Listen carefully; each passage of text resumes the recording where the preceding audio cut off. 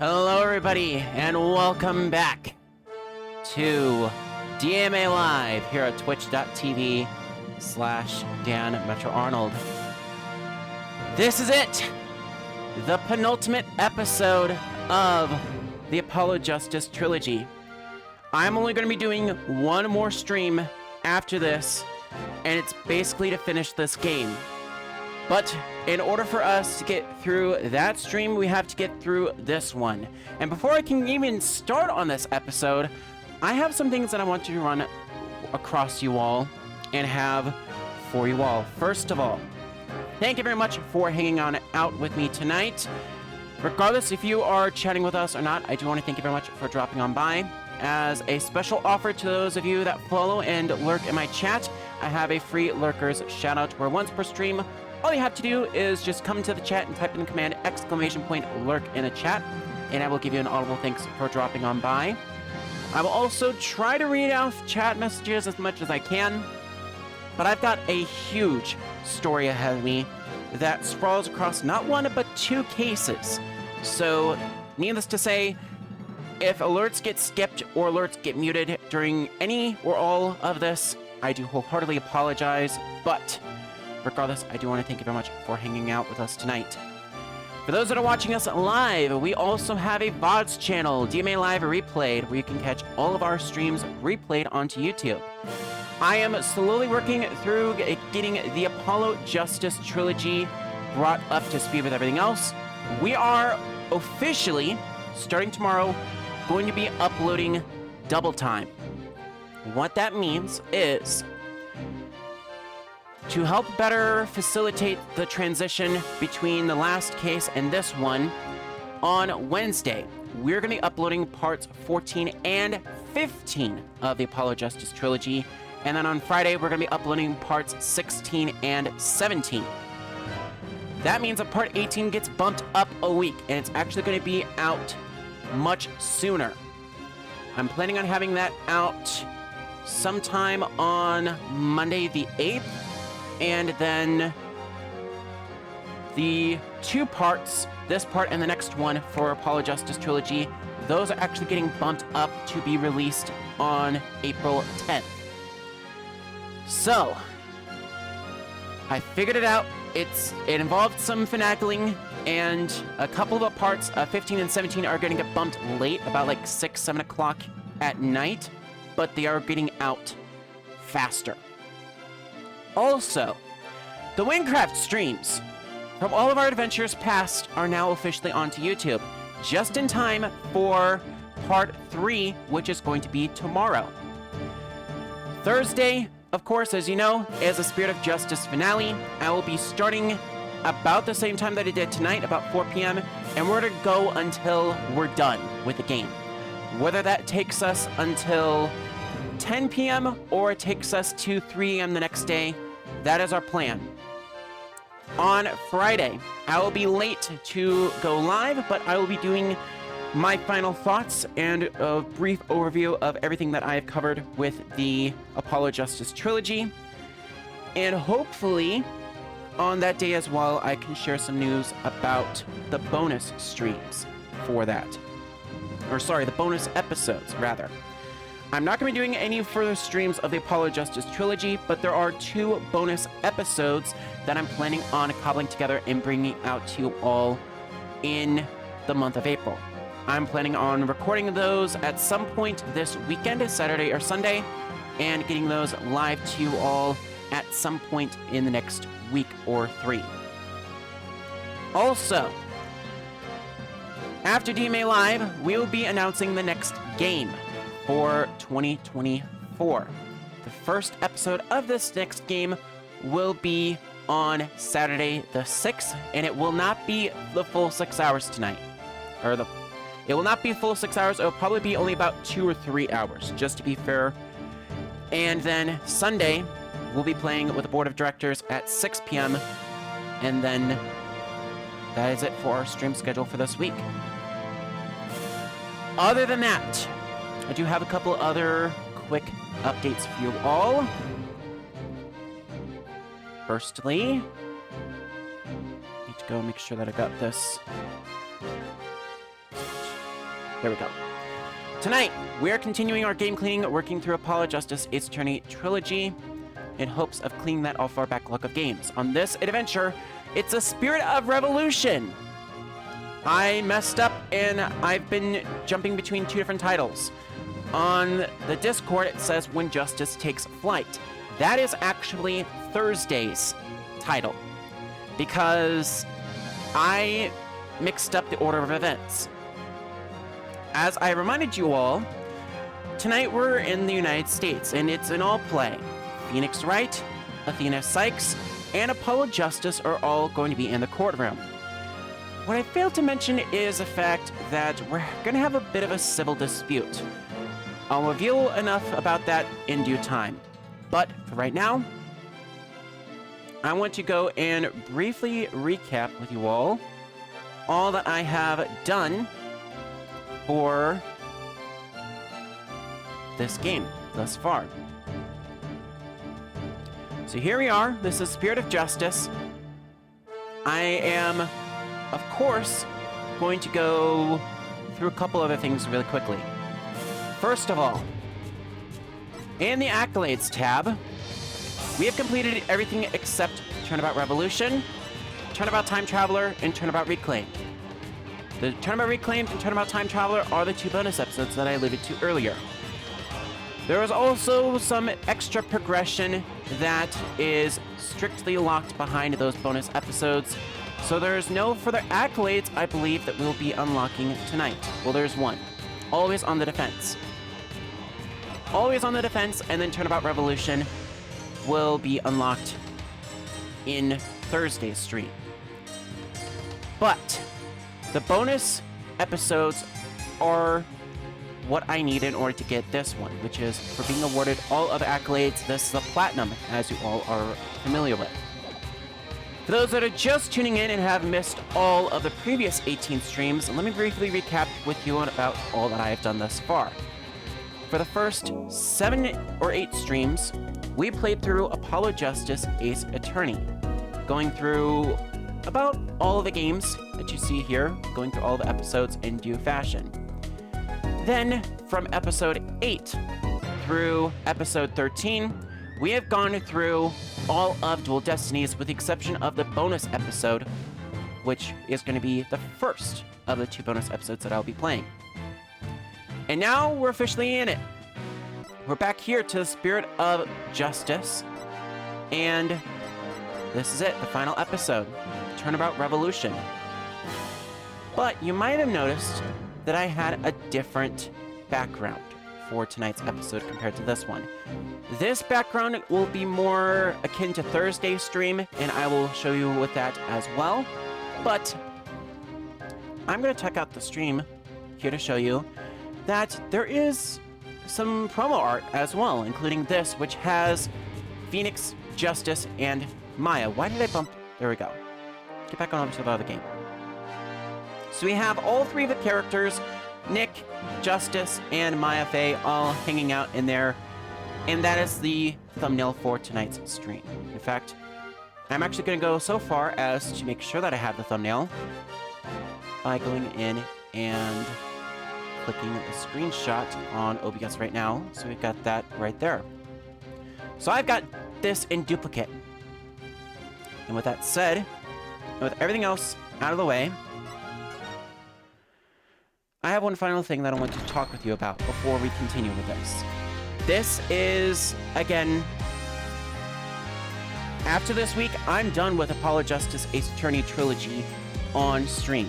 But I do want to give you guys a little bit of a heads up as far as where we stood in all of this. When I started streaming, I had 6 followers, and I had a few viewers who were lurking in the chat throughout the whole collection of streams that I've done. Majority of my followers, I will admit, have come from the Wingcraft streams, and I am very appreciative for that, but I am appreciative of the fact that I was able to play through this entire game with you all on stream. And I'm looking forward to the next game, getting that out of the way, and on behalf of myself and everyone at the Metro Realm, I first want to come on the record and say thank you all for hanging out with me throughout this adventure, whether you've been here for 5 minutes or you've watched it all on the Bots channel. Thank you very much. My final promotion to you all before I get started is my Discord server. The community Discord server of the Metro Realm is now open once more to the public. Everything related to MK Intermedia and Dan Metro Arnold can be found on the invite link, themetrorealm.net/Discord. With that said, it is time for me to officially get ready to roll. We are loading in from our last save point. Turnabout Revolution Investigation Day 1. For the last time, let us get right back in to this stream, shall we?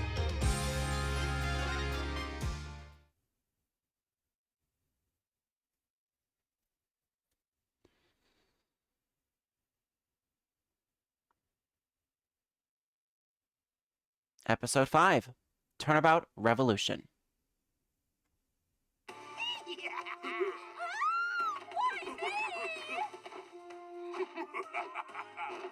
It's time for a revolution!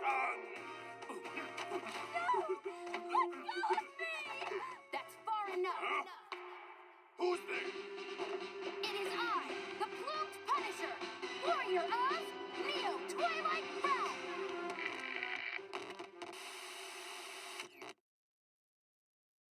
Good people of Kurain, we can't allow things to go on like this. The Defense Culpability Act has done nothing but produce countless victims of wrongful convictions. The time to act is now, for we, the Defiant Dragons, have obtained the ultimate weapon, the Founder's Orb. And to the Garenian regime, make no mistake about it, I will personally dethrone you. A dragon never yields, nor will he rest until his revolution is complete.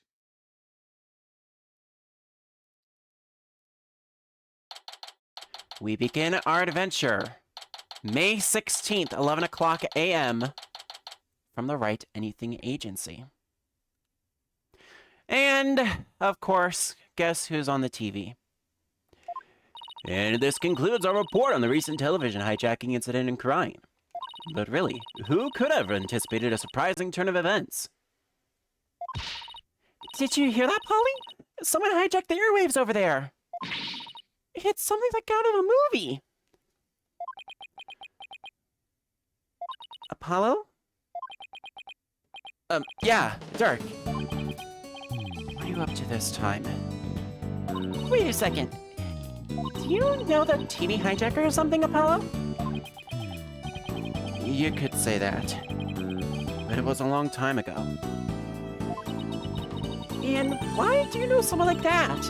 I mean, they're calling him an insurgent. Yeah, about that. Hey now, is that any way to talk about the man who raised you? Huh?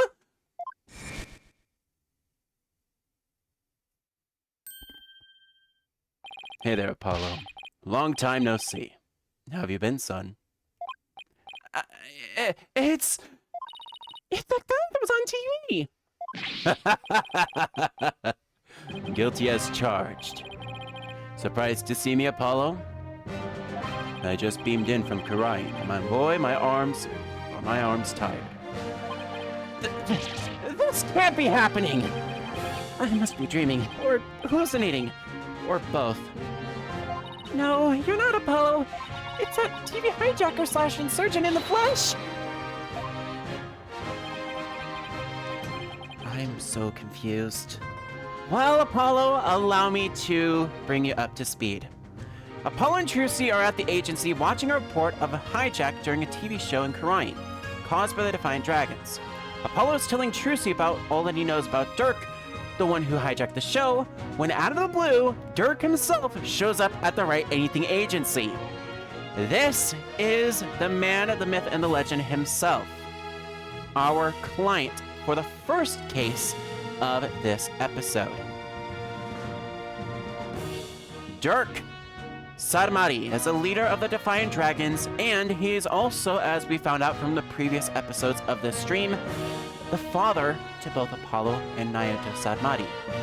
He is also an infamous lawyer, and, well, we'll talk a little bit more about him in due time. Mr. Hijacker, sir, I have so many questions, I don't even know where to begin. But let's start with a bit about the man who raised you.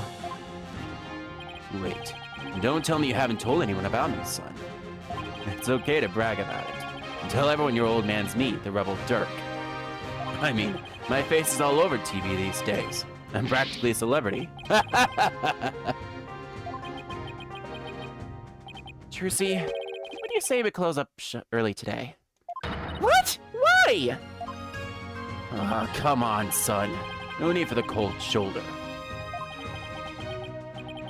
I know I'm going to regret this, but... What do you want, Dirk?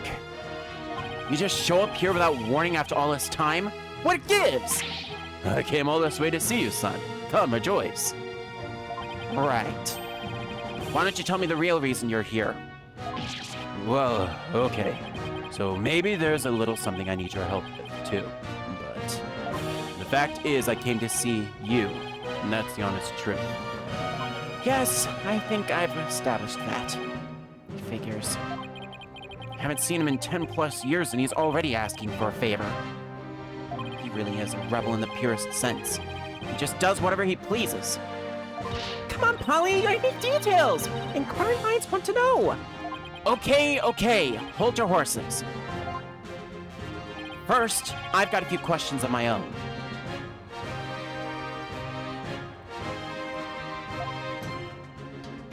So right off the gate, we talk to Dirk. Pleased to meet you, little lady. My name is Dirk Sarmari. I'm a rebel by trade. A rebel? But on TV, they were calling you insurgent. So which is it? Personally, I go for a rebel with a cause. A real headache for anyone in your way.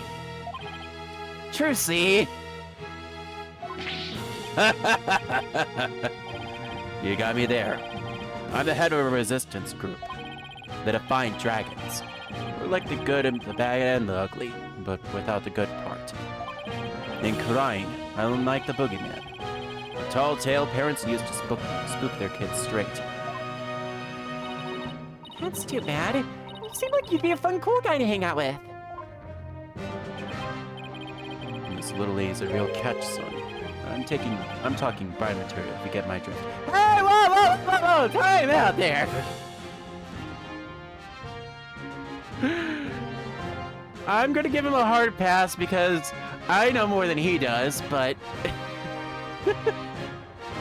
Wait, what? Oh, stop it! You're embarrassing me! Dad. She's a plucky one, all right. Someone pluck me out of my misery. Oh, come on, Apollo, line up. Now, about that man who raised you business. Right. What did Mr. Dirk mean when he said that he's a man who raised you, Apollo? Well, the truth is, I grew up in the Kingdom of Crime. Did I, ever mention that? Oh, so you grew up in... Karine? Wait, are you saying...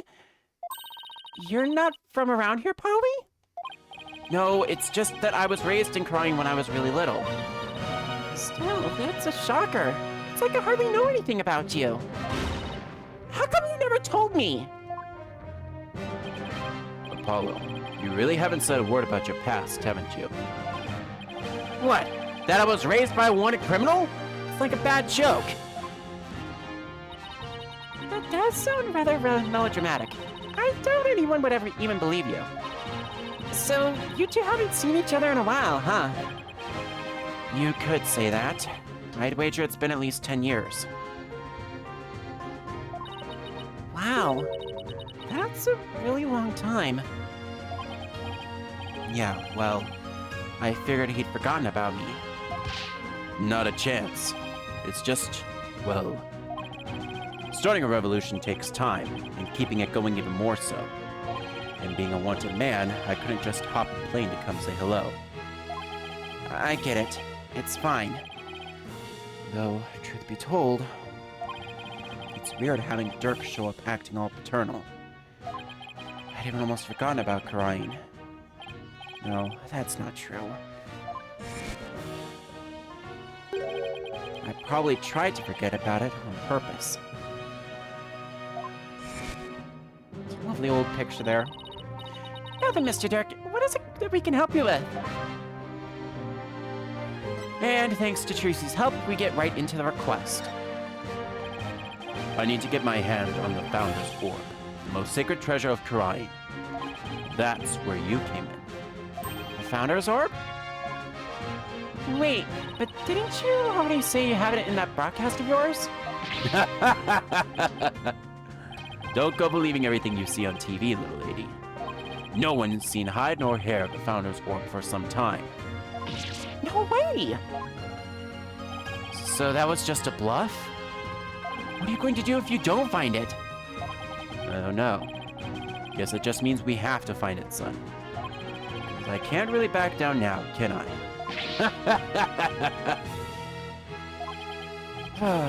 Taking years, same old Dirk. It's all coming back to me now. Hold on. I think I read something about this in the newspaper a while back. Something about you stealing a sacred treasure from Temple's treasure room. That's a load of crock. We didn't lay a finger on the orb. Really? Yes. Baseless allegations, all of it. Artemis has really found a way to keep us all on our toes. Whoa, so it's like a setup! And that's the long and short of it. However, my compatriot has been hot on the orb's trail. And just the other day, his hard work has finally paid off. We now know the Founder's Orb is in Karain Village. Karain Village?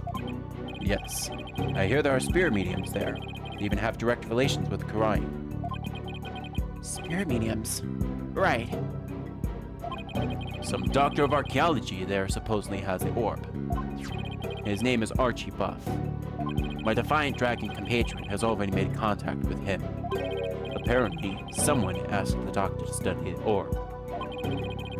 So whoever asked him to do that is a real thief.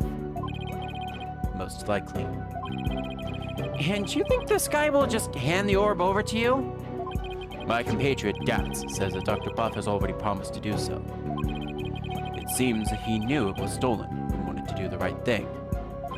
I remember running around him when I was a kid. So he's here too, huh? Apollo, I want you to be present as my lawyer when I take possession of the orb. Would you do that for me?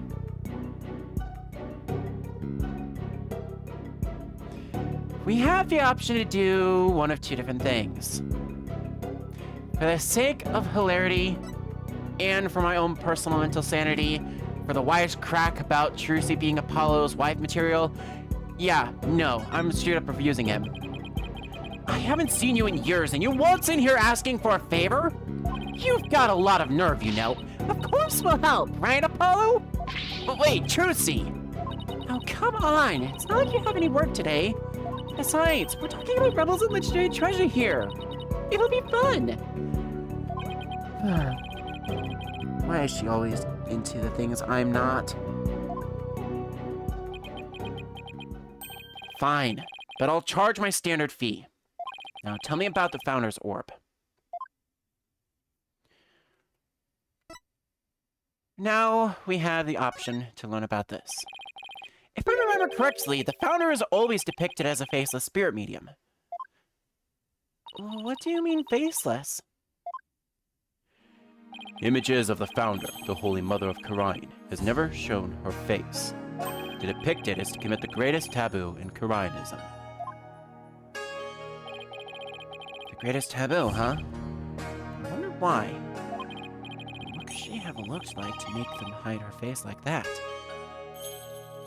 As for the Founder's Orb, it was discovered during an excavation 8 years ago, and has an interesting legend that goes along with it. It's said that there is a riddle to the orb, and that any who can solve it will receive immense spiritual power from the Founder herself. Sounds like one big fairy tale to me. in any case. It's just what us Defiant Dragons need to get our revolution started. With it, we can gain the spiritual power and thus the legal authority to rule Karai. Wait, suppose I believe this legend. Then anyone can become king or queen? And that's why you think it'll help you overthrow the Karan regime? Only the rulers of Karai have ever laid eyes on the Orb Apollo, a legendary treasure that bestows immense spiritual power. Doesn't that sound like something you'd want to see with your own eyes? That does sound a bit intriguing.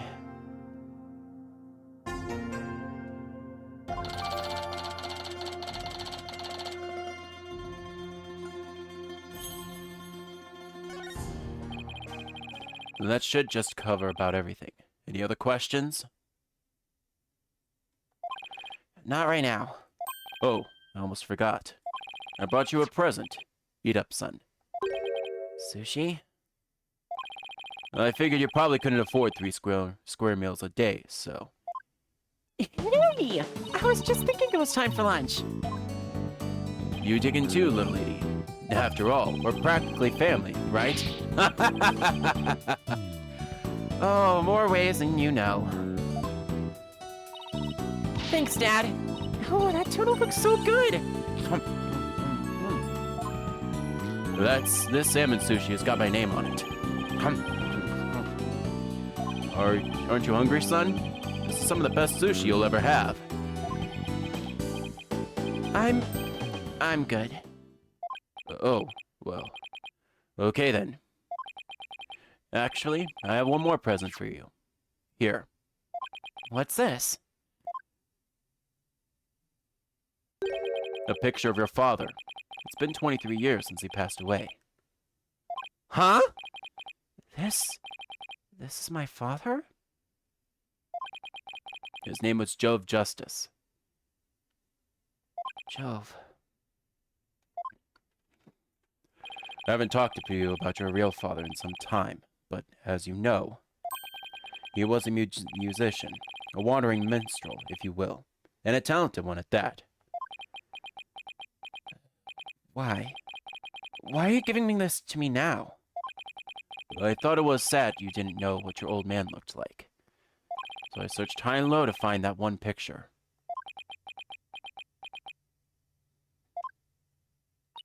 What's wrong, Apollo?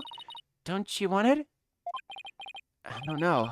I mean, it's not like I ever met the guy. Well, I went through all of the trouble finding it, so go on, take it. And don't ever let it go, you hear? So reluctantly, the photo of my father, Jove Justice, is added to the court record. Well, now that our bellies are full, what do you say we hit the road? 1 second. Hey, Trissy, any idea where Athena is? Oh, I almost forgot. Mr. Wright. She left early to pick up Daddy from the airport. Oh, I almost forgot. Mr. Wright is coming back today. Yeah, but I wonder why he cut his trip short like that.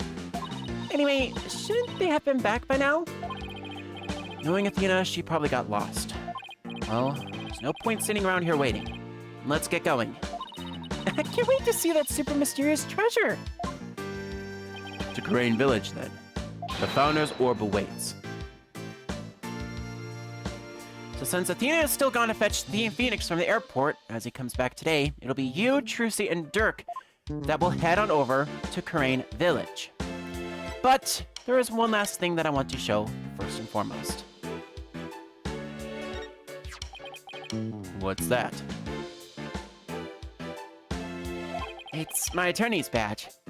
I can relate. I used to want to show off mine, too. But don't ever show it to anyone in Karai.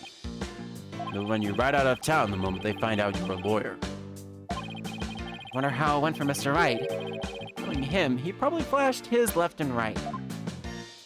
Actually, Wright really rarely showed his badge, thanks to yours truly. But it is nice that Dirk has that little bit of lore for you all. With that said, and everything else that we have talked about, we head on over to Crane Village.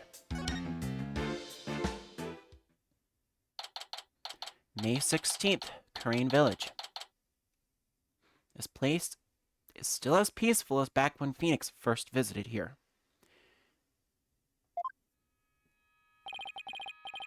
So, this is Crane, the mystical village of spirit channeling, where ancient traditions come alive. Looks like a really peaceful place. I love the air here. Nothing beats the mountains, huh, Apollo? Come to think of it, we used to live way up the mountains too, just like this.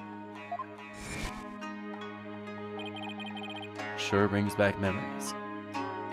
Those were the days, the three of us living happily in peace. I still can't wrap my mind around it all, you know. That Mr. Dirk is not only Polly's daddy, but Prosecutor Sadmati's as well. The way you two talked about it, it was like nothing the whole bus ride here. I guess it is a lot to take in. So tell me, Mr. Dirk, what was Apollo like as a kid? Oh, he was full of piss and vinegar, he was. A real rascal. He and Iota used to run around in open fields, naked as jaybirds. I even got pictures of him posing in his birthday suit. Whoa, Dirk! No way! Prosecutor Sadmati used to be like that too? The two of them would end up with leeches on their butts and cry like babies. Dirk, don't you think you've said enough? You're no fun. Yeah, I wanted to hear more about the misadventures of Polly. Hey, what are you people doing here? Emma? You know this lady, son? Yeah, this is Emma Skye. She is a detective. Technically speaking, I'm a forensics expert, but I'll let it slide. Anyway, I can't say I'm surprised to see you here. You always seem to pop up whenever there's trouble afoot. Still, what are the odds of running into you here in the boonies? By trouble, you mean you're investigating a case? Does it look like I'm here to sightsee? Wait, don't tell me. You're not here to see Dr. Buff, are you? Huh? How did you know that? We're actually on our way to meet with him right now. Figures. Well, follow me. I'll show you the way. Really? Don't look a gift horse in the mouth, son. Just follow the nice lady. Sure. We have the option of looking around Crane Village, but the best course of action for us is to head immediately to the doctor's study. Oh. Oh dear. I can tell from the chalk outline that something happened. So... Uh-oh. So this is Dr. Buff's study. Wow, look at all those books! Oh my god! The shelves go from floor to ceiling! It's like a library up in here! Yes, and lots of artifacts too. A true archaeologist's paradise. Look, son, there are so many relics they're spilling out into the floor. What a delightfully amusing room. All I see is a mess. And what's with that white outline? Emma? Where's the doctor? Well, the thing is, he died last night. Wait, what? It seems an avalanche of books knocked him off of his bookshelf ladder.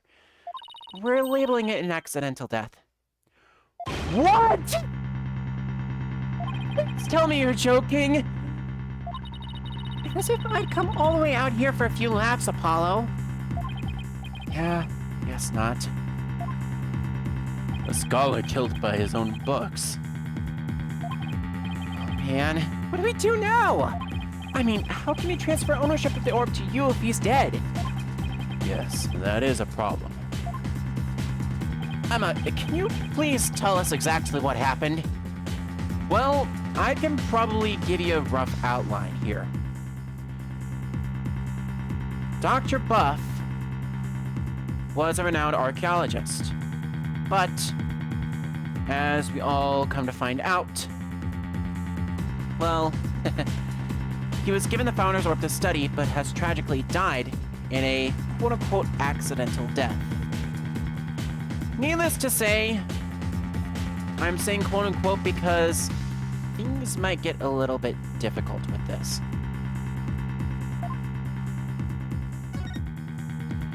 Emma, I think you should be the one to tell us about the rest of this. So, the doctor died in an accident? I received a call this morning saying Dr. Buff had been found dead under a pile of books. This morning? Talk about bad timing. You mentioned he had fallen off the ladder. Right. We believe he fell from the top of that big ladder up there. Apparently, he triggered an avalanche of books while fumbling to reach one, and that sent him headlong on a fatal fall to the hard floor. How sad! Killed by his own books.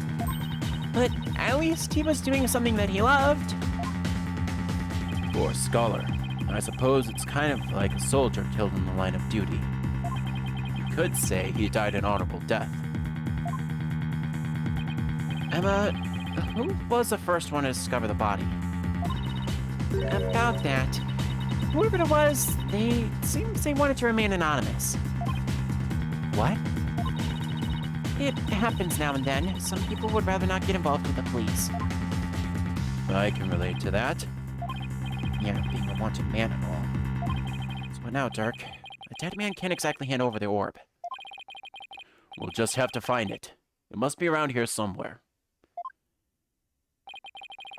Just to fill you in, Emma, we're actually here to get something. Pops here had an agreement with the doctor. The doctor was supposed to hand over a sacred relic known as the Founder's Orb.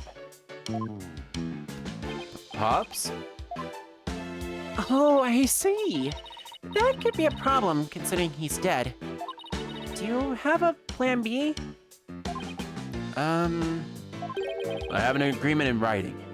My compatriot Dats should have it. Well, there shouldn't be any problems then.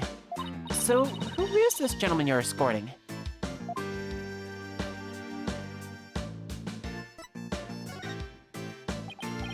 Oh, right. I haven't introduced you yet. This is Dirk. He's from the Kingdom of Karain. All the way from Karain, huh? So what do you do there? I used to practice law, but I'm taking a break from all that. I'm focused now on making Karain a better place through volunteer work. Volunteer work, huh? How interesting. Well, it's not technically a lie. So, how do you two know each other? Oh, he's sort of my foster father. Come again? Yeah, and he's Prosecutor Submoney's real father too. What? You mean you and Prosecutor Submoney? I'm so sorry. It seems you've had quite a life. Yes, she's put a few things together. Actually, Dirk, you look kind of familiar. Have we met before? Not that I recall. Great. She must have seen that news report on TV. It'll really complicate things if she figures out he's a wanted man. There are lots of guys who look like him. Sure you're not mistaking him for someone else? Are there really? I mean, middle-aged man with long hair and an eye patch? You don't see that every day. Oh, excuse you. Those kind of characters are a dime a dozen in this series. Well, I'm just sure you're just imagining things. So, what does that secret relic you're searching for look like? I mean, there's lots of stuff in here that's old and relic-y. Indeed. Unfortunately, I have no idea of what it actually looks like. So then, how are we supposed to find it? That I do not know either. We'll just have to go through each candidate one by one. Great plan of attack there, Dirk. Well, Emma, do you mind if we give this room a once-over? I guess not. But in exchange, you're going to help me with my investigation. Sure, it can't hurt. Woo! I can't wait to get started. It'll be like hunting for buried treasure.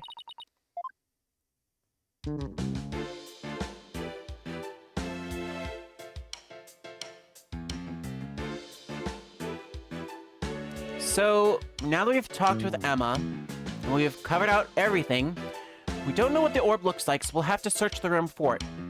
And obviously, Emma gives us full permission to do so, unlocking the ability to examine this room. Before I get to that, though...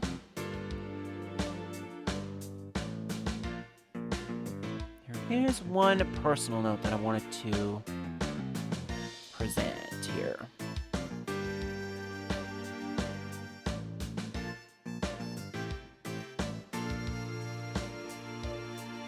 Okay, it's taking forever today, so you know what? I'm just gonna go cut to the chase and get to examination. Hopefully, it will come to me at some point later on down the line, but let's go right in here. And start off with the suitcase, of all things. Wherever that suitcase is. It's over here.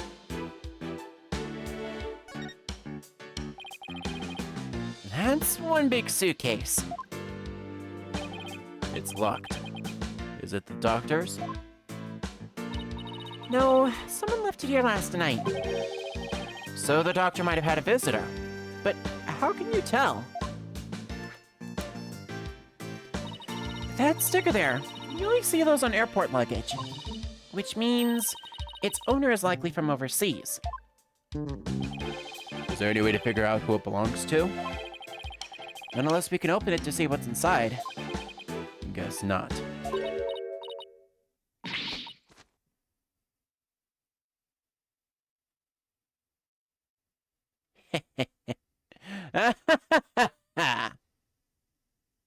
Wait a minute. Frick, I've got to go all the way down here just to get to that damn thing. Alright. That's because you're not me! I'm a Sky, forensics expert extraordinaire. Try as you might, you won't find the word impossible in my forensics handbook. Is she okay, son? It's like she became an entirely different person. Oh, that's just what happens when a forensic switch gets flipped. With this, identifying the suitcase's owner will be easy as pie. Is that fingerprint powder? That's right. And there's no better time than the present to use it. Here we go. You remember how to do this, right? Yeah, apply the powder to where I think some prints might be and blow any excess off. Exactly. Well, how about it? Now, where would I expect to find prints on the suitcase?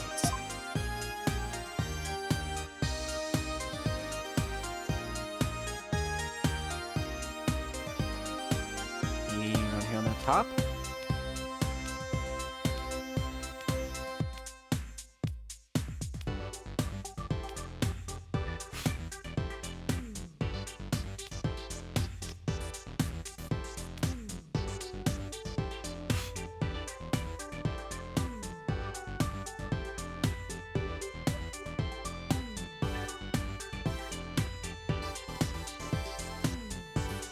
Trying to get this in the central frame for you all as best I can. The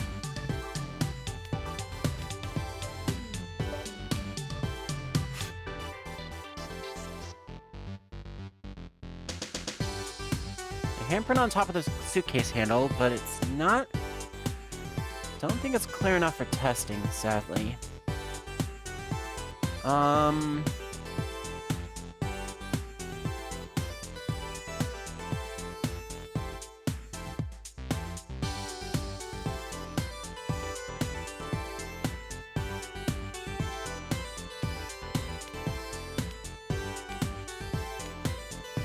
I can go in here and dust this off.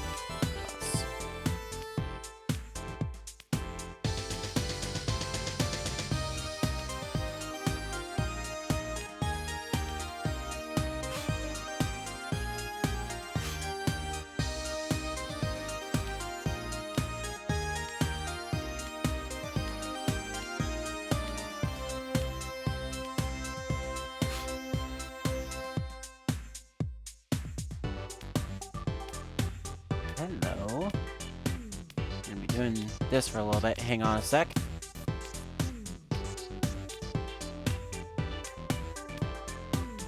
Unfortunately, I need to do this for story progression, for the advancement, but...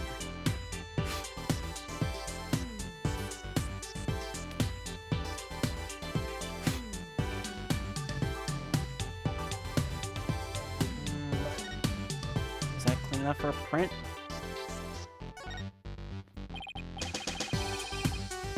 Hey Emma, I've got a pretty clear print here.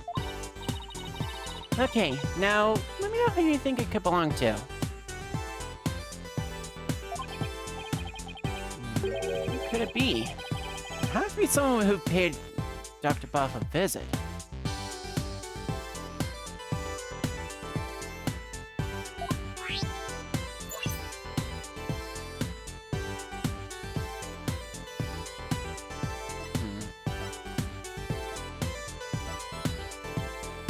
No. Wait, hold on.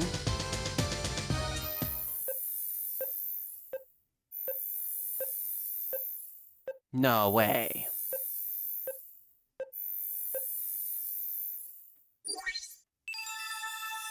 Oh, what do you know?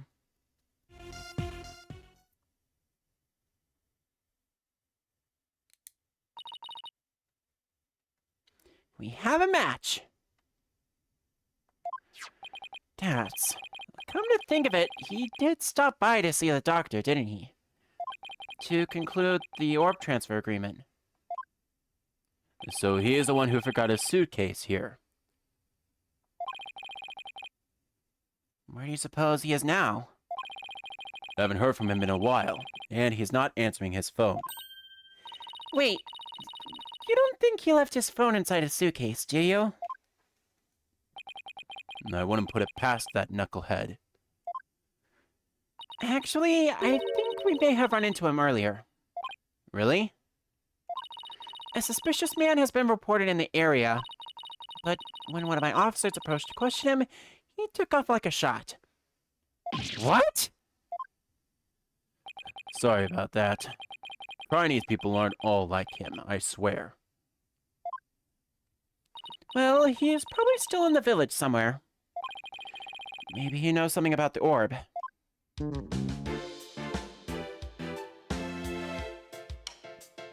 With that said, we got Dats identified. Now let's examine... Let's pan our left and examine that book that's nearby. Look! It's one of the doctor's notebooks. Maybe there's something about the orb in there. It's a photo of the treasure box. The one from Temple's treasure room. These must be his research notes on the Founder's orb. That's not on the right page. It looks like a poem or something. Let's see. Oh, it's a song that's performed during the Dance of Devotion.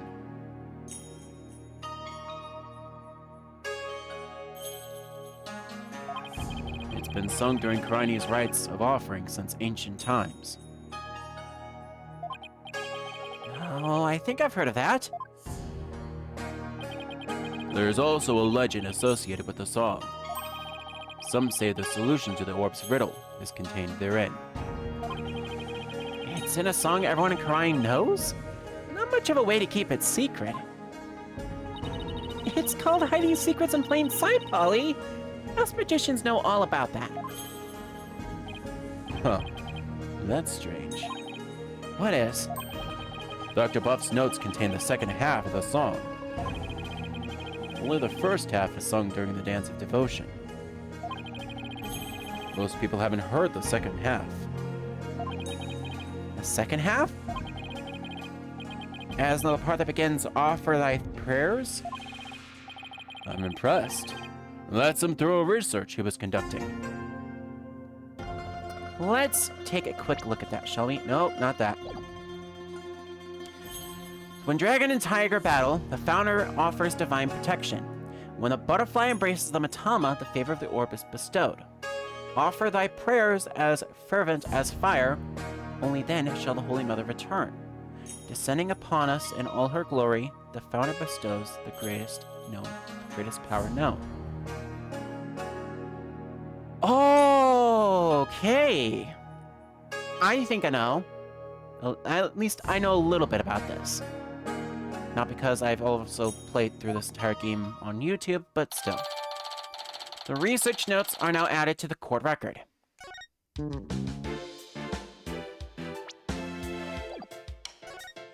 Handing back on Wright and examining the body outlined there.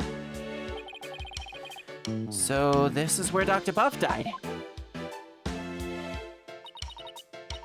Poor man. He fell right in his head and probably died almost instantly.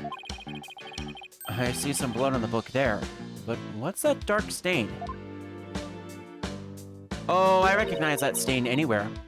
It appears to be coffee. Yep, that's coffee for ya. I swear to God, every time I spill even a drop of coffee on a paper or something, it gets everywhere. And yeah, that is an absolute perfect... That's a perfect dark brown. Ooh. It's still damp, so it must have gotten on there recently. Perhaps even last night. Oh. Great, now I want coffee. That's a mighty big window he's next to. Big enough for someone to see inside. Exactly. That's how the local resident who reported his death found him to begin with.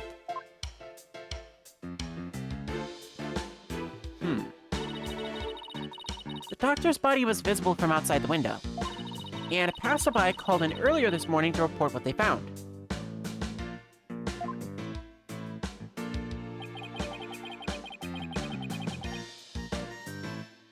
So, you mean this case is only a few hours old? Well, that explains why your investigation is just getting underway. A study photo and a study diagram are both added to the court record as a result from this. We now get the chance to examine the rest of the study in our due time. And to save you a little bit of time, there's nothing really of interest that I want to go through, except for this. The doctor fell off the top of that ladder.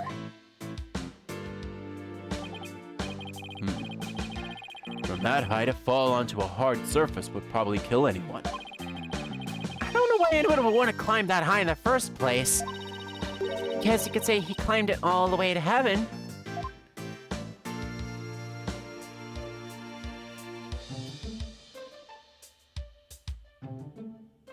Oh, yeah, because that is one of the last possible accolades you could pick up, but there's also a couple other things you do need to examine as well.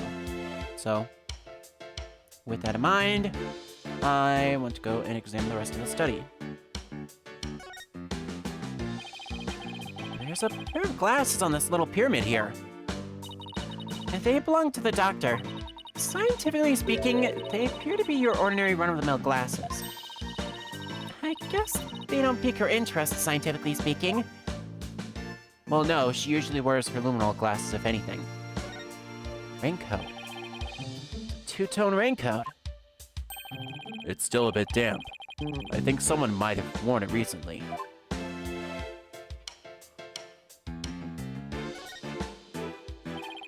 There are a few pairs of shoes here. I guess there must be an entrance on this floor, too. Yeah, there's a back door over that way, but it's usually locked from what I can tell. The visitor's entrance is up that spiral staircase. That's the way that we came in.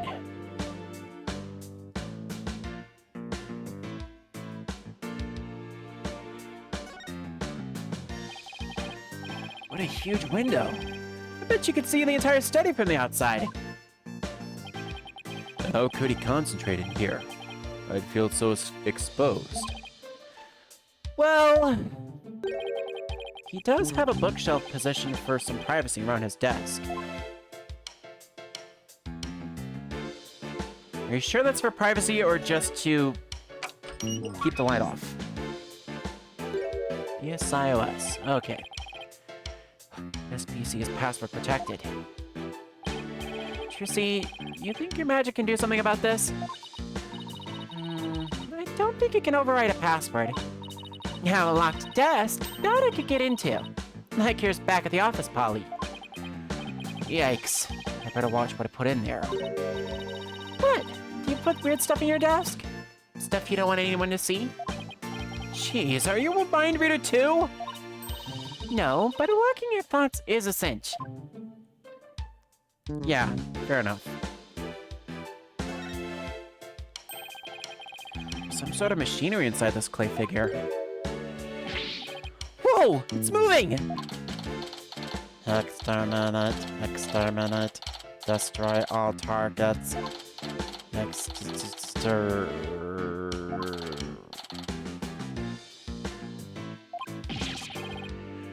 Do I even want to know what this thing is for?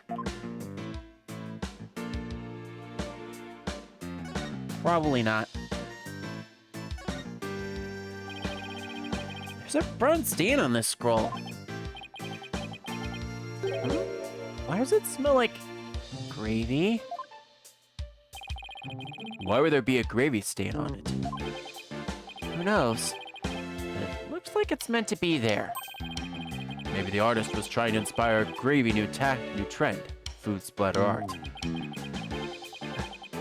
That kind of wounded me gravely, Dirk. Just as much as that one, Apollo!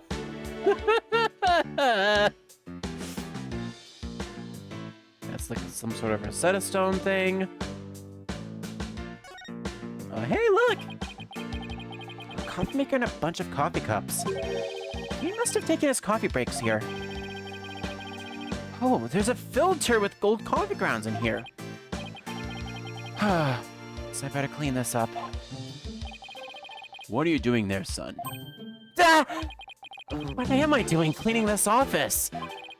Don't tell me they have you on coffee duty back at your office. No, it's just... I don't keep the place clean, no one will. Fair enough. Apollo is a man of many hats. There's also a lot of animal drawings on the floor. They look like those famous geoglyph things. They remind me of the chalk outlines detectives draw around bodies. And the doctors just joined them. Now that's what I call dedication to one's field. I don't think it was on purpose.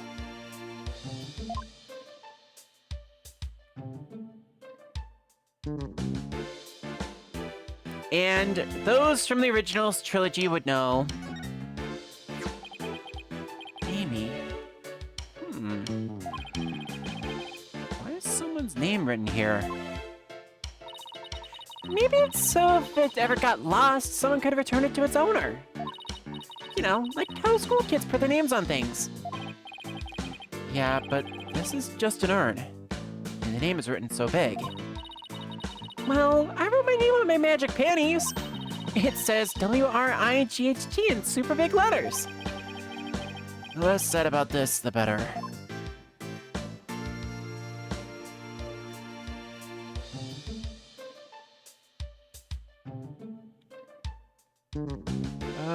Just try to make sure I've got all my things I want to go through. We've got white outline, glasses, computer, ladder, raincoat, shoe shelves, geoglyphs, window, statue, notebook. Oh! Missed one over back here. Is this a bird? It looks like an airplane to me. No, there couldn't have been any planes back when this was made. Yes, but it has wings and both horizontal and vertical stabilizers. That makes it an airplane. No, it's definitely a bird. Open your eyes, son. As a lawyer, your job is to see the true nature of things. I still say it's a bird. Well, then fine. Allow me to zoom in and use my cheeky zoom to show you that is a plane. It's a pretty freaking ugly plane, but it is still a plane. It's even described in here as a plane. Got the scroll, coffee maker, golden statue. Okay. Golden statue. Looks pretty old, too. I imagine it has great archaeological value.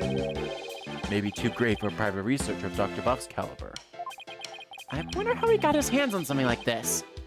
In case it wasn't obvious, the scroll, this statue, and the urn are amongst the artifacts of Crane Village that have come back from Ace Attorney's games past.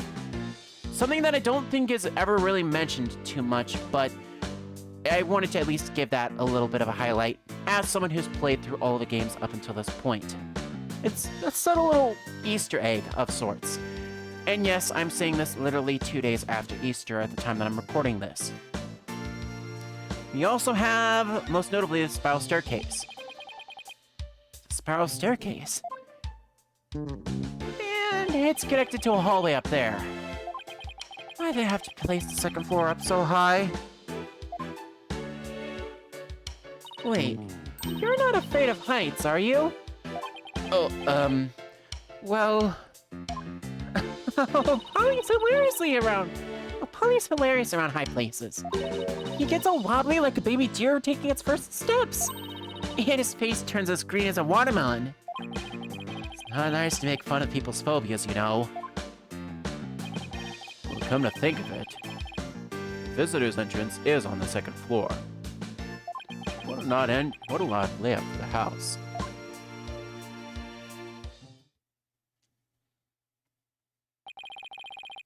Well, it seems the orb is in here.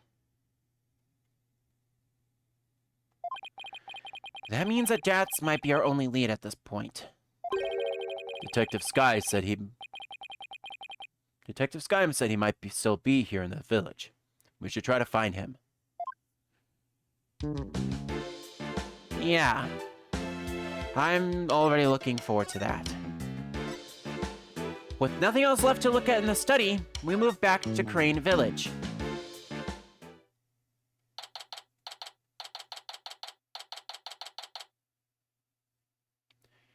And I forgot to get voice mod up on this. God damn it. Oh well. I knew there was some reason why I was playing with voice mod last night and just completely forgot about it. Anyway. There is this one little thing of important significance that I'm going to go and make sure that I've got this all figured out. There, all right. I want to make sure that only I'm talking when it's me and not my headset that's chiming in randomly. Okay, guess we're doing this the old-fashioned way then. Good day to you, citizens of Crane Village. My name is Paul Addison, and I want your vote. Wow, that's really loud. Look, something's coming this way. Paul Addison, Savior Crane, has come to... Ah! It's you people! Apollo? What is that strange conveyance coming this way?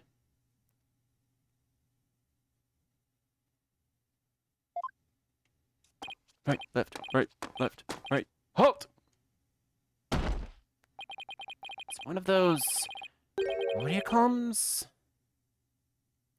Palanquins? I have no clue as well.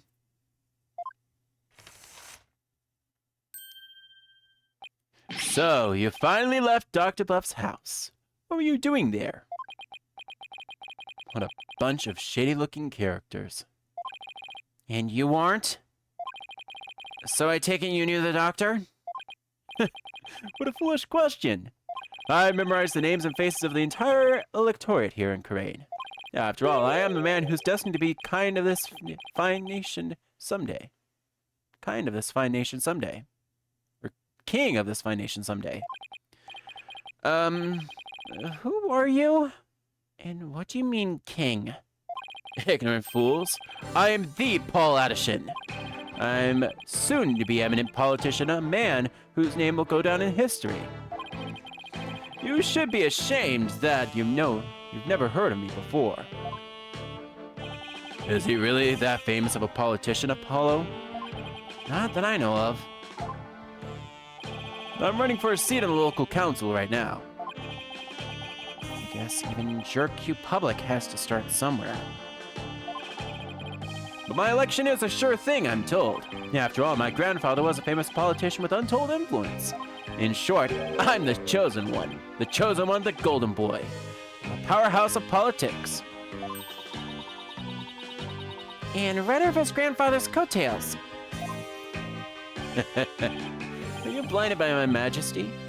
Bask in resplendent glory that is me, the chosen one. Sure. A pleasant day to you, good people of Kurain. I am Paul Addison. It's time to proclaim the glory of Kurain together. A convenience store in every corner, a karaoke bar in every home. A vote for politician is a vote for a happier, hopier Kurain village. Turn off that infernal racket, you fool! You're standing your grandfather's good name! Thank you, good sir. Your support is appreciated as always.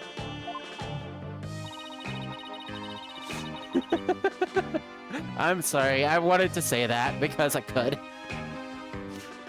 I guess he's one of those people who only hears what they want to hear. In other words, he's a monopolitician. Now, where was I? Oh, right, you were in the doctor's house. Just what in the world were you doing in there, Like, we need to talk to you about what we were doing inside someone's home.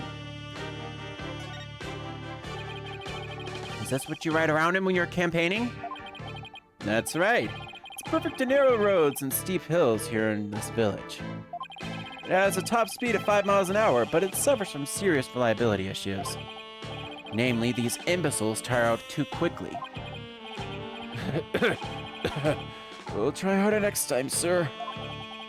Poor guys, they're exhausted and covered in sweat. The Addison family has been in politics for generations, even back in the old country. Really? My grandfather, Abe Addison, was a prominent member of Congress. And he was born right here in Kurain. There isn't a person here who hasn't heard of him. All I asked about was his palanquin. You must have heard of the Addisons. I'm even reviving our old country campaigning style. Politics aren't really my thing. Sure, see? I don't recall ever reading about them at school. Young people today. You people really need to pay more attention to politics.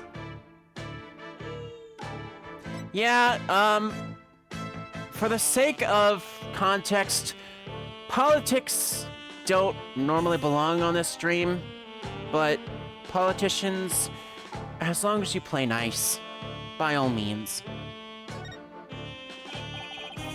So, what business do you people have at Dr. Buff's house? He was going to transfer ownership of the Founder's Orb to us. It's a sacred relic from the Kingdom of Kurain. The Founder's Orb? So you tried to get your hands on it, didn't you? Wait, what do you know about the orb? I know that it's mine, that's what. How do you figure that? Because I know it's not the Founder's Orb. Its real name is a Crystal of Amy Faye. Crystal of Amy Faye? That's right. It's been passed down for generations in the Addison family. Until it was stolen, that is. But just when I had zeroed in on the culprit, the doctor hid it away and then kicked the bucket. So you're saying Dr. Buff stole your family heirloom? That's not what Dirk said. Strange. But I've been told the doctor himself said that he had the Founder's Orb. It's all that weird foreigner's doing. He filled the doctor's head with nonsense. Nonsense like the Crystal of Amy Faye being the Founder's Orb. Weird foreigner? Could he mean... Is this the foreigner that you're talking about? Yes, that's him. I thought so. Now we really have to find Dad's.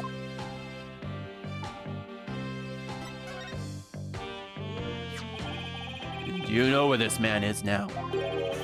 I imagine he's at the detention center by now. I called the authorities after I found him hiding in my dog's doghouse.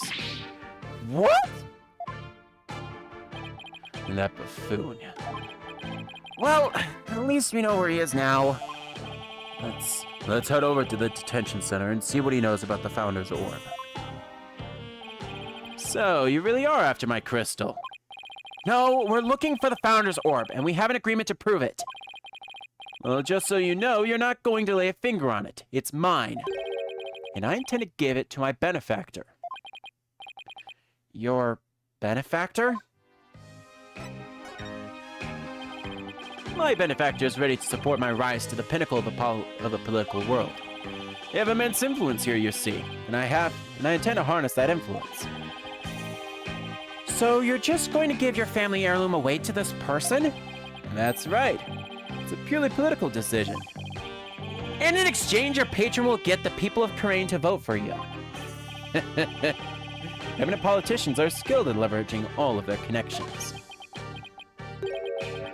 Isn't it illegal to buy votes? Well, good luck with that, I guess. You just wait. Politician will reign supreme someday.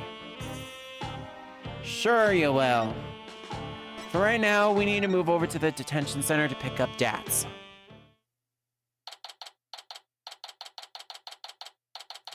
May 16th, detention center, visitor's room.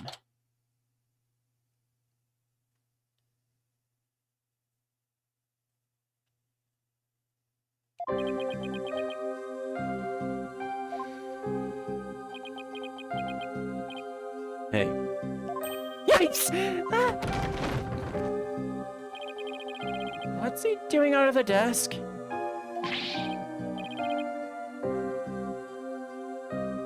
Fellow cogs of the corrupt regime, I have nothing to say to you! Dats, it's me, Dirk. Oh! Dirk! You're a sight for sore eyes! I knew you'd come save me!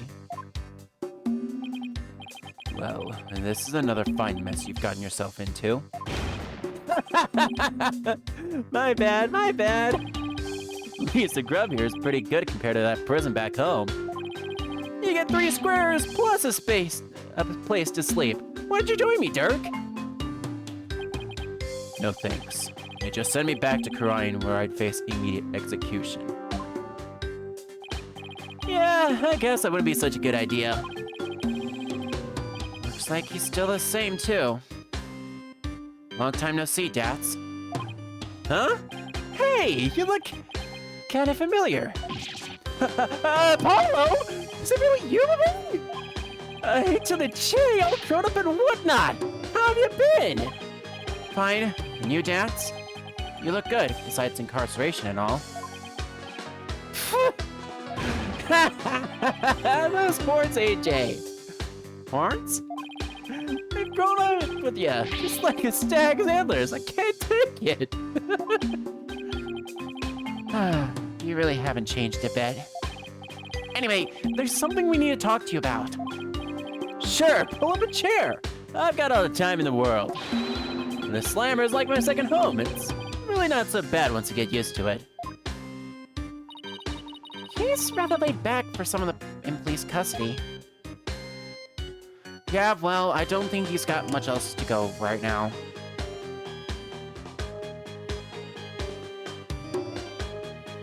Thank you, Stream Elements, for reminding me to hydrate.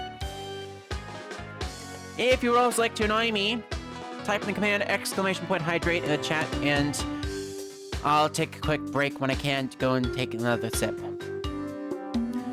Now then, we are at the detention center. We want to chat with Dats. Dats, was what the doctor had really the Founder's Orb? Absolutely, positively. The doc was sure of it. Really? Because someone from the village is calling it the crystal of Amy Faye. He also claims that you were filling the doctor's head with lies.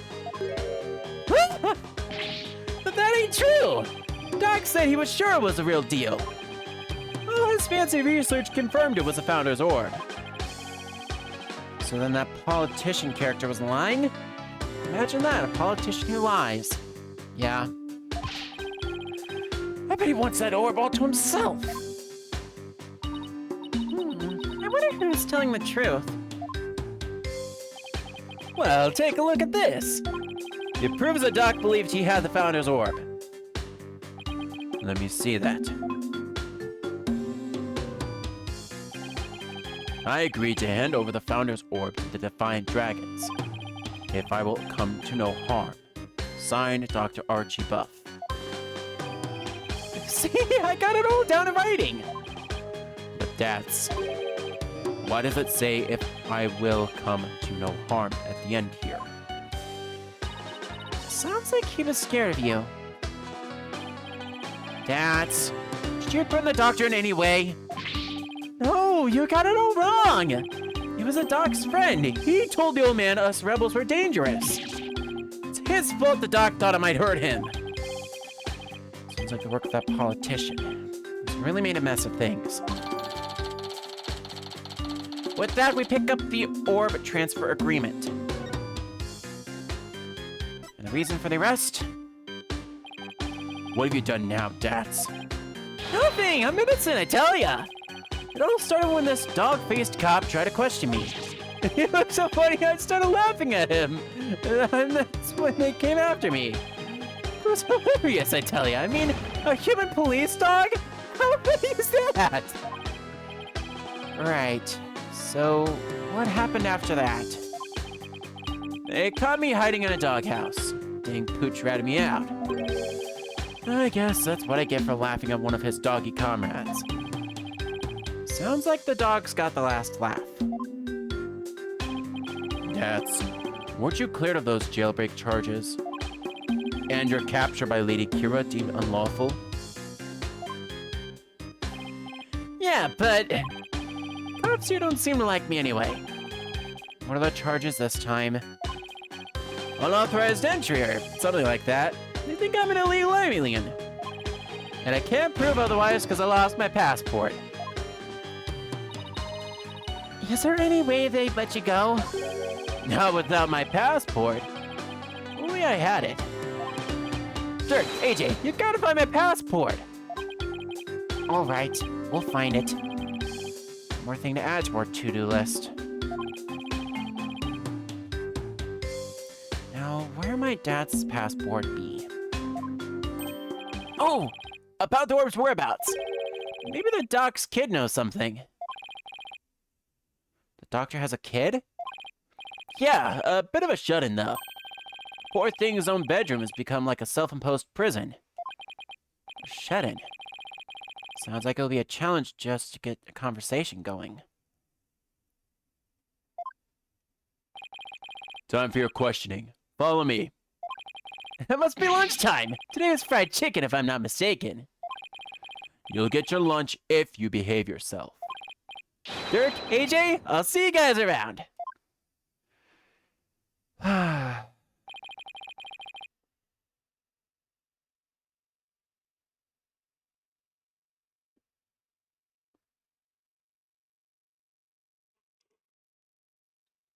Our only lead now is Dr. Buff's kid. But luring a shut-in out is not going to be easy. I know.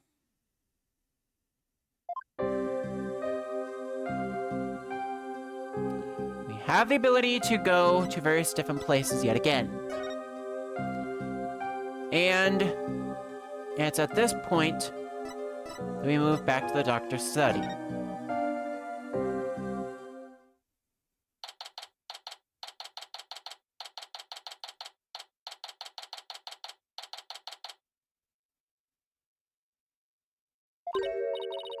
Oh, it's you again.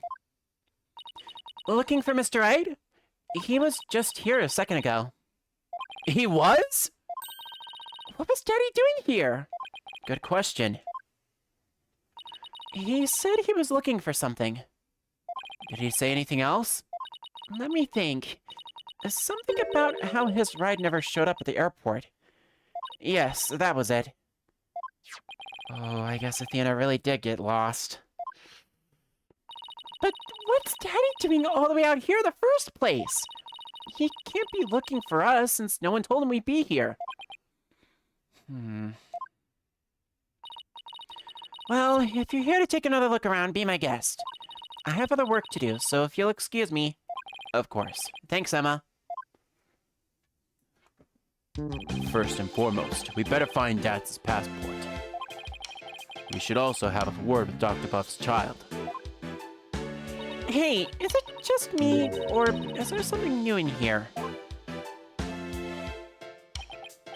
Oh, you mean that thing? Yeah, we should take a closer look at it too. Let's not forget about Dad's passport.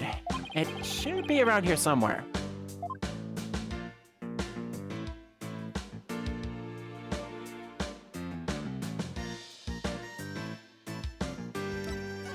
I'm gonna do this in reverse order. Dad's suitcase. Maybe his passport's in there. Oh god, it's locked tight. Should have asked him for the key.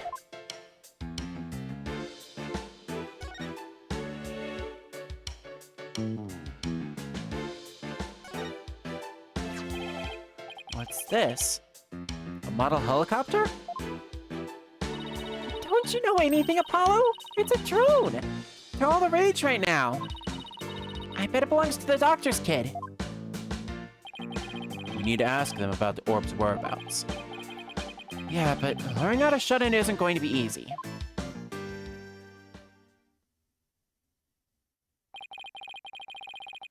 What are we gonna do about Dad's passport? It's probably right there inside his suitcase, but we can't get it open. Why don't we take it over to Dad so we can unlock it? That way you guys can continue looking for the orb. Good thinking, Trucy. Okay, here we go. Huh? What the? That whole thing weighs a ton. Let me try. Jeez! Can a suitcase be so heavy? Is it filled with bricks or something? Knowing Dad's, he probably packed his dumbbells in there. Certainly much too heavy to lug all the way back to the detention center. Here, let me take a crack at that lock. What, are you gonna pick it?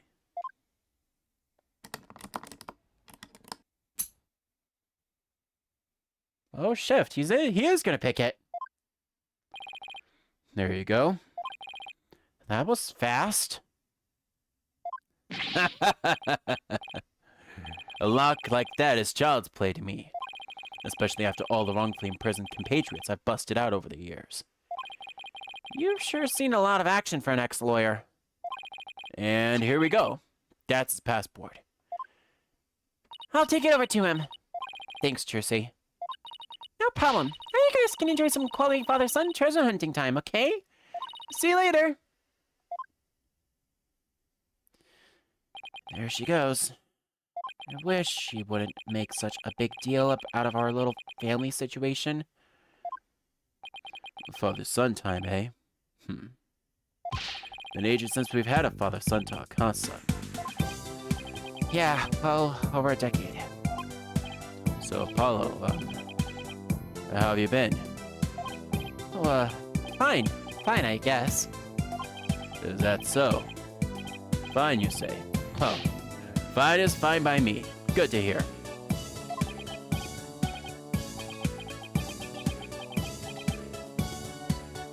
Okay.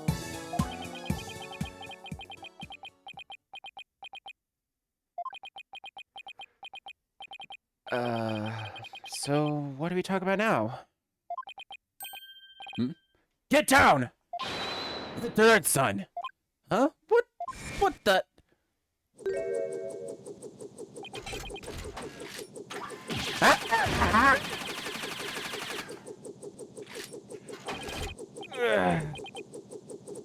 Oh.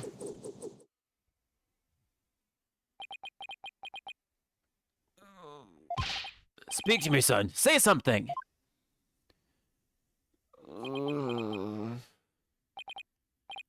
That smarts. You maggots! What do you think you're doing invading a Breath airspace? Let's go to the Siberia before you get past me, you baby yahoos. Whoa! It can talk? What kind of drone is this, anyway?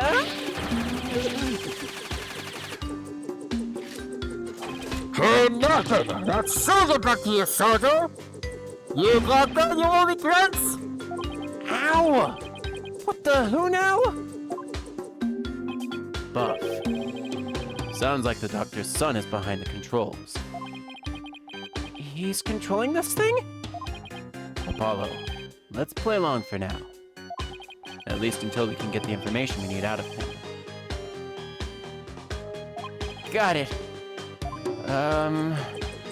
Sergeant Buff? Sergeant Buff, sir! That you forgot to say, sir! Ain't you ever seen a war movie before? Oh, right. Let me try that again. Sergeant Buff, sir! Better. Much better. Now, state your name and unit and rank, soldier. Oh, I'm Apollo Justice. I serve with the Wright Anything Agency. My rank is, fledgling lawyer? Sir! Affirmative, Apollo Justice. Private? Listen up, type of boy. Your commanding officer's orders are absolute. Disobedience means a one-way trip to the firing squad. Do I make myself clear?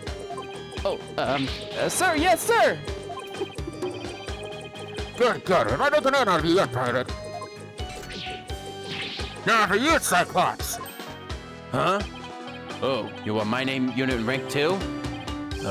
I'm Dirk Sadmati. I command the rebel group, the Defiant Dragons. My rank is leader, sir. Excellent. Welcome aboard, Commander Dirk. Wait a second, what's with the ridiculous mark to go ahead? Soldiers should be clean cut. So sorry, but this is my signature look. I'm not going to... Whoa! Fine, fine, I'll get a haircut before we ship out. Listen up, you. It's clearly killed out on that battlefield. No place for leaving conditioners. All you've got is your life, and you're looking to hard out. He's hardly obsessed with field survival for someone who never goes outdoors. This is going to be harder than I thought, son. Sure. We have the option to examine still, but I don't really want to try. Let's just have a quick chat.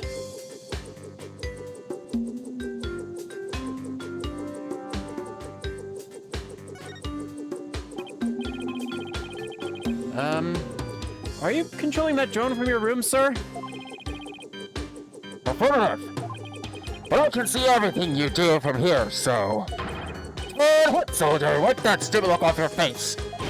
I'm gonna whip you sheltered peaceniks into shape. With what? Your charming personality?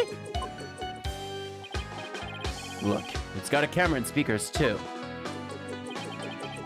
And that's not all, Commander.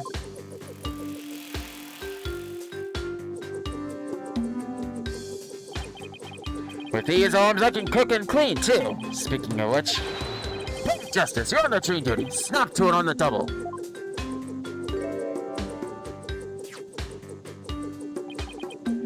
I don't see enough of the toilet back at the office. Sergeant's drone has been added to the court record.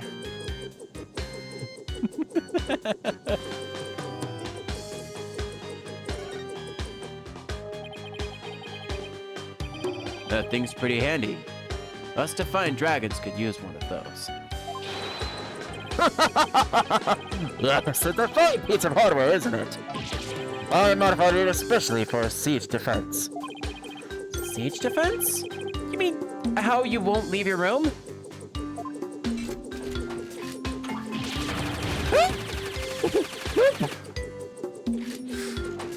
Apollo! Ixnay on the loom ray!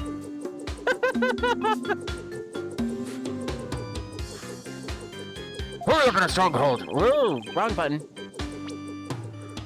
Hurry up in a stronghold to defend against an enemy is an age-old military tactic. Timeless strategy is still applicable in modern warfare.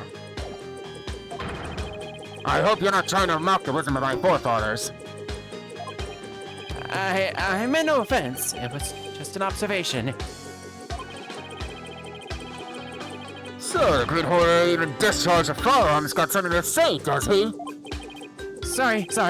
Won't happen again, sir. Darn tootin'. Now, state your intention, soldier. Yeah. State our intentions. Okay.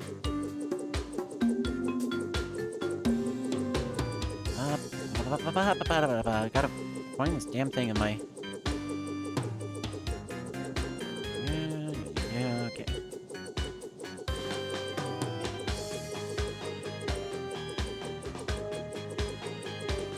Alright. Found it. We had an agreement with your father. He had promised to hand over the Founder's Orb to us. What? Papa promised you that?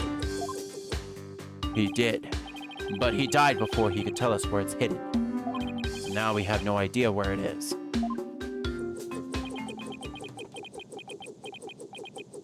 Oh.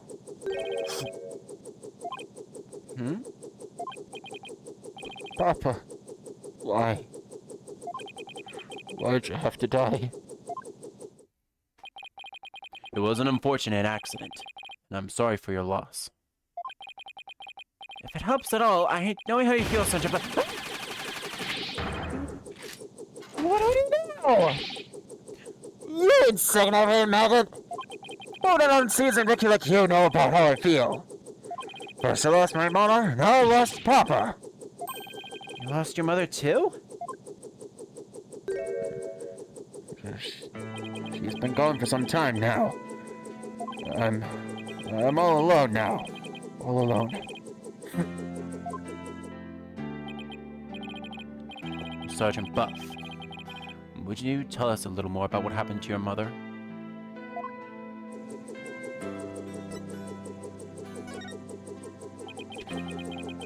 Mama passed away about 6 months ago. We were still living in our apartment in the city. Back then, I had yet to engage in my siege defense strategy. In other words, something caused him to withdraw from the world. It was arson. It happened so suddenly. And before we knew it, our apartment was a sea of flames. Mom and I were trapped inside, but help never came. So Mama cradled me in her arms, kicked out a window, and jumped. She did what? She was like a walk and talk in the middle of battle, my mama was. She delivered me safely to terra firma for the perfectly executed PLF.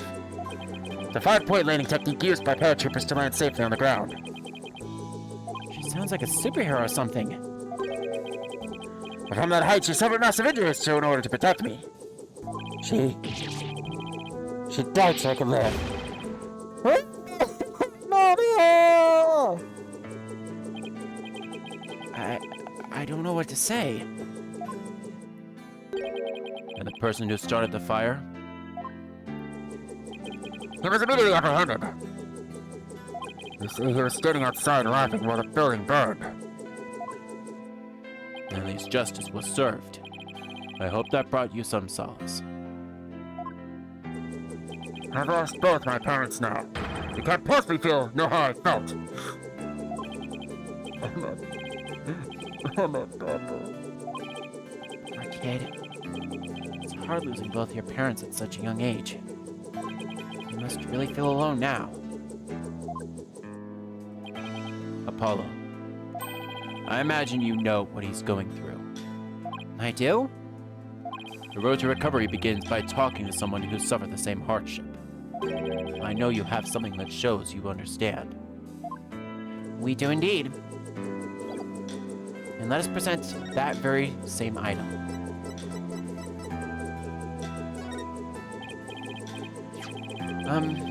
Sergeant, sir, would you please take a look at this? What do we have here?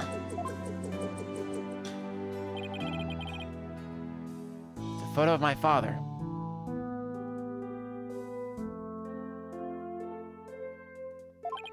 I wasn't even a year old when he died in a fire. What? Like your mother, he died in an arsonist's blaze. But in his final moments, he managed to save his infant son. Poetic justice. You've suffered a loss just like mine. I have. That's why I know how you feel. But you still have your mother, don't you? No, I lost her too. What? She disappeared after the fire. I don't know if she's alive or dead. Heck, I don't even know what she looks like. Wow. Sergeant Buff. His experience is very much like your own. If anyone can understand the sadness in your heart, it's him.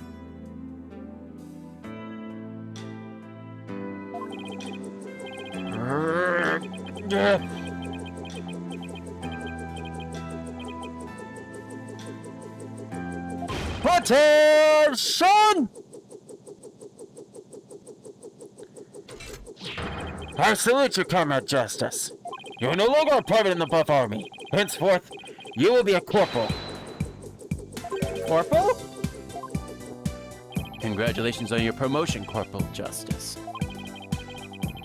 Just glad that seemed to cheer him up a bit. Now, Comrade, let's toast to your new stripes. And call me Sarge. Don't be shy, we're a band of brothers now.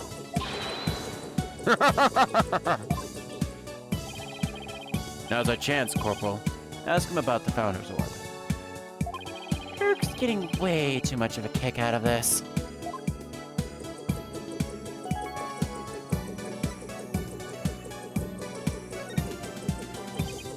Sarge, sir, do you have any idea where the orb might be? It was here in Papa's study until last night. But he said he was going to hide it somewhere. He mentioned something about a shitty character being after it. Where do you think he could have hidden it? Somewhere in the village, I guess. He said he's found a suitable hiding place for it. So, it was here last night. That is, until he went out to hide it somewhere in the village. The only question is, where? Maybe he left some clues here in his study. Let's search the place again. We should also find out more about Dr. Buff. It might steer us toward the hiding place.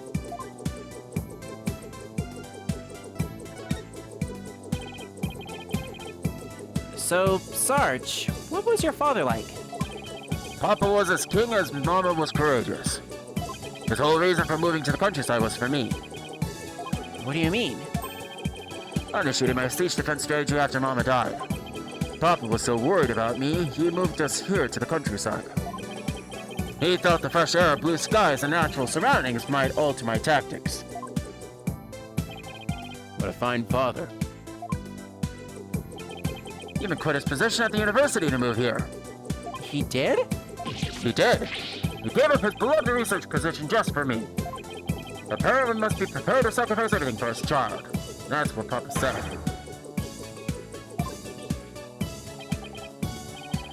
Well, I'm feeling about 2 inches tall right now. There's no one in the world I respected more than him. That just makes his passing all the more devastating. Papa. May you continue your beloved research up there with the angels. And with that, we have learned all that we can about Sergeant Buff. And now that Sarge is on our good side, let's investigate a couple other things, shall we? It's a raincoat. It's a bit wet, and there's fresh mud on it. Must mean someone wore it recently.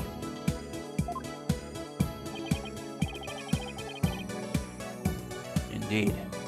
Maybe even as recently as last night.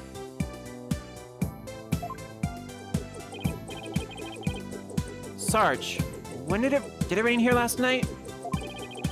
Negative. There wasn't a cloud in the sky. How did this raincoat get all muddy and wet? When I saw it last evening, it looked pretty clean and dry to me. It's a guy like this later at night. Good eyes, son. This may very well turn out to be a vital clue. And with that, the raincoat is added to the court record.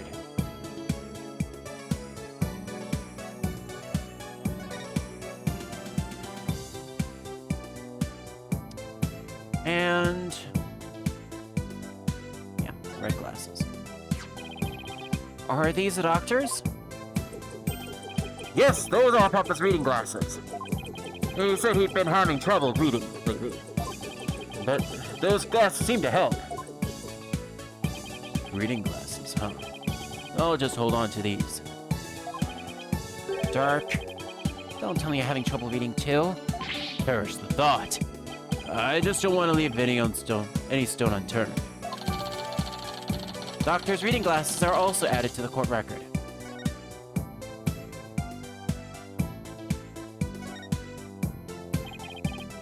The shoe cubby. These shoes look like they belong to Sarge and his dad. Ah! These boots here are a little damp. And it looks like there's something inside them. Inside this one. Maybe Dr. Buff wore them last night. They might lead us to where he hid the orb. Let's take a closer look. So we go immediately and examine one of these shoes that were worn allegedly last night. Might get a better look inside if we undid these straps.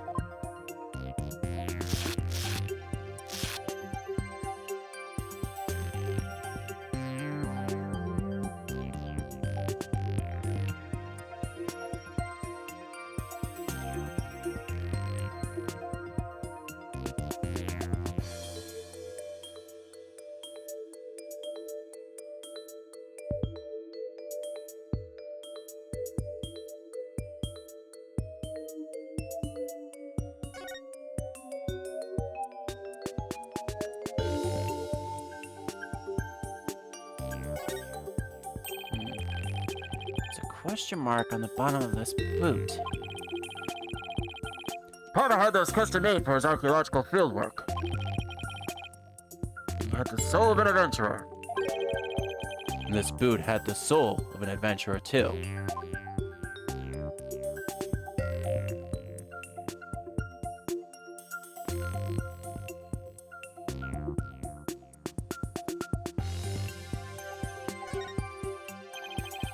Particularly interesting here.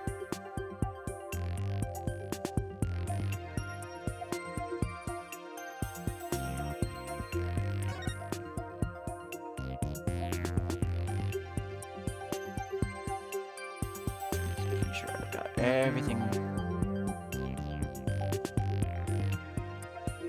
Already covered that. Already covered that.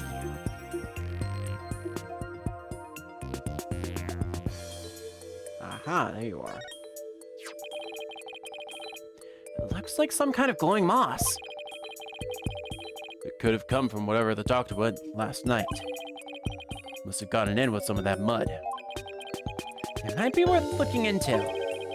It'll help us pinpoint where the doctor hid the orb.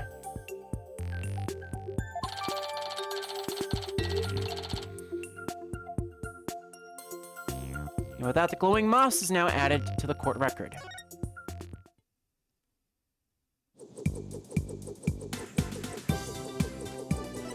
Going back into examination mode, let's look at the computer. This computer could provide some useful information.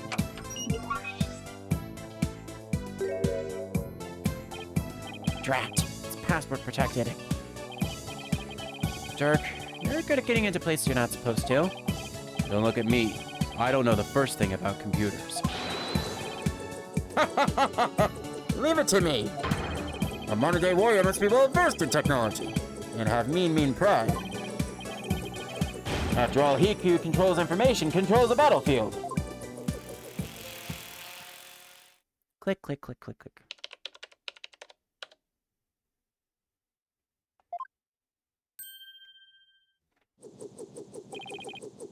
And I'm in.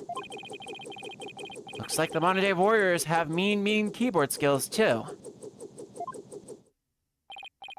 Okay, let's see what we can find.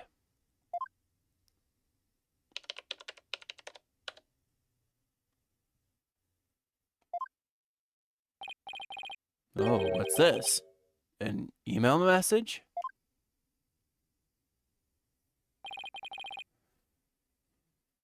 Now this is interesting.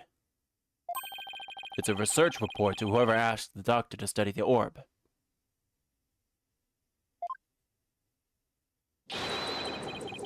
Here, I put the data on this. Take it and use it well, soldier. Email has been added into the court record. Okay, let's go over what we've learned thus far. Wherever it was that Dr. Buff went, he needed a raincoat. And it was somewhere where this glowing moss grows. Any ideas where that might be, Sarge? Negative, comrade. I hate to say my intel's a little thin on this one. I've been occupied with my siege defense strategy ever since we moved to the village. Well, son, it seems we have no other choice. We'll have to ask the locals if they know of a place like that. There's one local I can think of, and I'm hoping and praying that she's somewhere in this village.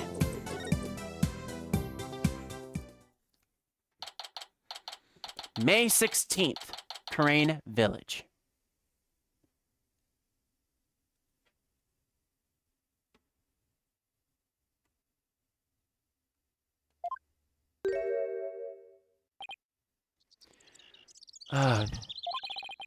Feels like somebody's watching me, and it's really creeping me out.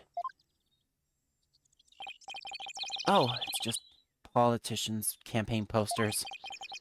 When did he put these up? Whatever. I've got more important things to be paying attention to.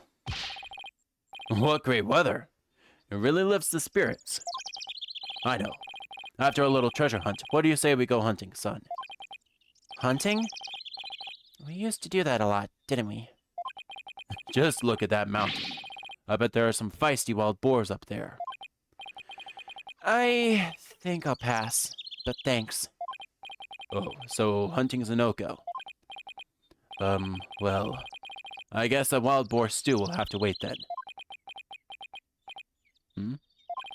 Apollo, something seems different from the last time we were here. You mean the posters? No, not those. What's he talking about?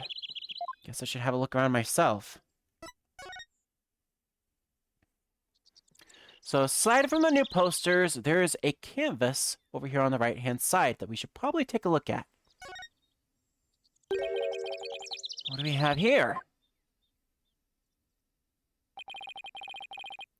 Looks like an unfinished picture.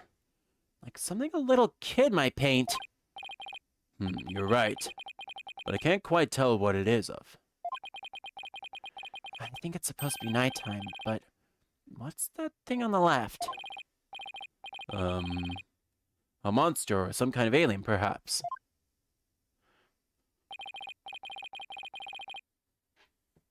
In any case, it's a pretty poor excuse for a drawing. Well, what would you expect from a little kid? A little kid?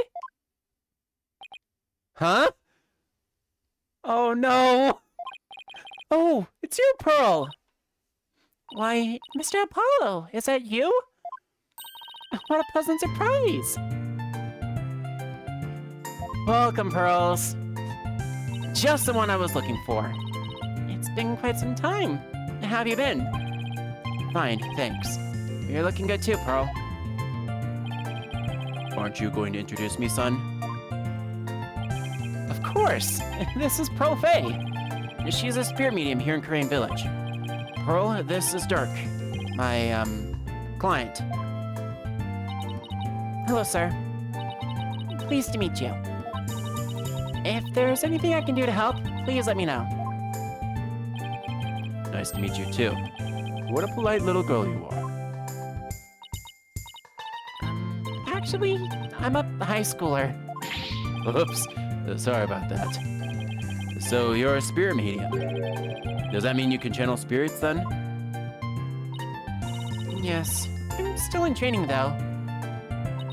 But I'm well versed in the art of spirit channeling. Well now, isn't that something? I mean, back in my country, our little princess hasn't channeled a single spirit yet.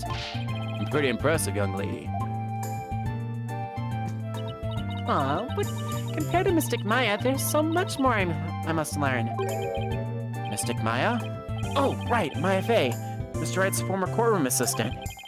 He told me all about her. She's a spirit medium too, if memory serves. Yes, she's an amazing medium, and soon she'll be the next head of the Fey clan too. Mediums and spirit channeling. I've heard all about it from Mr. Wright. He said that mediums will even physically become the person that they're channeling. I wonder if even little Pearl would turn into a hulking giant if she had the channeled one. No comment. I hope you don't mind me asking, but what brings you all the way out here, Mr. Apollo?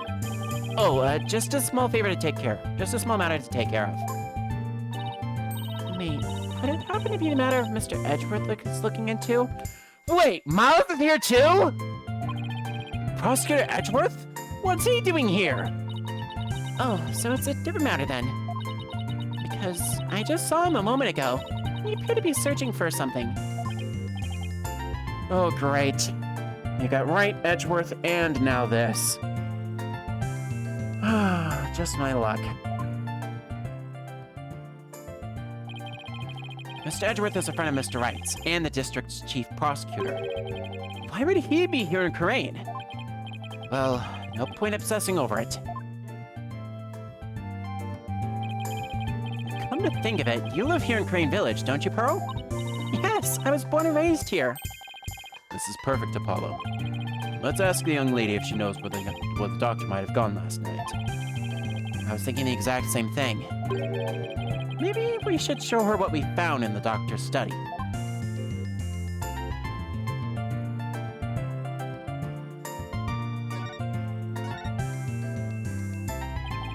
What a peaceful place. Nothing beats mountain air. Many of the villagers have left for the city, but I just love it here. Blue skies, lush forests, star-filled skies at night, and fireflies in the summer.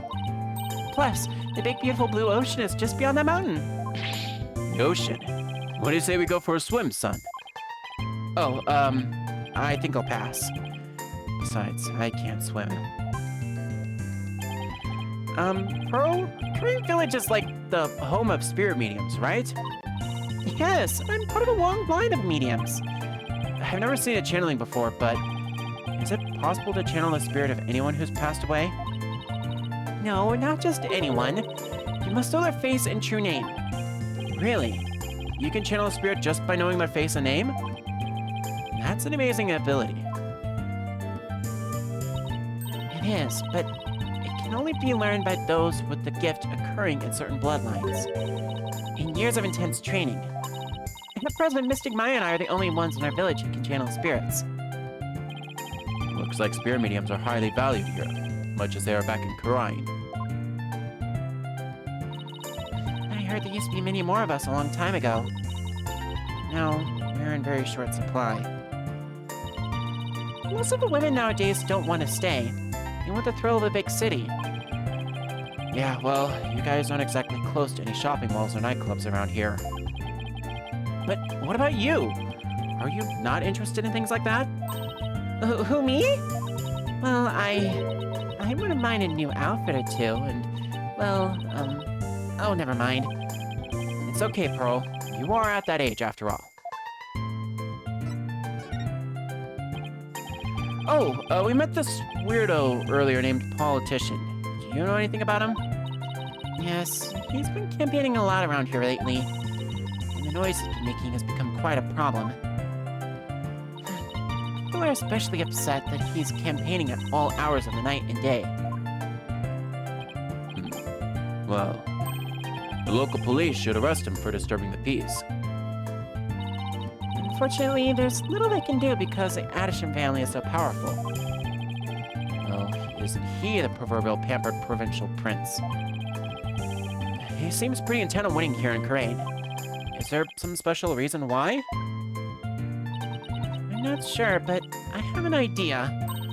The Spirit Mediums of Crane once held a considerable sway in the political world. Judging by his slogan, maybe that's what he's after. Great. So he's just another politician seeking powerful connections. The ability to commune with the dead gives comfort to those anxious about the future. Tiny Karain has preserved its independence by the Queen's power of spirit channeling. I must play a similar role in this village. Yes, even today many here revere those with spirit and blood flowing through their veins. So basically, as politician's benefactor goes, so goes the whole village? Who is this benefactor? Who could hold this much sway over Crane Village?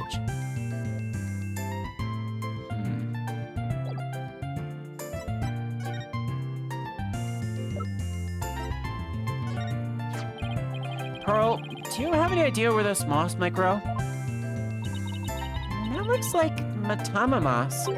It grows on Mount Matama and gives off a soft glow in the dark. Mount Matama? You seen that mountain over there? That's Mount Matama. And how would one get there? You can take a bus from that bus stop over there. May I ask why you were so interested in that moss? Well, Dr. Buff was supposed to give us something, but it seems he hid it somewhere last night. He did? Maybe that's why he, Pearl? do you know something that might help us? Well, Seems like I better find out what she knows. Pearl, do you have any idea where Dr. Buff might have gone last night? well... about that. All I know is Dr. Buff was somewhere on Mount Matama. God damn it, Pearl, why do you lie to me? Pearl! Bracelet. That means Pearl is hiding something from me.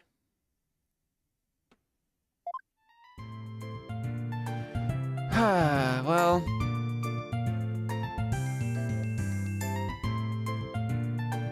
going all the way down here.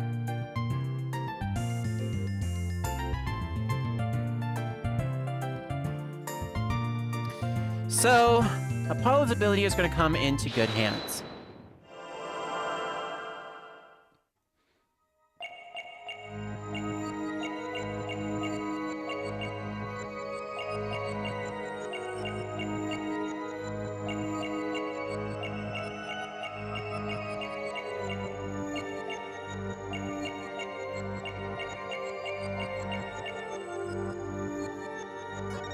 Damn it.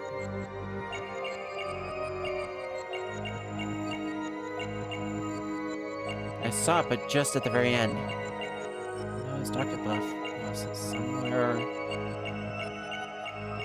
on Mount Matama? Was he just somewhere on Mount Matama? Gotcha! Pearl, you seem anxious around the topic of Mount Matama. I could tell because you'd rub your thumb over a splotch of dried paint as you said it. Oh, well... That nighttime painting is yours, isn't it? This is so embarrassing. As you saw, I'm not a very good artist. But that picture has nothing to do with Dr. Buff. I'm not so sure about that. In fact, I'm going to guess that while you were out here painting last night, you actually saw the good doctor heading out to Mount Matama from the bus stop. No, I didn't see anything like that, I swear. No, I'm positive you saw the doctor. After all, he's right here in your picture. Take that! You think that's a doctor? I may not be a very good artist, but at least I know how to draw a person. Okay, if this isn't a person, then what is it? That's a rain spirit. Sure it is. Even though we already know there was not a drop of rain last night.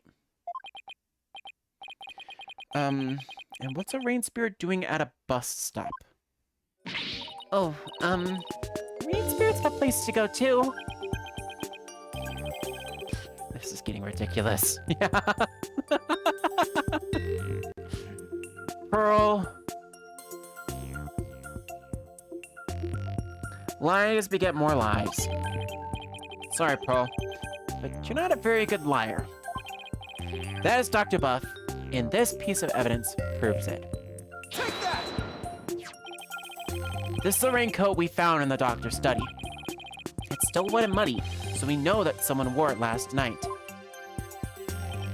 Now, see how this pattern is the same as a rain spirit in your picture? Ah! You didn't see a rain spirit last night. You saw Dr. Buff wearing this raincoat. I'm sorry. I know I'm not supposed to lie, but... You know better, Pearl. Especially to Apollo. Pearls, do better. I'm sorry I didn't tell you before, Mr. Apollo, but I did see the doctor last night. It's alright. Just please, tell me everything you know. Of course. I was painting out here last night when the doctor came up to the bus stop. He was wearing a raincoat even though it wasn't raining, and a helmet with a light on it. Sounds like he was well prepared for something. I know! That's why I asked him if he was going off exploring again. He looked startled, like he hadn't noticed me there. And then he suddenly said, "Please don't tell anyone you saw me here." Ooh. Why would he want to silence you like that? Something must have happened to spook him. And he didn't want anyone to know where he was going to hide the orb. But where could he have been going dressed up like that? My best guess is a cave somewhere on Mount Matama. I heard there's a cave there where mediums of the crane tradition went to train long ago. Legend has it there are some sort of mystical ruins in there. Mystical ruins? Sounds like the exact sort of place an archaeologist might go. Well, we should get going now, but thanks for all your help, Pearl. You're welcome, Mr. Apollo. Please take care. Thanks, Pearls. What do you say we go to find that cave, son? I sense that the orb might finally be within our grasp. This treasure hunt is shaping up to be the real deal. It really gets the blood pumping, doesn't it? Well, what are we waiting for? Let's go. And with that, we are automatically brought to the Mount Matama cave entrance.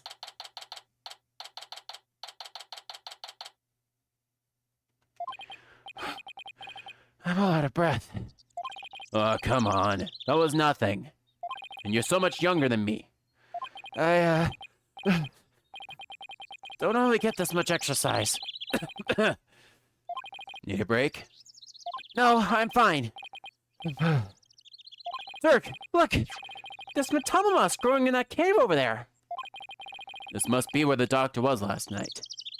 Let's take a look inside.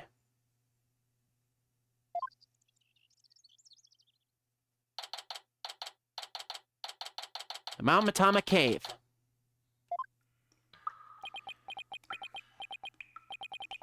I can't see a thing. Relax. Your eyes will adjust eventually. Now follow me. I really think we need a flashlight, Dirk. Should have brought one along then. Should have brought one along then, son. Here, use mine. Thanks. Wait, were you holding out on me? Who are you talking to, Apollo? You? Whoa! Whoa! Someone just pushed me. Apollo? What the? Apollo!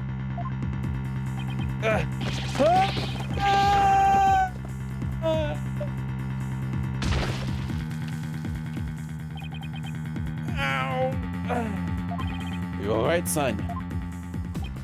Yeah. Looks like someone got the drop on us. What, literally? But who? I mean, we could have died from that fall.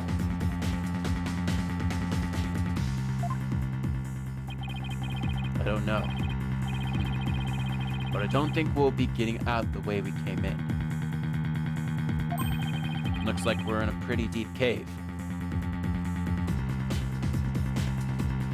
Nothing to do but press on, son. How can you even see in here? Come on, let's go. Hey, wait! If I'll step and we're dead. What in the world should we do? Obviously, we go forward. I guess we keep going.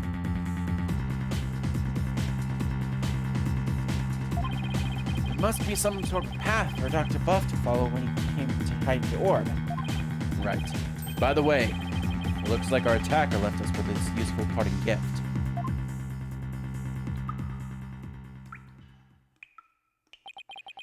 From lawyer to splunker. How do I always get myself into these situations? Never gonna make it out alive, I hope you know. Don't tell me you're scared, son. We're just getting started. The greatest treasures are only ever found at the point of a blade, or the edge of a cliff. Yeah, sure. If I'd known I'd wind up at the bottom of some dark damn cave, I've never taken your request, Dirk. Save your breath, Apollo. Just keep putting one foot in front of the other. There really better be a way out of here. We'll find one before you know it. You'll see.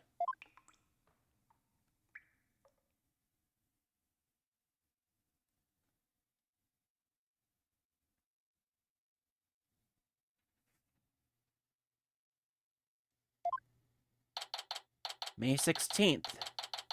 Still inside the Mount Matama Cave. Been walking for over an hour. Like a maze in here. Kinda go back to where we started if I wanted to. Yeah. This cave goes deeper than we thought. Wait, don't tell me there really is no way out. Where there's a will, there's a way. You're the optimist, are you? We should cut our losses while we still can.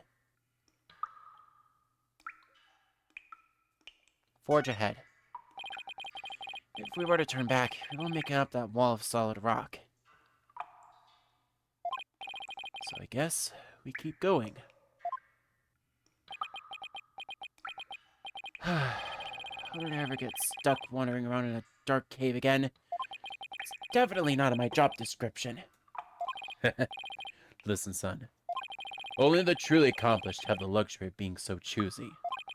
When I was just starting out, I did everything from street performing to yak milking. And that helped you become an accomplished attorney? How? It didn't. But when you needed to make a living, you'll take on any job just to survive. Say, how is your career going, by the way? Well, it's been a harrowing adventure so far, to say the least. My first trial really put me through the ringer. And my next case had me investigating a pair of stolen panties.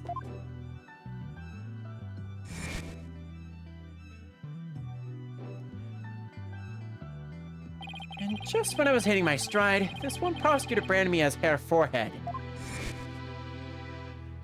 Oh, and there was this other ridiculous prosecutor who wields a samurai sword. Sounds like you've, seen quite a bit. You're telling me. Listen, Apollo. I'm sorry I didn't contact you for so long. It's fine, Dirk. What happened, happened. Careful, the ground doesn't feel as solid here. What? Yikes! The cave floor is collapsing! Ugh, not again! Ah!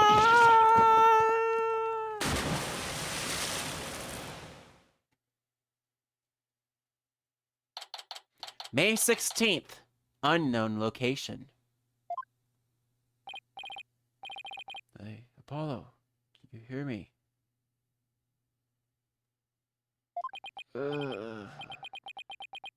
Turk? Uh-huh. Where are we? Whoa! What is this place?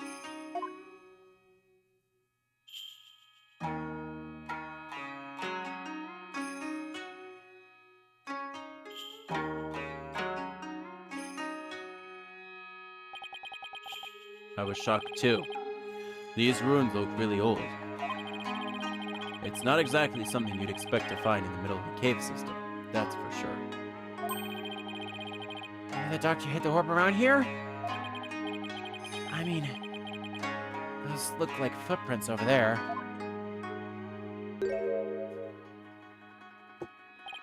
Son, I think our little adventure is about to pay dividends. Time to find that orb. Time to find that orb.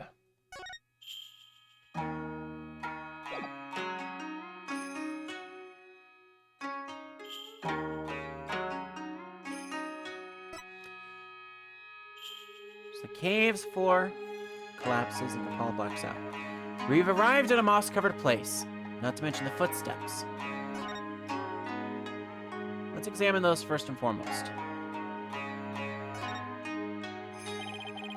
These have got to be the doctor's footprints. They match the bottoms of the boots we saw in his study. So we made it all the way down here. The water's washed most of them away, but his footprints are everywhere. Really? Because they're the only set I see. He must have been looking for something. Ah, those prints. They're coming out of that lake. Hey, you're right! But that would mean Dr. Buff came walking out of the water.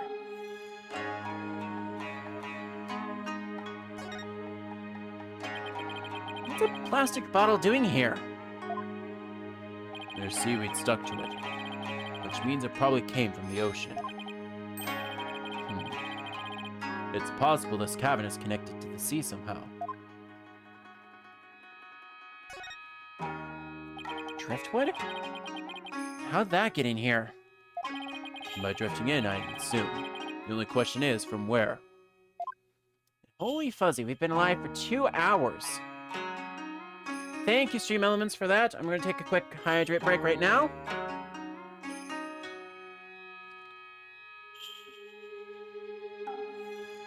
We've been live for 2 hours, and I'm almost done with this investigation.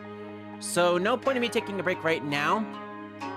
So, I will take my break here, going into the trial.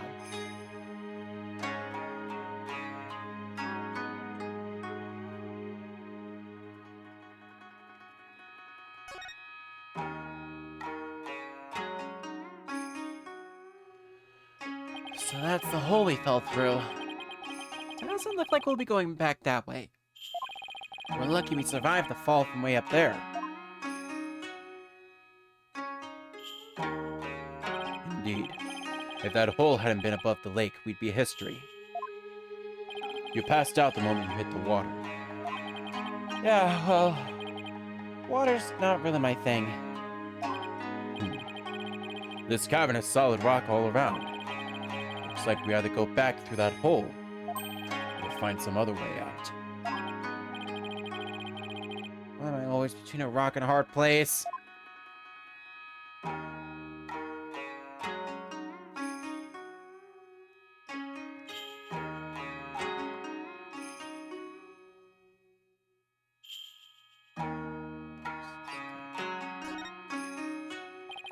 It's a big stone altar. When a false move and some god might come and smite us. Oh, come on. It's not all doom and gloom. dare you to look at our surroundings and say that again, Dirk? You've got me there, son. Dear gods, please smite me now.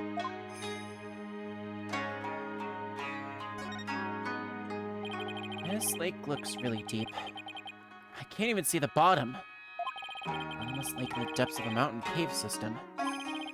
Blood runs cold at the thought of falling in there. The water. It's salty. This lake may very well lead to the ocean. Didn't Pro mention something about the ocean? Like how it's on the other side of the mountain? I can't imagine she meant it literally.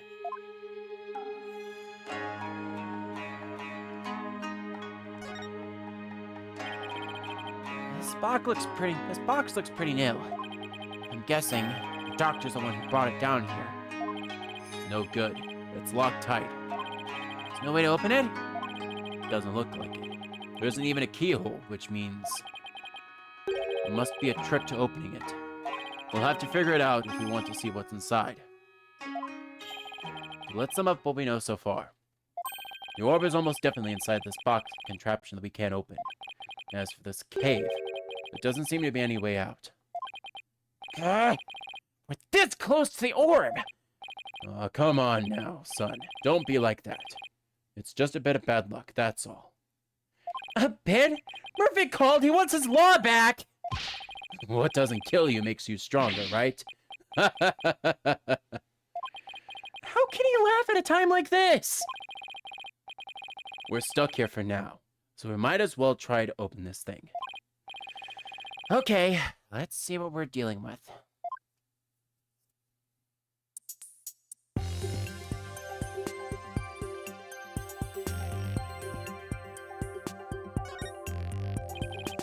This thing is covered with pictures. And hey, each section also rotates.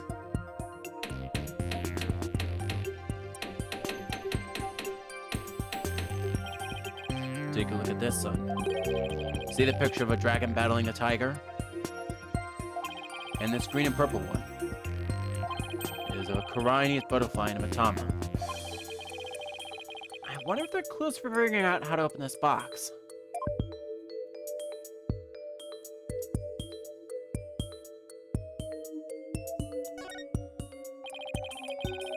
Oh, I had it. There we go. There's a big button here. Huh. Nothing happened.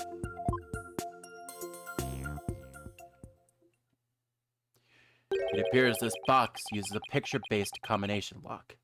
We'll have to arrange the pictures on each side to the correct sequence. Let's see. There's a dragon and tiger fight, a Chinese butterfly with a matama, And a number of pictures, too. Dirk, I was thinking, maybe we should check the evidence we've collected so far. I think we have something that might just help us open it. You read my mind, son. And I think specifically this will help us open the puzzle box, too. Take that! Dr. Buff's research notes mention the Song of Ceremony. Maybe its lyrics and the pictures on the box correspond somehow. I think you're onto something, son. Okay, let's give it a shot.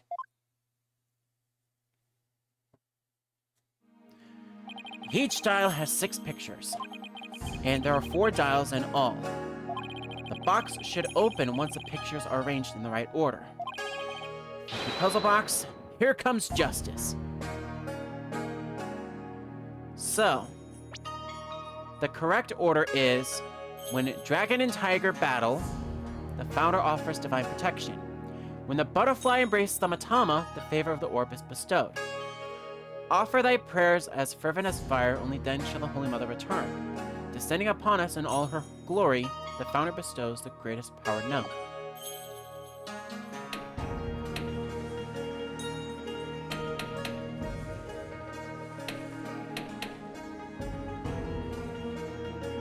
The dragon and tiger, butterfly with matama,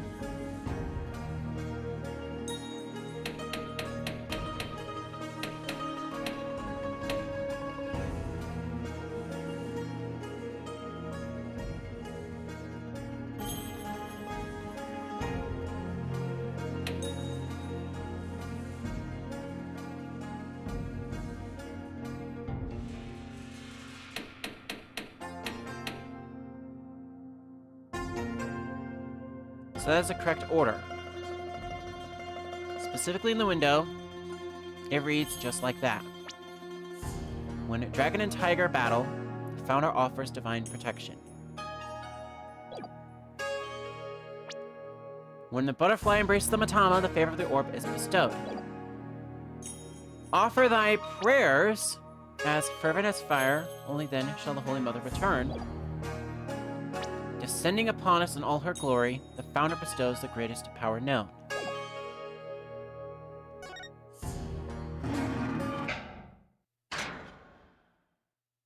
Click.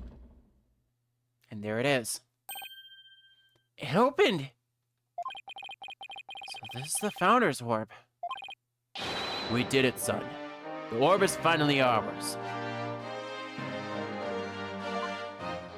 And with that, the Founder's Orb is added to the court record.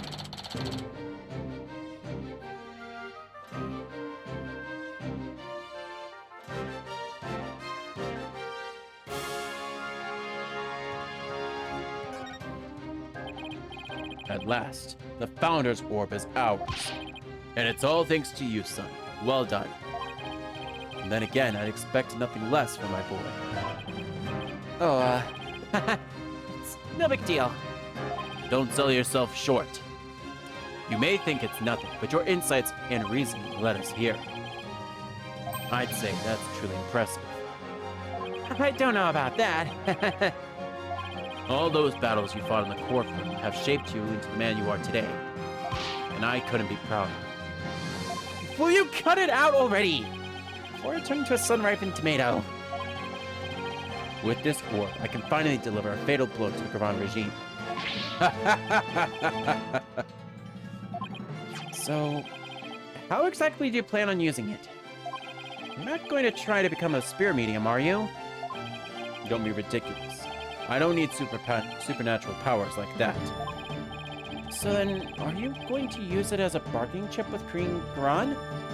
Like demanding she abolishes the Defense Culpability Act? Well, the thought had crossed my mind, but the main thing is returning this to the Kingdom of Khura'in. After all, as a sacred relic of Khura'inism, that is where it belongs. Really? That's all you wanted to do? Mm-hmm. Because my true objective has always been to find out who asked Dr. Buff to study it and why. I'm not sure I follow. The official story is that the orb was stolen from the Temple treasure room. Yeah, I heard about that on the news. They also said your group was behind the theft. That's not good. We're probably on an international most wanted list now. Now let me ask you something, Apollo. Who do you think really stole the orb? I really haven't a clue.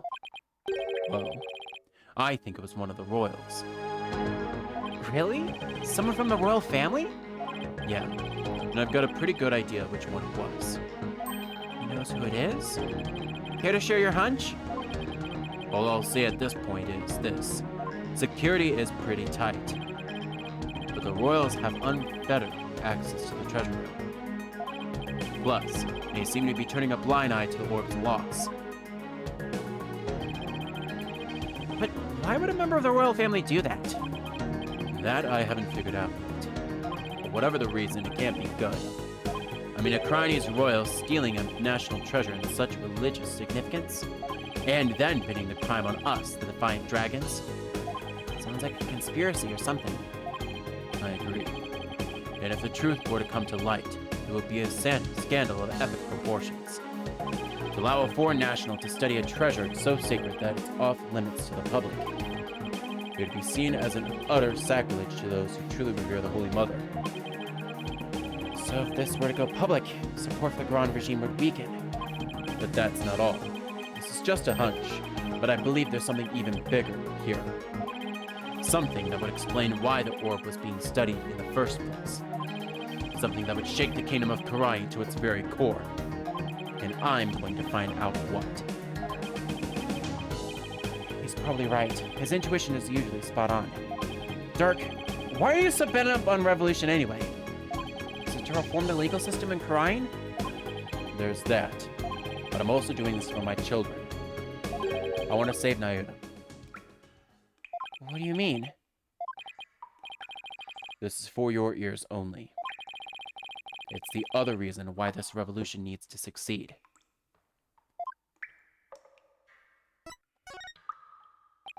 Nayuta. I never thought that our reunion would take place in a courtroom. Oh. So you've run into each other already. Yeah, but it was like he was a different person. He used to be such a kind, cheerful kid, always smiling and stuff, but now... He tried to convict Trucy for a crime she didn't even commit. Plus, he kept telling me I had a putrid mind and to let it go and move on. Has it really gotten that bad? It must be Garon's influence. He wasn't like that when he first stepped into the courtroom. Back then, he still had a keen sense of justice. I vow to bring the Garon regime down and reform the legal system. That's what he swore to do. But that was also 5 years ago. He'd been the shining star of the Defiant Dragons, and our greatest hope. Wait, Nayuta was a dragon? He was. But these days, he's more like Garon's lapdog. Talk about a complete about-face. Why would he do that? Something must have happened to him. Something that sparked a radical change. Still, I don't think he's truly believed in the new path he's taken. It's not conviction that fills his heart. It's resignation and despair. I see. The only thing I know for sure is Nayuta is suffering. And he is suffering in silence. Nayuta is suffering? Yes. He knows the rightful state of Garon's legal system, but something forces him to bend Garon's will, and it's tearing him apart. But it's been 5 years! Do you really think he even still wants to reform the legal system? As long as he carries what I've taught him in his heart, I do. A dragon never yields. That's what you always told me. That I did. It's a belief I've held since back when I was a lawyer. The dragon stands at the pinnacle of the natural world. Nothing and no one can bend it to its will. That's why we lawyers must pursue the truth like an unyielding dragon, right? We must fight for the truth to the bitter end, no matter what it takes. Dirk and Mr. Wright, they have that much in common. That's why I've held on to this badge, even though there are no more lawyers in Karain. I believe that one day our legal system will return to its former glory. And this badge here is a testament to that belief. I wonder if Nayuta still believes in what you taught us. He does. That much I'm sure of. A dragon never yields.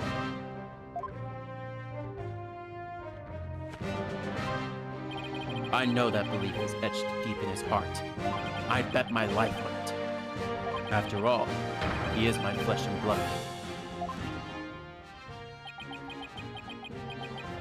His unshakable faith and confidence.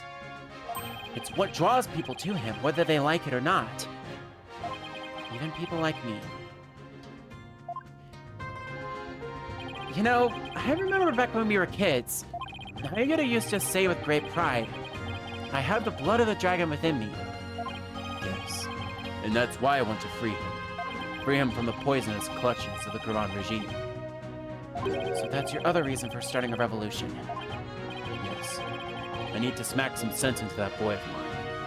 I mean, what else are fathers for?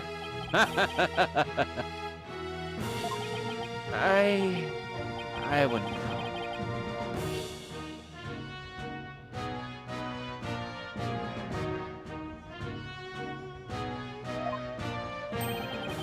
Now that we have the orb, on to the next problem. Getting out of here.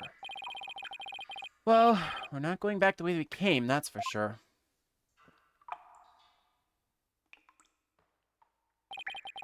that hole we fell through is way too high to climb back into.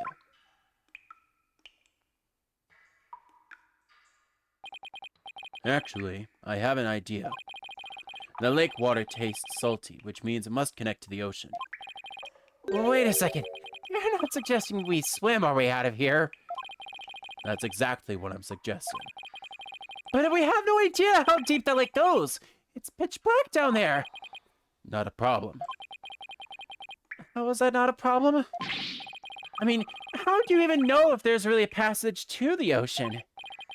Well, one of us has to try, and I'm the better swimmer. Time's a wasting. I'll be back before you know it, son. Dirk! He's gone. I sure hope he knows what he's doing.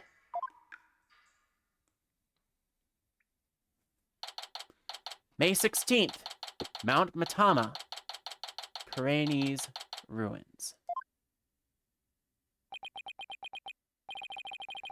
It's been 20 minutes. I hope he's okay.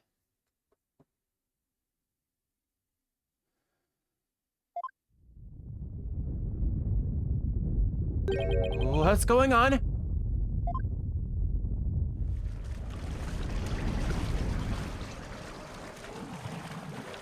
Uh-oh. The water! It's rising, and fast! Huh? The air... I don't know how to swim!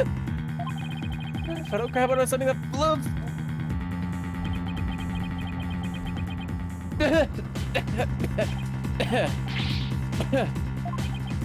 This is bad. Better think of something quick!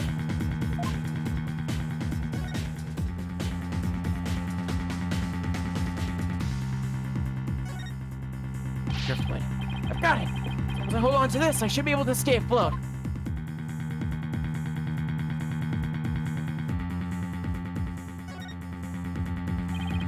Puzzle box is still at the base of the altar. Must have been designed to stay put even at high tide. Wait, Sid! The boat must have gotten in here from some oceanside entrance at low tide. That's why his footprints were leading out of the lake. So it really does connect to the ocean. This helps. I drowned before I made it out.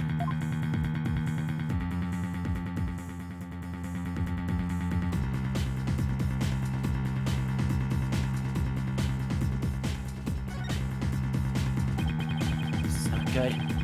Water's almost up to the top of that altar. Won't be long before it reaches the roof of the cave.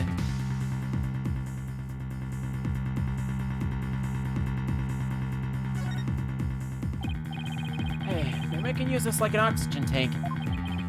Oh, wait, what am I thinking? I need to stay calm and be more rational about this.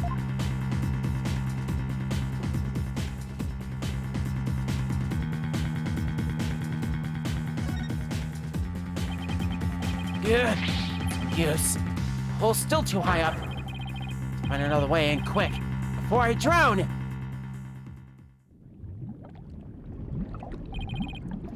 I won't stop rising. Ah, I'm gonna be swept away.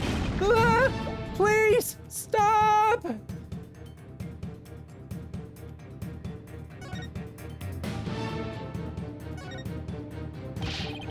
Water's just high enough for me to reach the hole.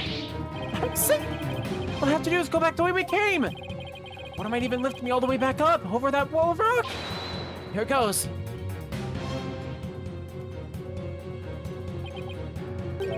Huh? The hole! It's full of rubble. The tunnel collapsing above must have filled it after we fell through it.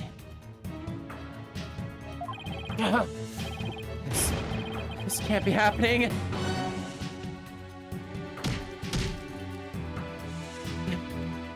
No, I can't give up now. I refuse to die here.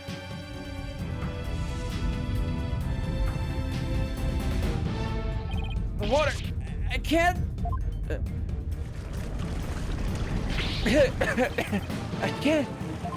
I can't breathe.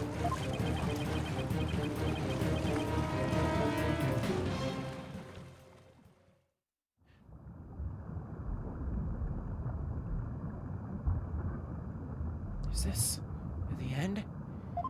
Dirk. I wonder if he made it out alive.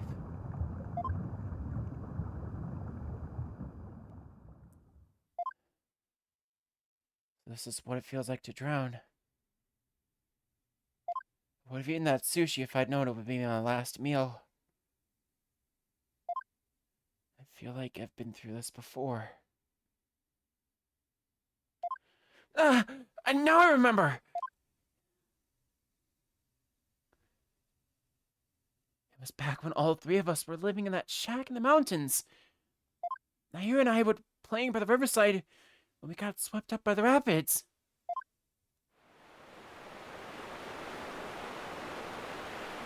Ah! Ah! I thought we were goners, but then... Naida! Apollo! Hold on, I'm coming!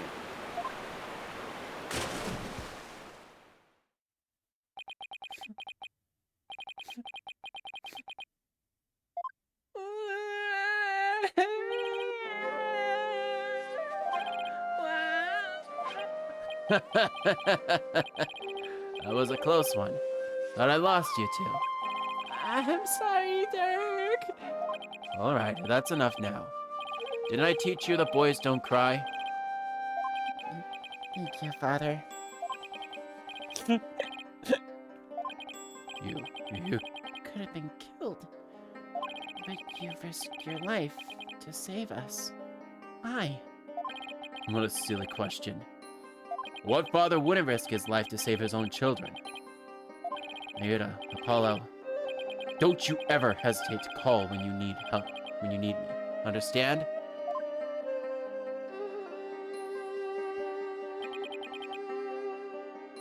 Hey, Dirk? This isn't forever, right? You'll bring me back from America someday, right? Of course. I'll come pick you up as soon as things settle down here. Promise. Okay, you promised.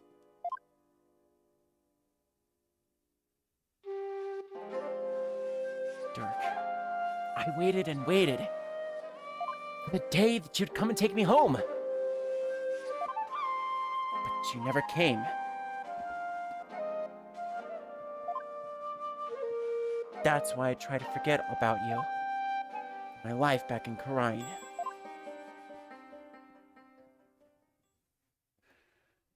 Dirk. Why? Why didn't you?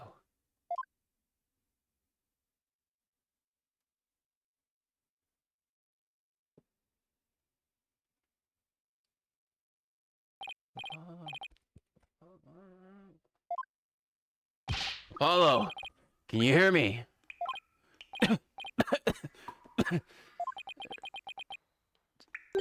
Dirk? Still can't swim, eh? You came back. But why? I said I'd come for you, didn't I? Yeah. You can't hold me and swim. We're both going to... Stop talking. You'll bite your tongue. What? Whoa, whoa, whoa! We're being pulled under. What's going on? Why is this happening?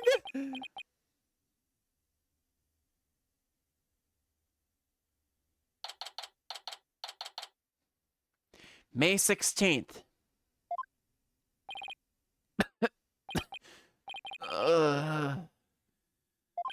Where? Finally came to, son. Get your feel of seawater? Good thing your name's not Neptune, huh? Dirk. You're telling me! Check it out! Snot's coming out of his nose! What a miraculous escape! Not even some of the escape artist grades can pull that off! What on earth happened? Sorry it took me so long, son. I made it to the ocean, but I figured you still couldn't swim. So I found a local fisherman and had him take us out near the undersea cavern. He tied a rope to me and I came and grabbed him. Then he yanked me back. Oh, so that's what pulled us under with such force. Don't forget about me. I escaped back too, Polly. I've helped compatriots escape from all sorts of places. Mountain jails, island prisons. But an undersea cavern? Now that was a first. Dirk, he risked his life for me. Dirk, I'm only alive because of you. Thank you. Oh, you're welcome. I just did what any father would do for his son.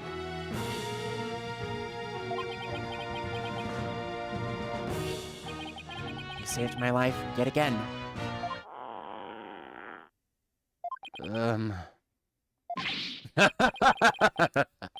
I guess seawater doesn't make for much of a meal.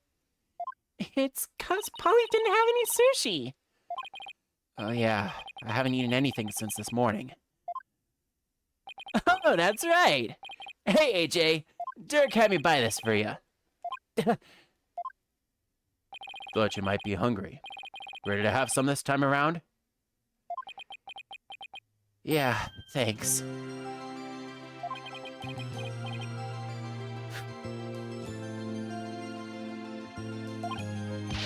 Wow, this is delicious.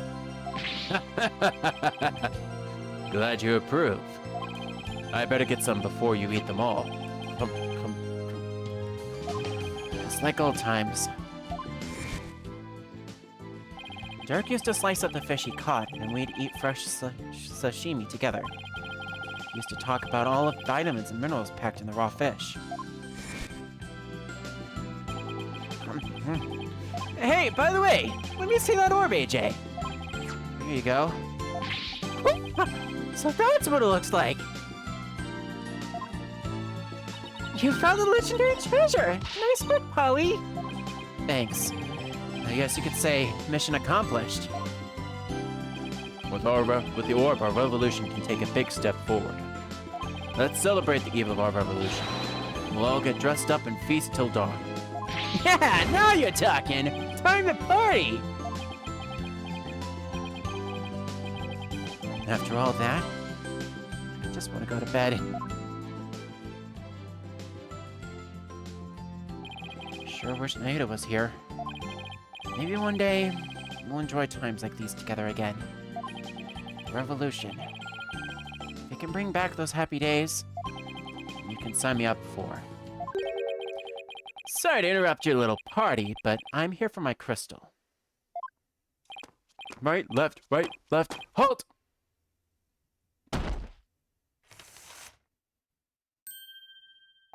Ha! It's him again! Well done.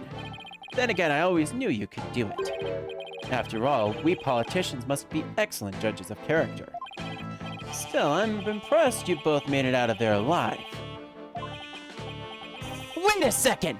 You're the one who shoved us into that pit! Well, it sounds so bad when you say it like that. All I did was give you a little nudge in the right direction.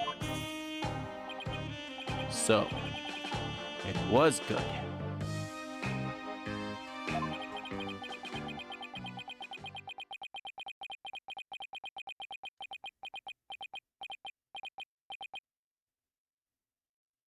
Uh-oh. You no good son of a... Don't look at me like that! The crystal made me free as mine! Now hand it over! Over my dead body. Detective, help! Yeah, I know. Emma, what's going on here? He filed a police report. He claims you're trying to steal his family's heirloom. That's him! The one with the long hair! Arrest him this instant! He's a thief that made off with the Ashton family's most precious heirloom. Well, I suppose I should ask you to come in for questioning. Down at the police station? I think I'll pass.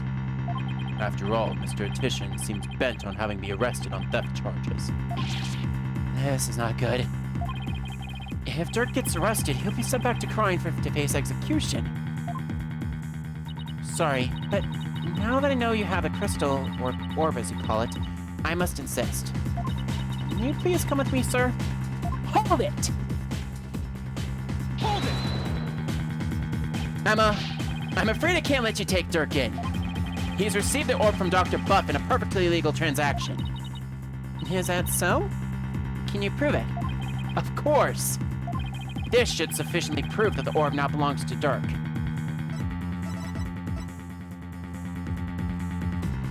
Take that! Take a look at this agreement. What do we have here? Let's see. I agree to hand over the Founder's Orb to the Defiant Dragons if I will come to no harm. It appears to be a perfectly legal agreement. Not so fast. That's not the Founder's Orb. It's a crystal of Amy Faye, which means their agreement is null and void. This is going nowhere fast. You can say that again. Then we'll just have to go to trial. Right, Apollo? Mr. Wright? Daddy! What's with you two? You look like you just saw a ghost. Oh, yeah. Emma mentioned that she had seen him around. What are you doing at Crane Village, Mr. Wright?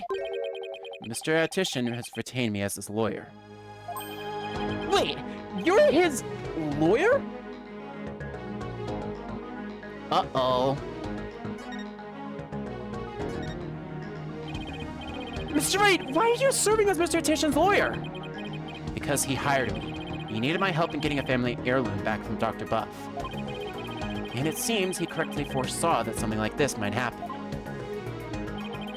It's because those shifty insurgents were harassing poor Dr. Buff. So I knew I might need a lawyer if things went south. I figured with a celebrated lawyer like Phoenix Wright, I couldn't go wrong. Is this what you came back from crying for, Mr. Wright? It was just good timing. My work over there just happened to wrap up, so here I am. Plus, Mr. Attition is a very important client. They know each other? But I've never heard Mr. Wright mention his name before. Mr. Wright, are you sure this is Mr. Attition's family heirloom? That's my client's assertion. He says it's the crystal of Amy Faye. Apparently, it's a crystal she once used when channeling spirits. Who's Amy Faye? She brought Carine's channeling to Japan, and her descendants brought it here. Her true origins are still rather murky, but what's clear is that she is the founder of the crane channeling technique. Oh, so she is like the one they call the founder in Carine, the Holy Mother. Apollo, I don't plan to betray my client's confidence. I may not know all the facts yet, but I do know that we won't be handing the crystal over to you.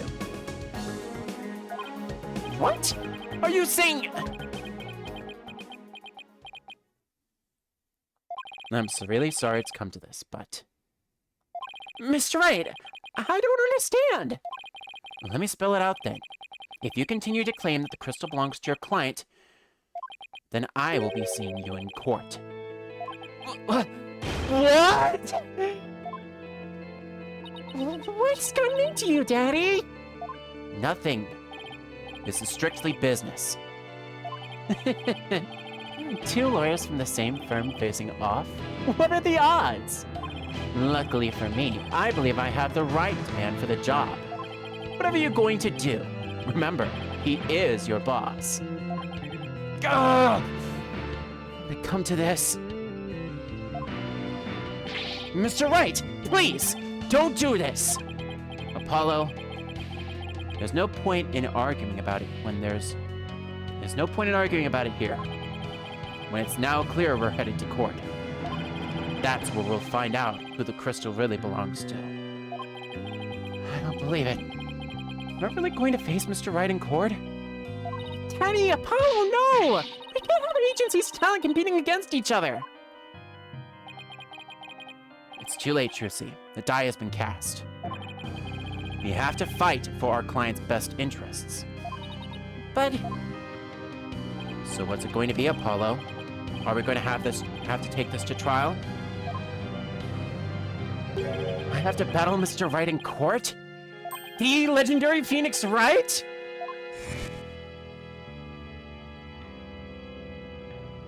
No matter how many of his trials I've watched,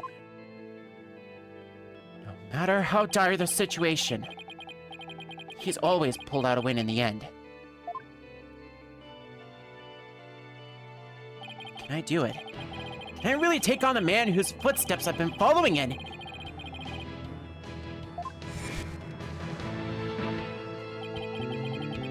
I owe it to Dirk to at least try.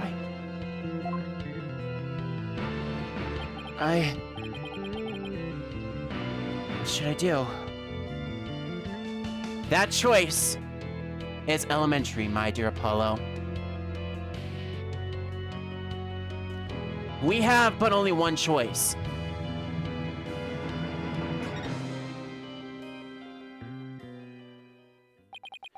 There's no turning back now. If it's a trial that you want, Mr. Wright, I'm more than happy to oblige. I'm ready to fight for my client, even if it means facing off against you.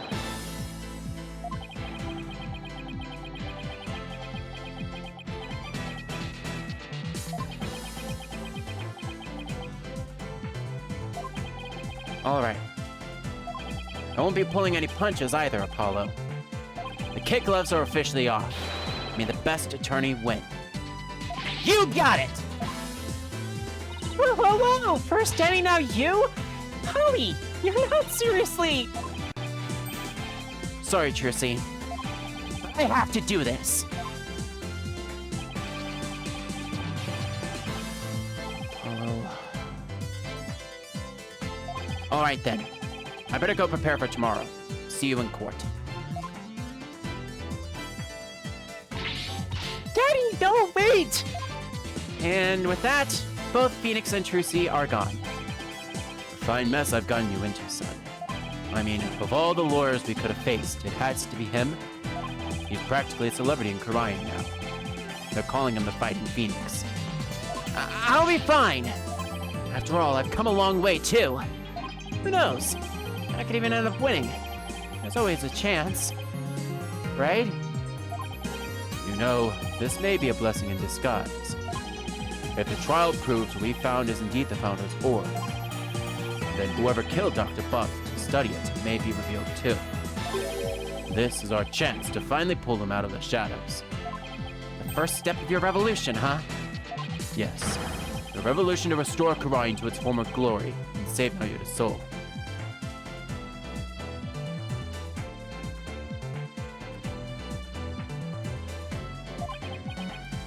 Dirk, I swear to fight this as hard as I can in court to make that a reality. We're going to win this case. You'll see. I know you can do it, son. Doesn't matter that I'll be going up against Mr. Wright. I have to win this for Dirk and for Nayuta. His salvation, along with all of Karain, depends on it. And with that, exactly 3 hours into the stream, we officially have reached the halfway point in tonight's stream. We are saving my progress here, and I am officially taking my first intermission. When we come back, the second part of tonight's stream, Trial Day 1.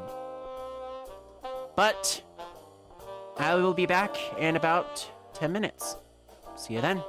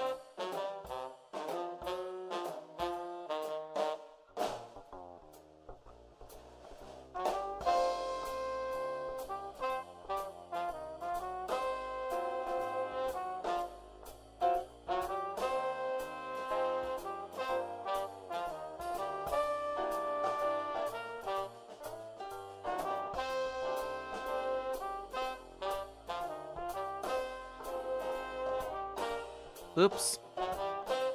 I knew there was something I forgot to hit. I forgot to hit the button to stop the recording. Ah, well. I'm back. This is my first and probably my only break for tonight, and I'm about 3 hours in. So you know what I'm thinking of doing? I'm thinking of making this a little bit of a longer break because I am hungry. And I'm gonna grab something to eat really quickly and just hang out here with you guys for a minute.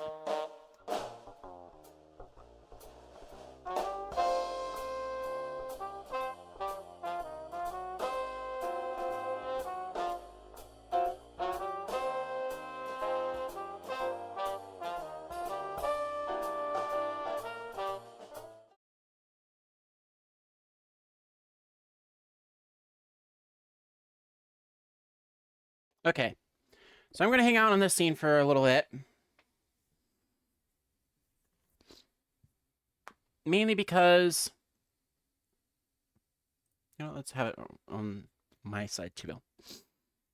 Mainly because I did a goof, and I want to put this on camera. So, I started late tonight. And I completely forgot that I was supposed to start on time. So over the course of the hour before I went live, I was getting everything set up, ready to go, and I decided I was going to get myself something to eat. I had my breakfast in the microwave for 3 hours. Like an idiot that I am, I completely forgot. So, here's what I'm going to do. I'm going to sit here on this screen for a little bit. And I'm going to finish this breakfast bowl, or at least get as much as I can into this breakfast bowl. But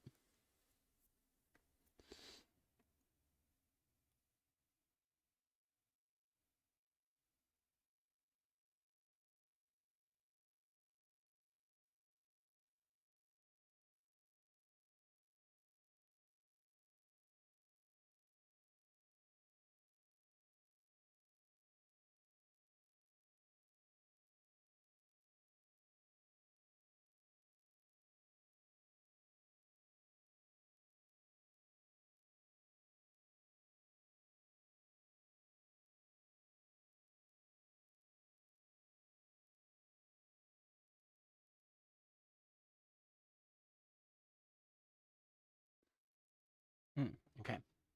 So, I am going to probably sit here and go through my notes.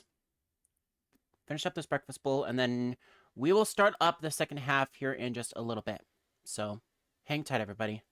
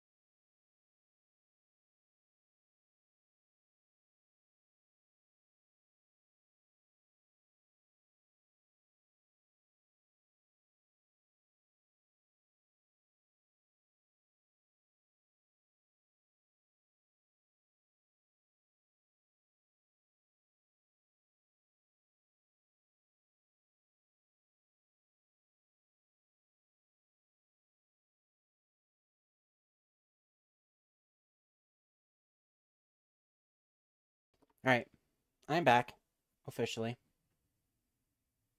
Can I get that, please, to load in?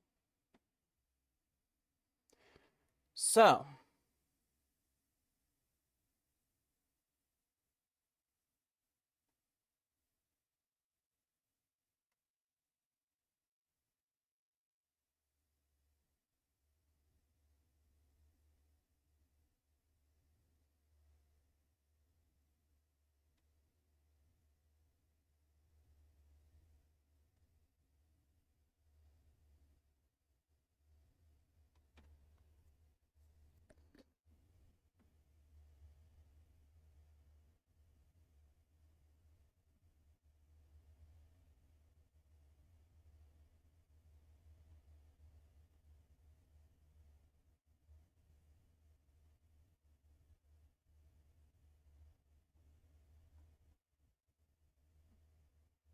okay. So, here's the thing. I know of the loose events of this case, and I know specifically about all these things. What I don't know is some of the lines, specifically. For those that don't know, there is some differences between the original Spirit of Justice game and the Ace Attorney Trilogy transcript. So, looking at the modified script, I noticed something kind of hilarious that I figured I would. Well, I would at least read through on my own just for funny's sake. Also, we have one opportunity for the bad ending at this trial, which I'm going to explain right now, but just for clarity's sake, if at any point during the trial today our confidence gauge was fully depleted, the ruling is in favor of the plaintiff, or Phoenix Wright, which permanently ends all hope for the revolution in Khura'in, and causes Wright's and Justice's relationship to never be the same ever again. That is going to be one of the few bad endings that I'm not going to play through, period.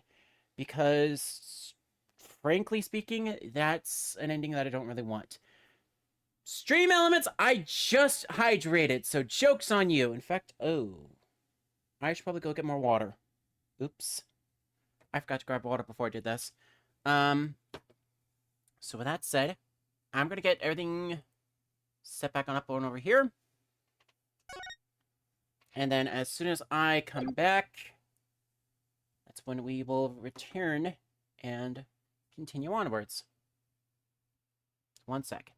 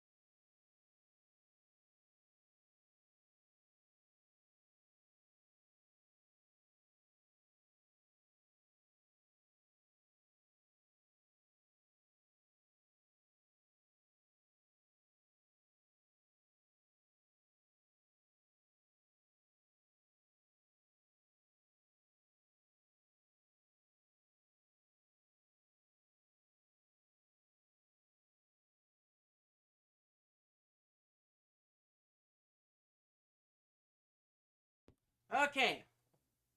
So, I'm back. And I'm ready to roll again. Officially, As far as the whole ordeal about this, I think on the VOD I might just go in and cut, like, most of this, so don't worry so hard about that. With that said, let us move on to the next chapter, shall we? At long last. Controller back in hand, let us begin. Once again. We begin this trial on May 17th at 10 o'clock, or 10:08 a.m., District Court, Defendant Lobby number 3. As a small nod, I feel like you should know that most of the trials usually start between 9 and 10. This is a first trial that it's actually starting later. This is one of the first trials that starts late, and strictly because it's a civil trial, not a criminal trial. So it's not at the highest point of the docket. With that said, let us get right into it. Just so you know, I'm not going to take any sides. Message received loud and clear. Oh wait, I need to bring myself back in. Here we go. Good, because I don't like this one bit. You and Betty should be on the same team. Sorry, Trucy. Wow, she's really mad. I'm sorry too, little lady. This is all my fault. I'm just worried that things will never be the same between Daddy and Apollo. If they go through with all this. Is that all? I wouldn't worry about that. That's the way with us men. We may fight, but we don't burn bridges. Really? Sure. One minute we're trading blows, and then the next, we're having drinks together. We're simple creatures at heart. I sure hope you're right. Sorry I'm late, Apollo. Athena, there you are. What happened with you and Mr. Wright yesterday? Oh, about that. I ended up going to the wrong airport. While I was waiting there, thinking his flight was really late, and before I knew it, I dozed off. By the time I woke up, it was already dark. I figured something like that had happened. Being late and dozing off are two things you do best. Guilty as charged. So then, I take it you have no idea what today's case is about? Not a clue. Sorry. What is today's case about, if I might ask? Another lottery mystery? A suspect with a flimsy alibi? Ooh, or a dying message! Strike 3. Sorry, strike 3, you're out. It's a civil case. A civil case? You act like I'm speaking Swahili here. It's just, the Wright Anything Agency specializes in criminal law, or so I thought. In civil cases, there are no prosecutors, right? Instead, both parties retain an attorney. Right. And the other attorney is someone that you know very well. Really? Who? The trial will begin shortly. Please proceed to the courtroom at once. Okay, let's do this. Apollo, wait! Who's the other attorney? And where is Mr. Wright? No time to explain. Let's go. Okay, right behind you. Uh-oh. Poor Athena getting well into trial by fire.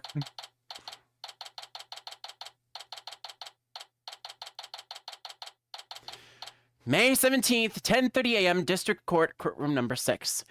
I should note as well, for continuity's sake, we somehow have the same honorable judge presiding, yet in most real trials, they have judges specifically designated for civil and criminal trial. One minor thing, I'm not too worried about it. It's just a minor legality's sake. Don't worry about it. Any event, court is now in session. All rise. And for the final time this trilogy, court is now in session. Oh,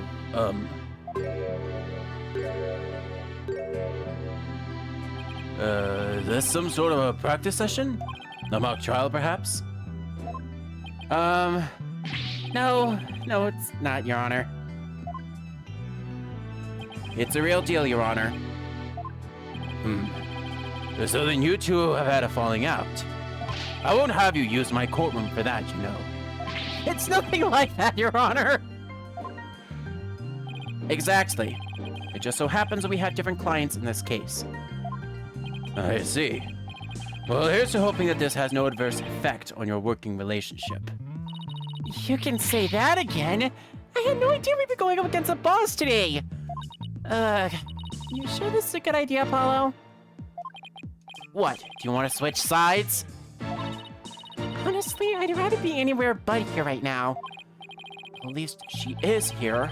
I'm really gonna need her help. Mr. Justice. Yes. Don't expect me to pull any punches just because you're the opposing lawyer. As I said, the kid gloves are off. Come what may, they'll stay off. Same here, Mr. Wright. If it's a fight you want, it's a fight you'll get.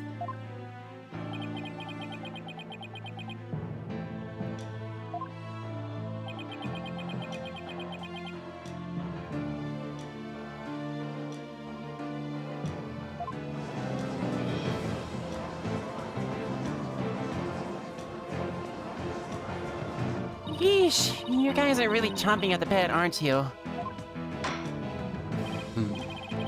I don't mind a good fight between coworkers. Just keep this civil case civil. Now then, if the plaintiff would take the stand, we may begin.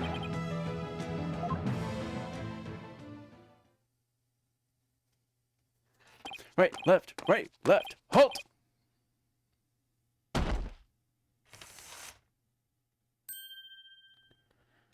Noble Judge, members of the gallery! Good day to you, I am Politician. This is but the start of my epic campaign, and you all have the honor of witnessing it. I believe the youth of this country are our very future. Too long have they been looked down on and given the cold shoulder, so to them I say, ask not what you can do for your country, but for me! Mr. Titian, what is that crazy contraption you're riding? It's my custom-made election-winning campaign mobile. Beautiful, isn't it? You are at the witness stand, not a campaign podium. So come out of there this instant.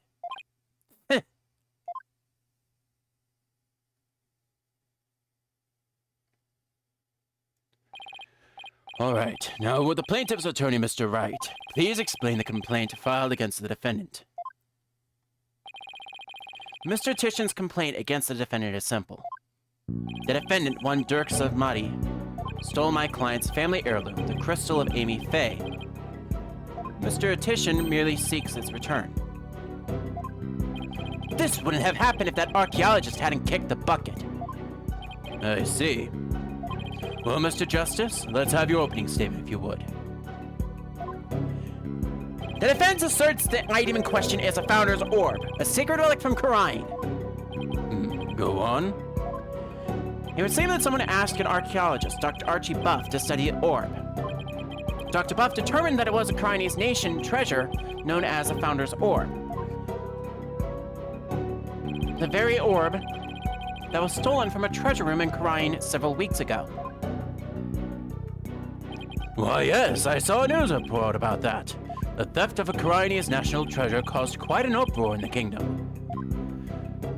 Well, we believe it was not, in fact, the theft of the traditional sense, but rather that it was spirited out of the Khura'in by someone for Dr. Buff to study. You don't say. And... Around that time, an acquaintance of the defendant learned of Dr. Buff. He made contact with the doctor who agreed to hand over the orb. Apparently, the doctor wanted nothing to do with it once he learned it had been stolen. It seems you even have a transfer agreement between both parties. Mr. Sadamati also agreed to return the Founder's Orb to the Kingdom of Khura'in.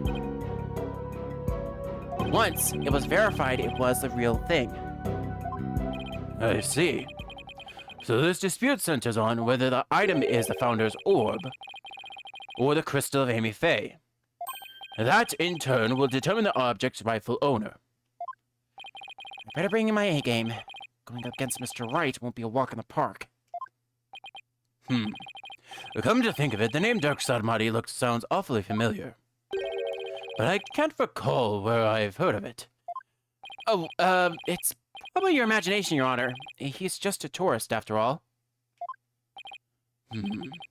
My imagination, you say? Are you sure about this, Apollo? He's a wanted criminal in Khura'in, isn't he? In Khura'in, yes. Here, he's just a tourist. Very well. Let's begin the proceedings. Bailiff, would you please bring in the first witness?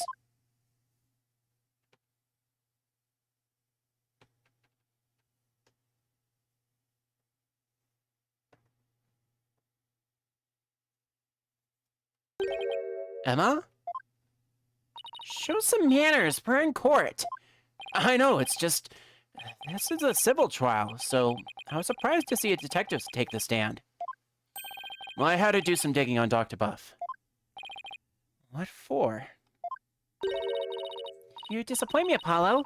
First, you know, I'm not just a detective. I'm a forensic scientist. Do try to remember that. Second, you owe Mr. Wright an apology. After all he's done for you, you have some nerve.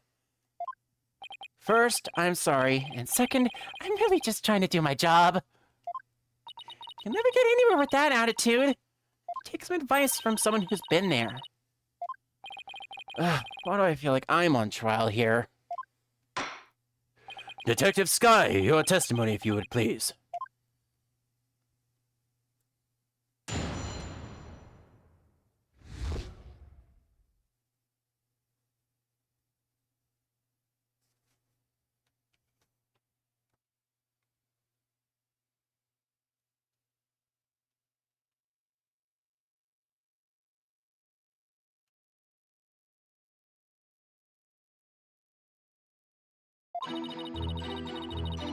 The police have had their eyes on Dr. Buff for some time. And just today, a number of stolen artifacts were discovered in his study. Among them were a priceless urn and a statue that were stolen from the Fey clan. It seemed the doctor would do anything to study artifacts, including steal them. As for the relic at the center of this dispute, he likely stole it from the Addison residence.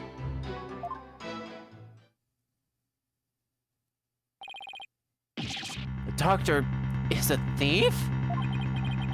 Why am I just hearing about this now? Well, cat burglar isn't something he put on his resume. He was more careful than that. But the fact is, he was a classic treasure hunter. A treasure hunter, huh? Like people who have thrilling adventures in exotic places, risking life and limb for glory. I doubt Dr. Buff was the star of his own hit movie series, Athena. Out of respect for the dead, I will say that Dr. Buff wasn't doing it to get rich. Apparently, he only wanted to borrow the artifacts to study them. He would then return them as soon as his research was finished. According to the doctor's child, he would even repair or restore some of the artifacts he stole before returning them. He believed he was honoring the dead by discovering their history through the artifacts. But whatever lofty ideals he had, it makes no difference. Larceny is larceny. Yes, it certainly sounds no different than a regular thief to me. So, let's say for a moment that the doctor really did moonlight in stealing artifacts. Might he not have stolen the Founder's Orb in Khura'in and brought it back here himself? Nope. There's no record of him traveling overseas over the past few years. Plus, he couldn't very well leave his reclusive child at home all alone. Then this really must be the crystal of Amy Faye. Yes, he stole it from the Athena residence, probably so he could study it. This is a left hook I did not need. But you never saw that coming, Apollo. Yeah, Mr. Wright said the gloves were off. He wasn't joking. Mr. Wright, you may proceed with your cross-examination.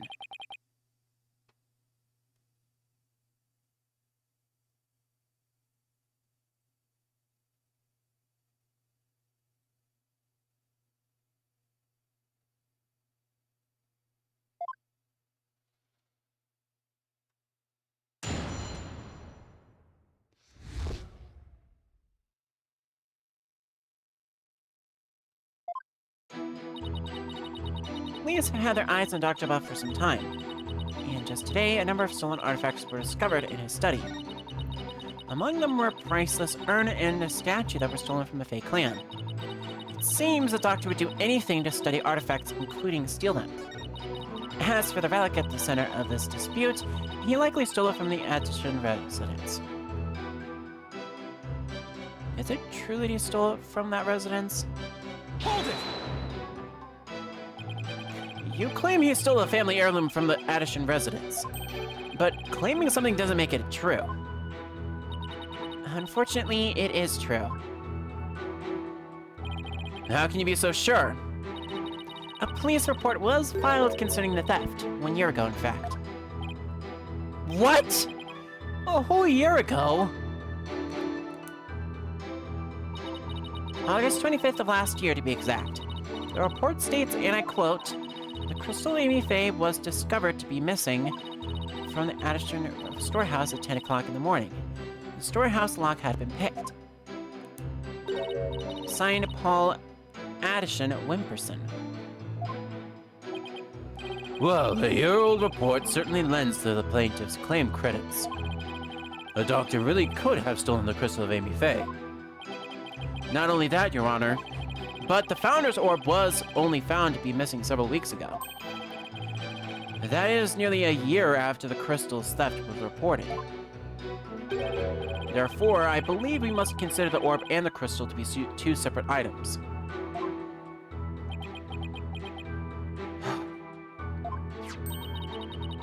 Politician Wimperson? Not the most awe-inspiring tail end, is it? I see why he cut it. Not that he inspires confidence without it.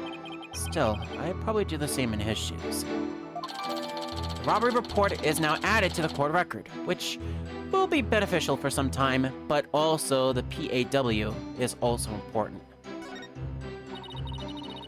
The police report was filed about the crystal's theft a year ago, but the theft of the Founder's Orb was only reported a few weeks ago. So the crystal's police report was filed away before the orb was found missing. That suggests the stolen relic is a crystal of Amy Faye, as Mr. Addison Wimperson asserts. I doubt the police report is a fake. After all, Emma is the one who submitted it as evidence. Still, I feel like something we learned in that police report is important somehow. Oh, believe me, it is.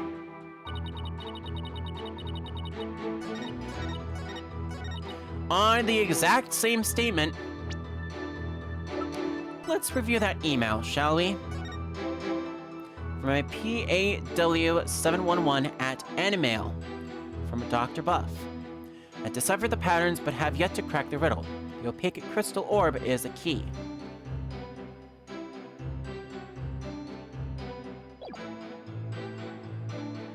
PAW. That sounds to me Objection! like an objection. The Doctor stole the relic from the plaintiff? Are you sure? Because that statement doesn't agree with a certain piece of evidence. What do you mean? Take a look at this. What about it? This contains an email from the Doctor's computer. Email? In that little piece of plastic? I'm afraid I don't understand. Oh, this stick here can store all sorts of computer data. I still don't get it. Dumb it down, please. Here, just look at this. Apparently the Doctor was reporting his research findings to a certain individual. Now, take a look at this. It's a police report that Detective Skye presented to this court. You can see the plaintiff's legal name on it. Politician Wimperson. Well, I can see why he dropped the Wimperson from his name, but that's hardly breaking news. Look closer, Your Honor. Ah! His initials! Right. The plaintiff's full legal name is Politician Wimperson. Now consider this. The email's recipient address starts with 3 letters.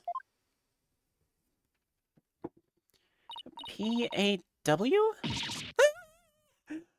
Don't tell me. Oh, but I will anyway. The individual who hired the doctor to study the disputed item is none other than Politician Wimperson. Wait, then that means... Exactly. He wouldn't have asked the man who stole his family heirloom to study it. Therefore, how could this possibly be the crystal of Amy Faye?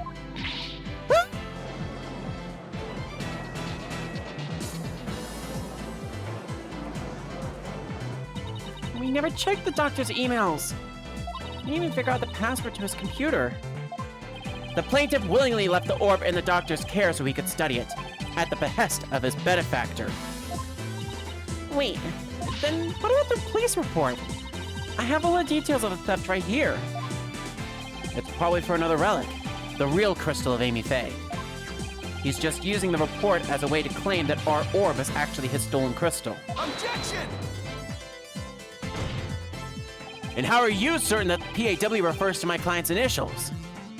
Maybe the email's recipient was a dog lover. Perhaps. So let's get to know your client a little better, shall we? Mr. Politician Wimperson.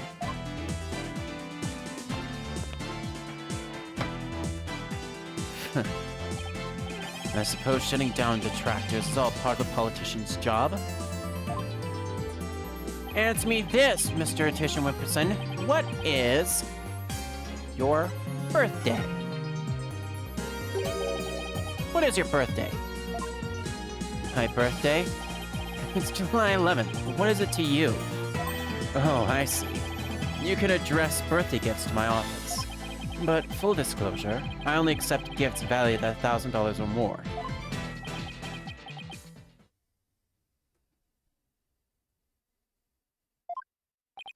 Someone get the man a slushie, because ding ding ding, we have a winner for the world's biggest idiot of this case.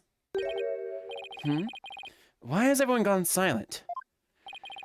How can anyone be that self-centered? Oh, right, politician. Did everyone hear that? He said July 11. July 11, or rather 7-11, matches the numbers in the email address. Both the name and a birthday are a match. I hardly think that's a coincidence. Wait. Why, you sneaky little... Looks like someone finally decided to join the conversation. Would the plaintiff care to explain? I would like to say that is quite what? Quite the thing you've said.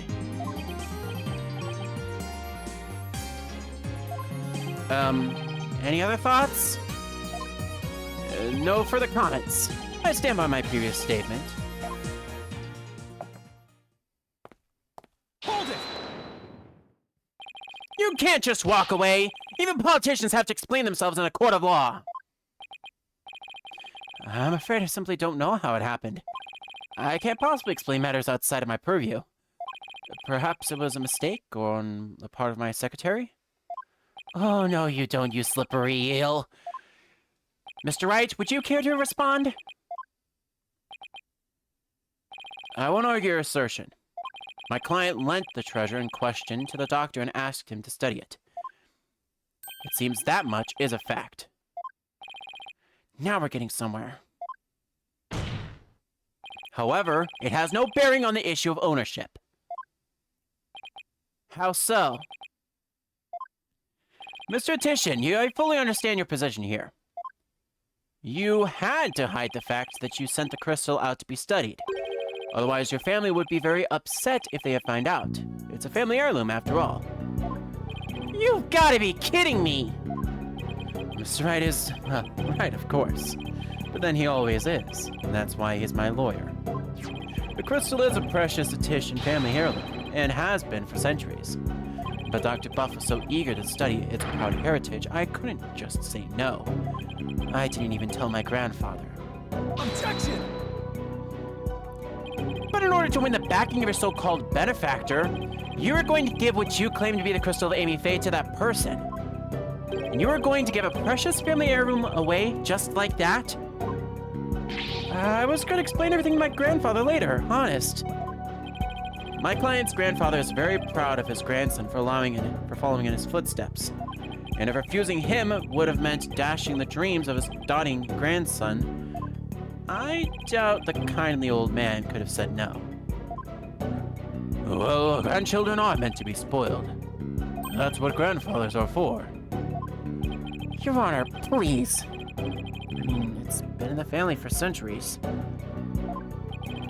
My grandfather thinks highly of my talents as a politician. That's why he entrusted me with this very important name placard today.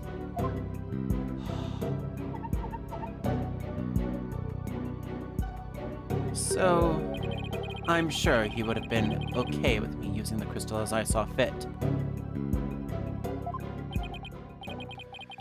Oh, Grandpa's spoiled little brat. I think the judge is buying it, Apollo. No surprise there. He's always going on and on about his own grandchild, after all.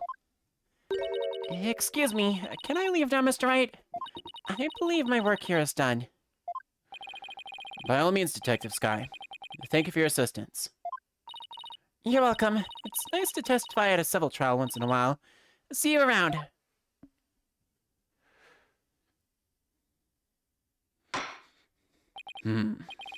It seems the facts have changed somewhat.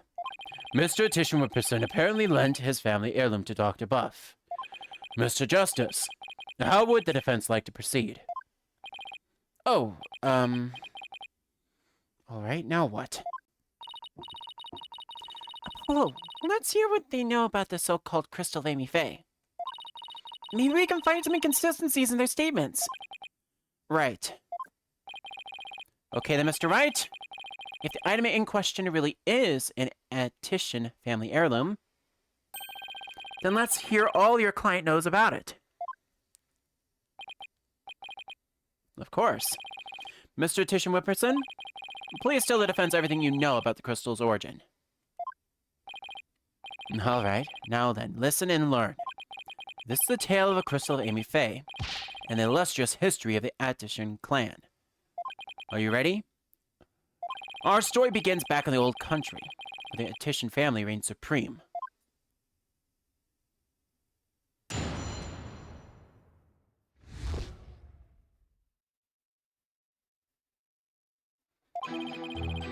My ancestor was praised as a benevolent ruler. He protected the spirit mediums, a minority back then, from the rest of the locals. Some discriminated against them, you see, while others tried to abuse their power. As thanks, Amy Faye gave the crystal she had specifically made as a gift to him. I'm a descendant of that great lord. As such, my political power and influence is backed by centuries of history.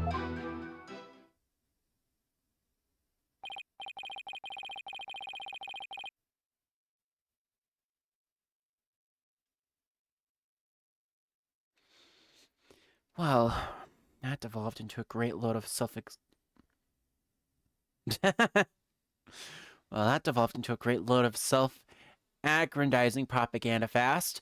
There is a small difference in the transcript that I'm looking at here. I'm blaming it on a typo, so don't worry.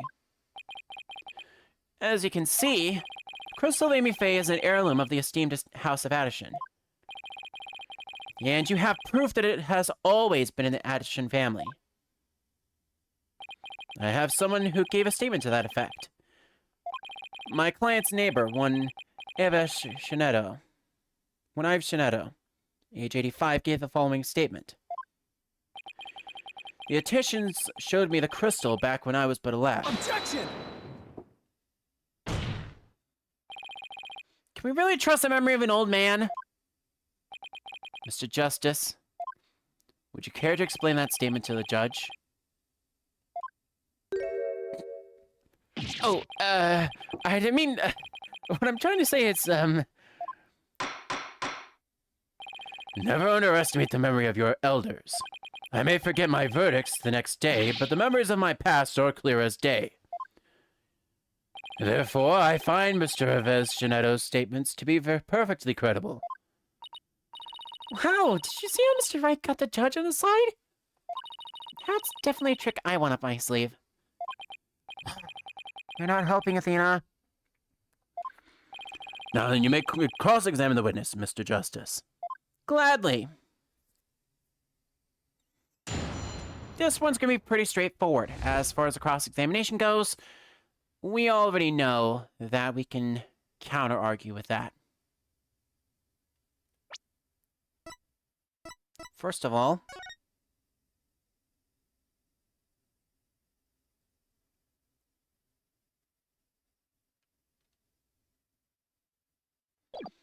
we have that.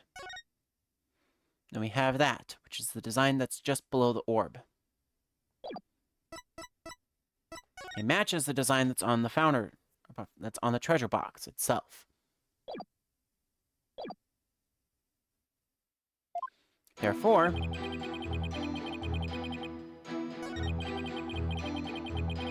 we know exactly what we need to do here.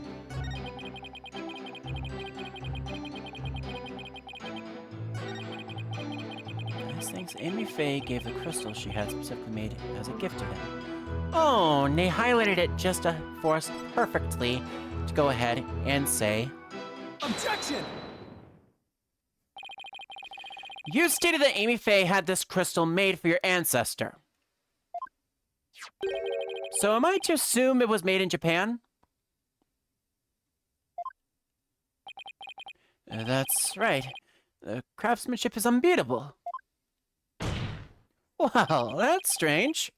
I don't see how your so-called crystal could have been made there. What are you talking about? It's quite obvious if you take a closer look at this. Take that! Take a look at this distinctive shape design here. According to Dr. Buff, it's a Matama motif dating back to the early days of the Kingdom of Karain. The Kingdom of Karain, And you base this on... Here, this piece of evidence, Your Honor. These are the doctor's research notes on the Founder's orb. This is the box in which the orb was originally stored. It features the same pattern as the one found on the orb. They do look like the same pattern. Therefore, I assert that the disputed item must have been made in the Kingdom of Karain. Objection! The Karain channeling technique originated in the Kingdom of Karain. And Amy Faye is known to have traveled there to train. With that in mind, what's to say she didn't bring that pattern back with her? Objection! But since this is clearly a Karainese design, not even you can deny the possibility that it was made there, in the Kingdom of Karain. Objection! Anything is possible to some extent. That doesn't make it true. So you can't conclude that the orb from Karain is based solely on that pattern. If it were that simple, I could just as easily say it's Japanese.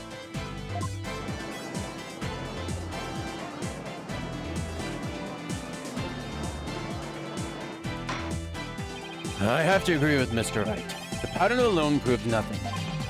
But that also means there's no basis to claim that the item in dispute was made in Japan either. At this rate, we are going nowhere fast. That's right. We're just spinning our wheels here. I wonder if we have any evidence that could break the stalemate. Evidence that could break the stalemate. We have no evidence. I'm just gonna lay that out to you right now. We have no evidence currently that determines this item's true origin. There doesn't seem to be anything we can use. At least, not at this point. Well, unless we can find something, this trial won't be going anywhere.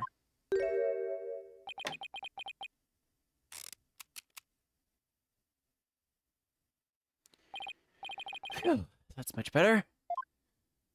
What's his deal? I have a suggestion. Why don't we consider this from a different angle? I'm listening. What if the Defiant Dragons really were authorized to take possession of the relic?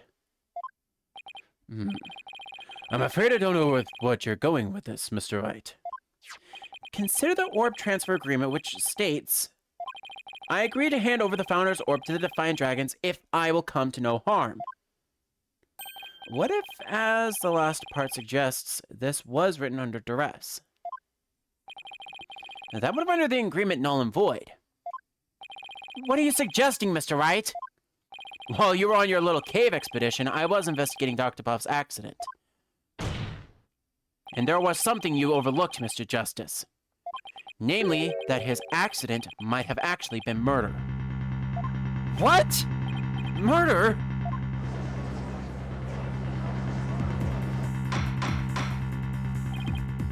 Mr. Wright, you do realize such statements are not to be made lightly. Are you suggesting the Doctor was murdered by the Defiant Dragons? Yes, but follow me on this for a second. The books that came tumbling down were from the archaeology shelf. However, among that mountain of books was a single volume on psychology. What's more, there was some blood on it. And you feel this is important because the books that came tumbling down were from the top shelf, the archaeology books. We know this because the Doctor's books were meticulously organized by subject. Archaeology took up the entire shelf, so that psychology book is completely out of place. Come to think of it, the shelves were arranged quite carefully. It's also worth noting that psychology books only take up a tiny part of the bottom shelf. You might wonder why a book on psychology was found amid the pile of archaeology books. But I believe I can explain what that single out-of-place book was doing there. The Doctor was struck from behind while selecting a psychology book from the shelf. And that's when the blood got on the book. Precisely. And to make it look like an accident, he was buried under a mountain of archaeology books. Objection! Wait a second! This is all just speculation, right? Or do you have proof that it was murder? Of course I do. You do?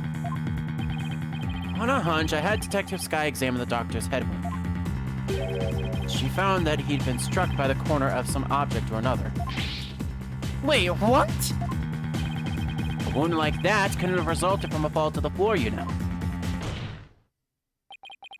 Do you understand what this means, Mr. Justice?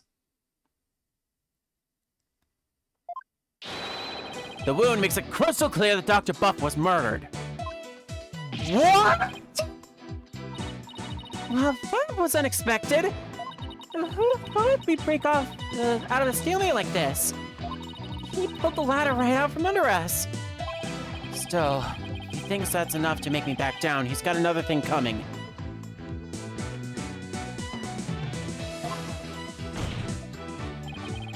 Even if the cause of the death was murder, what makes you think it was the Defiant Dragons? You should know better than to hurl baseless accusations. Objection! Did you forget who you were up against, Mr. Justice? Huh? You didn't think I'd come to court without witnesses and evidence, did you? What are you talking about? I would like to request more testimony from the plaintiff. Specifically, I would like the court to hear how he saw one of the rebels leaving the crime scene. He saw what?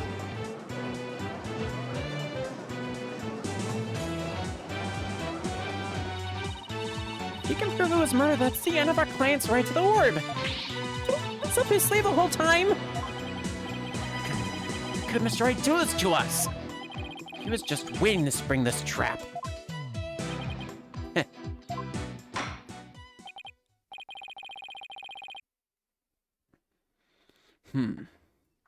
This trial has taken another unexpected turn. But I must mention, Mr. Wright, that you have yet to identify the murder weapon. The object used to commit the murder was not located at the scene of the crime. The murderer likely disposed of it elsewhere. Begrudgingly, Dr. Buff's autopsy report is added to the court record. Well, I never thought that I'd be deliberating the issue of a murder at a civil trial. All right, Mr. Addison Wimperson, your testimony, if you please.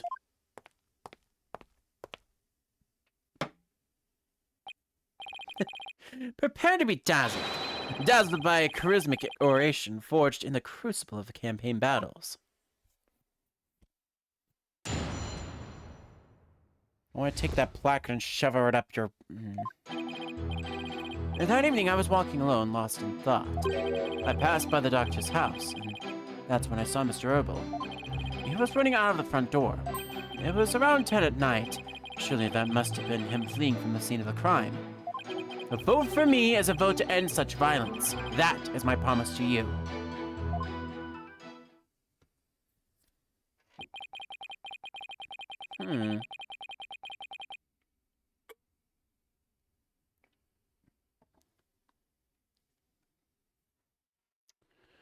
So the plaintiff saw a possible suspect fleeing from the doctor's residence. And it was within the window of the estimated time of death? It's horrible. What in the world were you doing there, then? The study photo has been updated in the court record to reflect the scene of the night of the murder. It seems that Mr. Rebel was loitering around Crane Village that day. There is evidence that he was in the doctor's study as well. Isn't that right, Mr. Justice?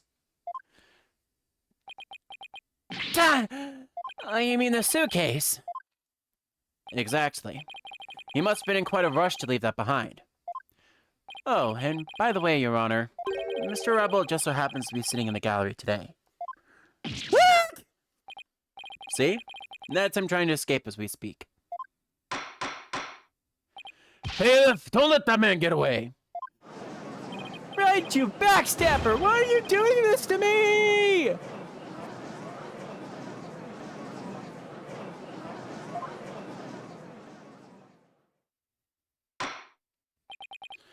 All right, the counsel/defense may question the plaintiff/witness once more.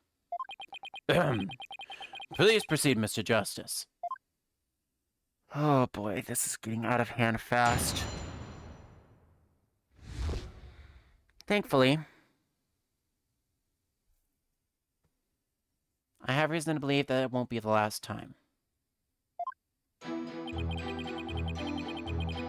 this one should be a fairly easy press and pick. Let's go to the doctor's house, and that's when I saw Mr. Herbal. Hold it! And where exactly were you when you saw Mr. Herbal? Right here, under this tree. I saw him dashing out of Dr. Buff's front door.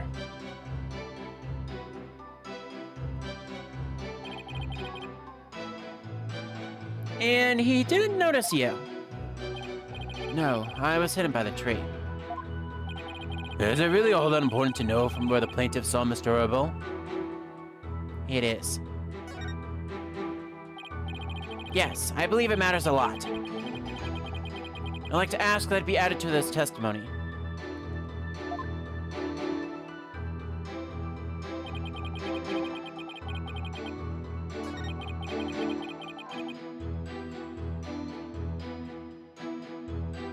Hold it!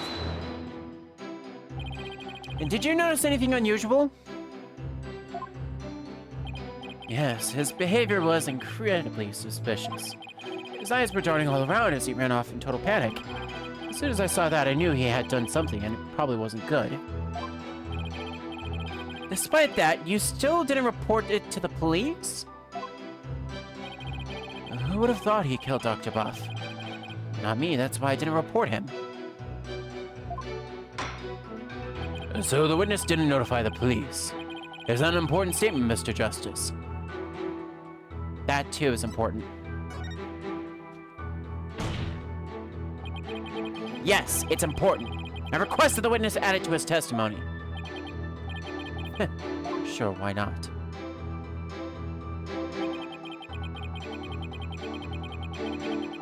Strike 3.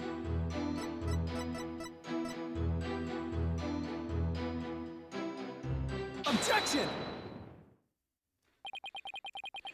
Mr. Titian Wimperson, rather than Mr. Arabal, wasn't there something else that should have had your undivided attention? Like what? Oh, yes, of course. A politician must also keep his fingers on the electorate's pulse and focus on the... Sorry, but you're way off. I am? Would you care to explain, Mr. Justice?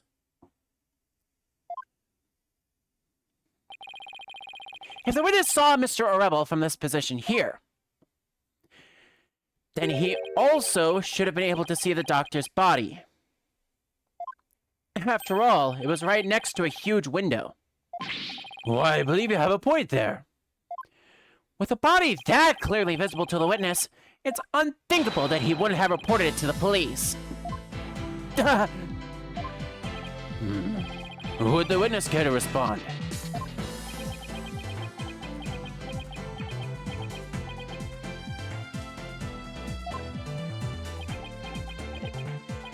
Did he fall asleep?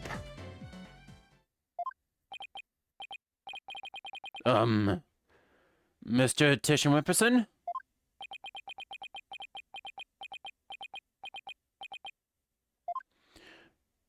Mr. Titian Wimperson! Huh? Oh, there are many sides to any issue. What did I ever do to deserve this?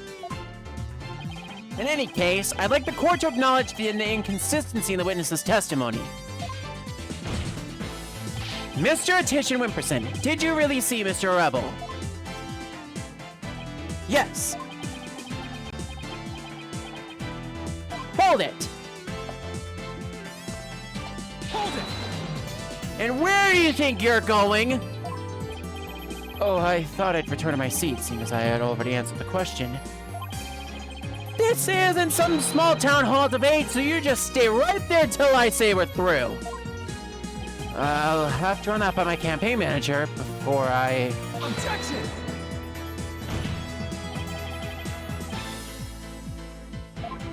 Well, Mr. Titian Wimperson, I think it's time for you to come clean. Huh? So then, does this mean he didn't see Mr. Obo? As your lawyer, Mr. Titian Wimperson, I'd advise you divulge that matter that we discussed. Silence is no longer an option. Are you sure about this? I'm in the midst of running for office. I can't afford to let any strange rumors get out. Don't worry. You won't suffer any blowback from what you're about to reveal. Blowback? I'm not sure I like the sound of that, Mr. Wright. Not to worry, Your Honor. Nothing untoward will come to this, I promise. Now then, Mr. Justice. Remember how it was an anonymous caller that reported to the doctor's death? Come to think of it... Emma, who was the first one to discover the body? About that, whoever it was, it seems they wanted to remain anonymous. What? Well, it happens now and then. Some people would rather not get involved with the police. God damn it. Wait, you're not saying that... Yes, that's exactly what I'm saying. The anonymous source who contacted the police after discovering the body was... my client, Mr. Paul Titian Wimperson. What? You don't say. So you see, he played his part as a concerned citizen. Quite admirably, if I may say so. Isn't that right? Yes, indeed. In our society today, there are too many who choose indifference over righteous actions. But I don't number among them. That's why I did my duty as a concerned citizen. One might call me the model citizen, one worthy of standing above all the rest. real standard bearer he is, reporting it anonymously. Oh, and by the way, Mr. Justice, wasn't there someone else at the scene of the crime when my client discovered the body? Oh, you mean Mr. Rebel? He would have been leaving the doctor's house right about then. Wait, that means... Yeah, it does. In short, what my client witnessed was Mr. Rebel fleeing the scene of a heinous murder. And that's not all. Based on what we've heard so far, Mr. Rebel looked exceedingly suspicious, and that's putting it mildly. We already know that the Defiant Dragon threatened the Doctor with bodily harm. And now that they've killed him, the so-called orb transfer agreement is null and void.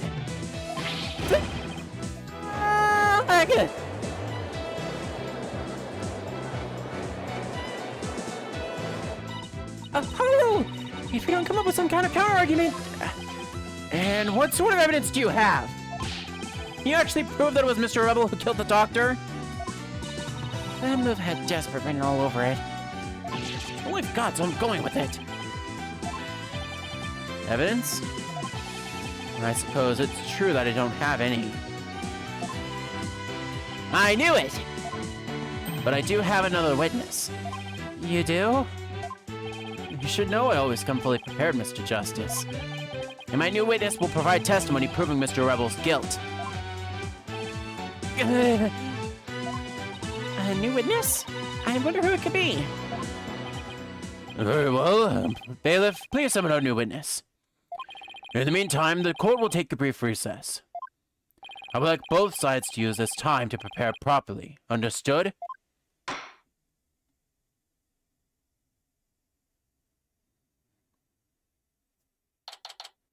We now go to defendant lobby number 3, once again.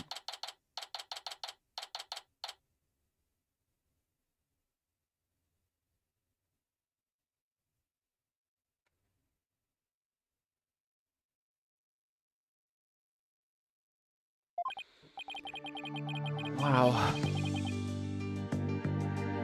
Mr. Wright would put up a tough fight, but... Yeah, just when I thought we had him, he turned the tables on us. He really is a turnabout terror. We can't let him blindside us again. Looks like they got me again. 3 times in 1 year. That's a new record. Tats, please. No more new records, or bad puns while you're at it. It's hard enough trying to help you as it is. Roger that. I'll be more careful next time. Is what Mr. Wright said true. Did you really pay a visit to Dr. Buff that night? Sure did. I can't remember the exact time, though. All I know is he wouldn't hand over the orb.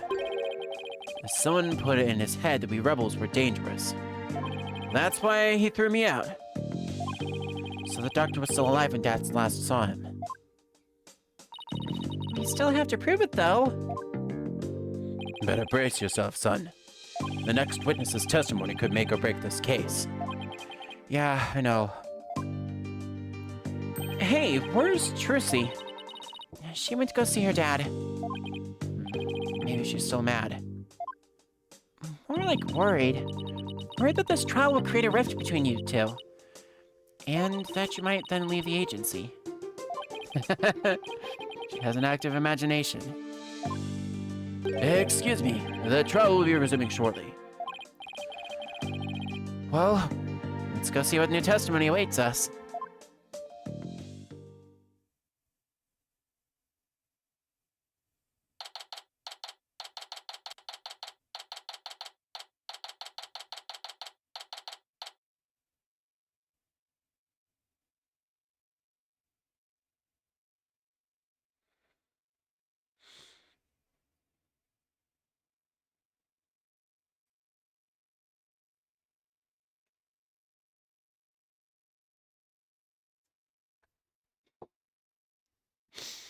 So remember how I said there was a part that I was just absolutely chuckling at? This is it. District Court, courtroom number 6. All right, the court is now back in session. Mr. Wright, you said you had a witness. Your Honor, I would like to call the lone survivor of the doctor's murder to the stand. Wait, you can't mean that Sarge is here? You mean Dr. Buff's reclusive kid? How did you get him to cooperate? Nothing a little persuasion couldn't handle. The poor child only agreed to help the men catching the killer. Getting a kid like that to overcome his fear, now that's impressive. This must be really important testimony for the kid to come out in the public like this. Very well, Mr. Wright. Please call your witness to the stand.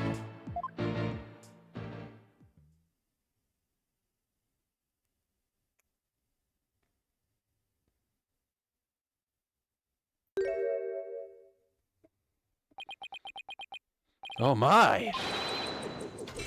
Sergeant Buff at your service, sir. He's here as a drone? Really?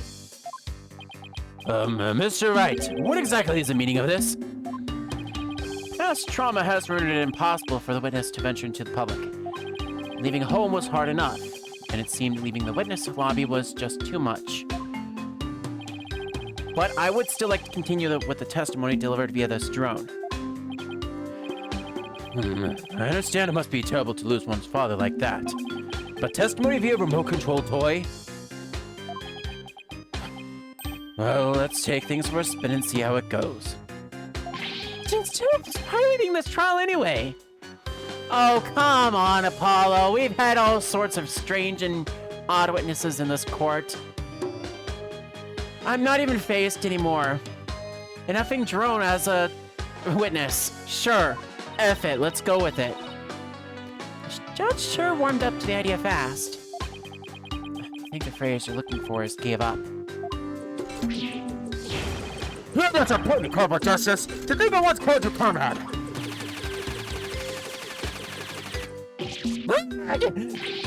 Defending anyone who killed Papa? That's foreign treason, soldier. I hate to let you back to private. Corporal? Private? What's he talking about, Apollo? It's a long story. Now then, are you ready to testify, youngster? Locked and loaded, sir. Ready to rain murder down upon the perpetrator.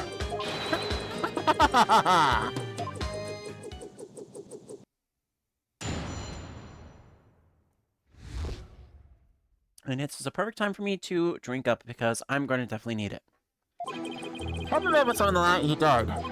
I didn't have eyes on the ground because I had already mounted my siege defense, but I did hear him arguing with someone in his study. From my window, I saw the one designated Dots getting ejected from the premises. After that, the man lingered around the perimeter for some time. He must have regrouped and killed my papa in the study later. I just know it!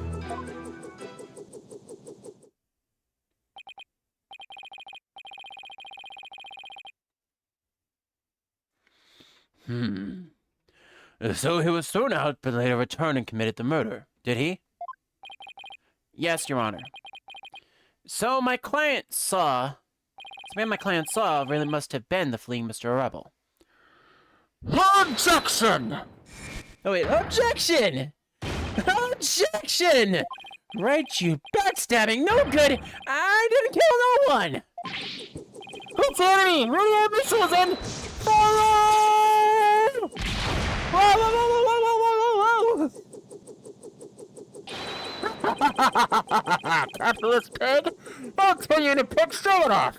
And that's just a taste of my ultimate anti-science weapon. Whoa! It fires missiles too?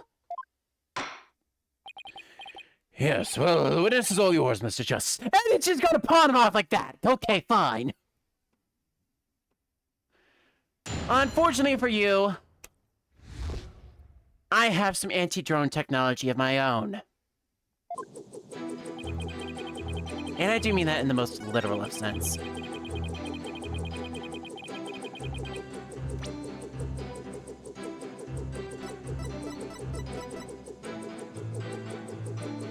Didn't have my eyes on the ground as I'd already mounted my siege defense, but... Nyet. Objection! Sarge, are you hiding something from me? How dare you question your superior officer like that? You want to get in a straight-up action with Pigboy over there, soldier? Sorry, but I'm afraid lawyers are missile-proof.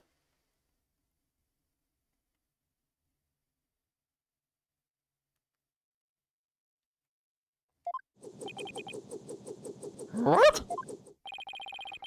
Would the defense care to explain? It's simple, Your Honor. Just as he is able to see what is happening in court right now, Sarge was able to see what is happening in the study there. With his cherished drone, of course. How dare you question your superior officer like that?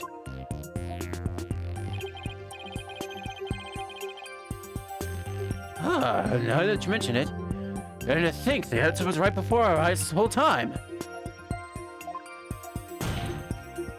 Sarge! You were perfectly capable of patrolling the study that night. So you must have seen something. Ah! I'm hit! What is this strange new weaponry you're using against me? Courtroom warriors don't use guns or missiles because evidence is our weapon of choice. If the evidence has exposed your bald-faced lie. My truth bomb, Sarge, has stripped your defenses bare. Truth bomb? No! No! No! I'm going down!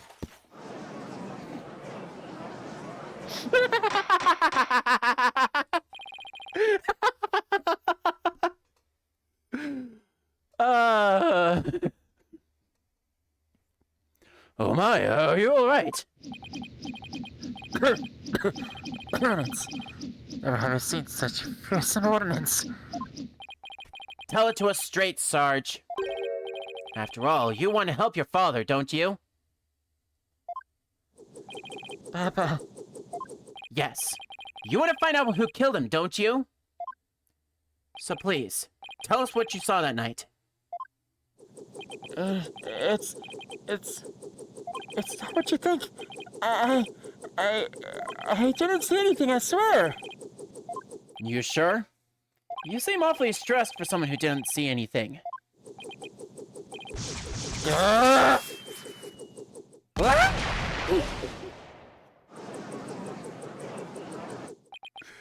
Sarge! You need to answer my question. Shut your pie hole, maggot. It'll be a scorching day in Siberia before a lily pervert like you orders me around. What's with him in Siberia, of all places? If a scorching day is what'll take him, then maybe it's time to turn up the heat. Hey, Athena. You think a therapy session might help? Oh, it could help alleviate some of his anxiety. Plus, I'm picking up a lot of discord in Sarge's voice.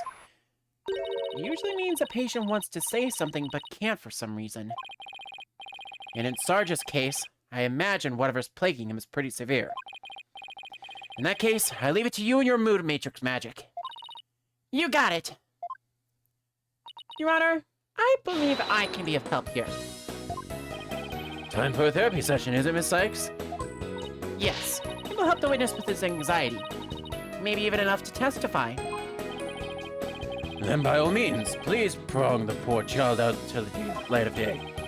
Oh, but I assume this will be alright with you, Mr. Wright. Why not? It's not like we all haven't been through this before. What are you putting it for, lady? There ain't a place in this battlefield for you. Objection! I beg to differ, Sarge. This G.I. Jane's always ready for a fight in the courtroom. And wait until you see what I've got in my arsenal. Analytical psychology. With it, I'm gonna blow a big old hole in the armor you built around your heart. Oh! Post evidence now analytical psychology? Where are these WMDs coming from?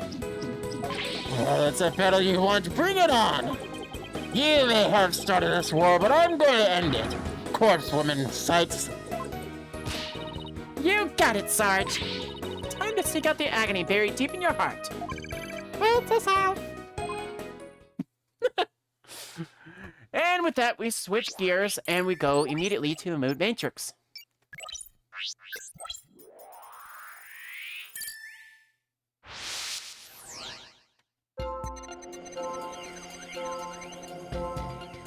I'm not gonna do the voice in this one. So we stayed in my room with the drone that evening. I heard Dads and Papa arguing with each other. Dads got kicked out, but I saw him still hanging around outside. I was in my room, so I didn't know Papa was dead until the next day.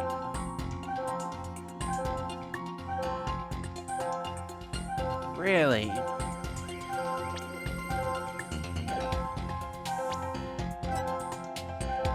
Because that level of surprise is not like the one before it. Got it! That's strange. You reacted with shock when you discovered your father's body. Yet you weren't nearly as shocked then as when you saw Mr. Rebel. Normally, you'd expect the death of one's father to be much more impactful. Enemy fire! Direct activity! That is strange. I wonder what it could mean. Well, we know he wasn't as affected by his father's death as he should have been. And I think I know why. Oh? Sarge, you weren't as shocked at seeing your father's body as seeing Mr. Rebel because you'd already seen his body.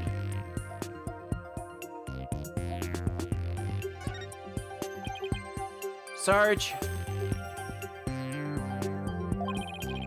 maybe the truth is, you left your room that night, and that's when you saw it. Your father's body. I saw no such thing. Really? You didn't see his body? Alright then, what did you see? Uh, The noise level has dropped to 70%. Look, Apollo, we lost some noise! So, just as I suspected, he really did see something. Sarge, please, tell us what you saw.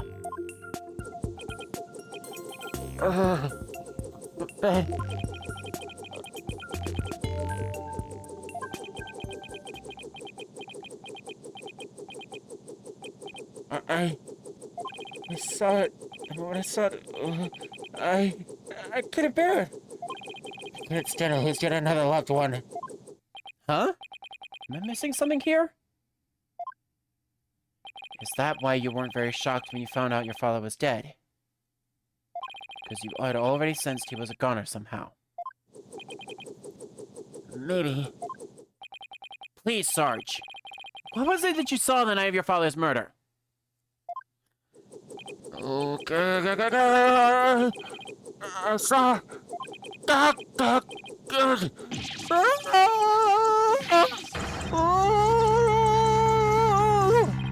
What's happening? I don't like where this is going. No more, please!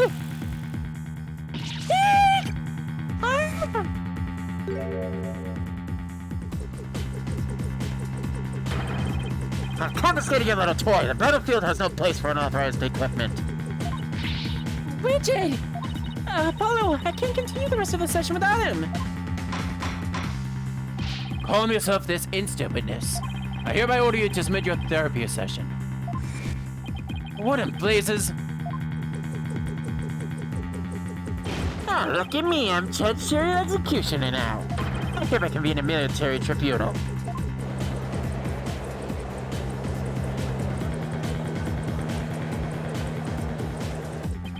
Whoa, this has gone way too far. Arrest that drone this instant. Stop resisting. If you don't come quietly, I'll... Follow!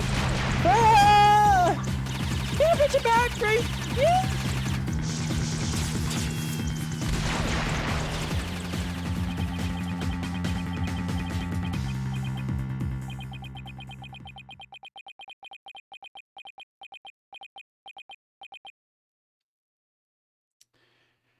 Sarge causes trouble by stealing Athena's widget and Judge's gavel, causing chaos in the courtroom.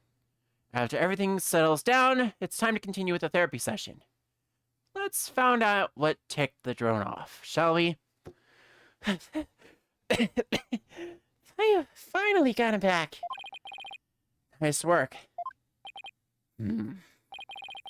This witness is truly a handful. 1, 2, 3, 4. Ooh. Miss Cykes, what's the witness's current psychological state? Let's see. He's emotionally all over the map. So his out-of-control emotions are in control of him, huh? Does that mean we can calm him down if we can figure out the root cause? Yes, so let's see what we can find. Sarge, can you hear me? Is that you, Colin Cykes? I'm here.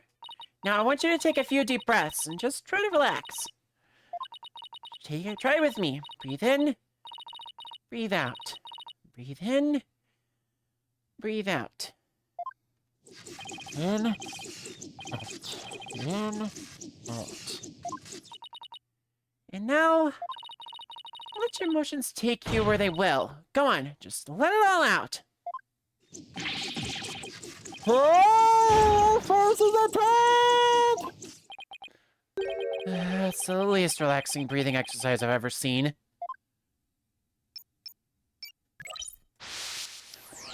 Update 1 from the Moon Matrix, and it's on haywire. Sadness and surprise is on fire. Dance was still hanging around after he got kicked out when I heard more fighting, and I got worried about Papa. So I left my room, but suddenly, I got dizzy and passed out. I remember a flame lighting up the room, and Papa grinning with delight. That's when he must have been killed. If only I hadn't passed out.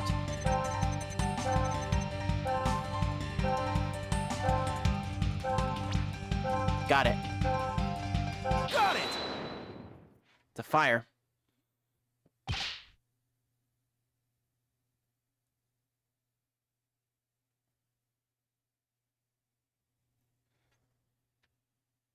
Oh, crap.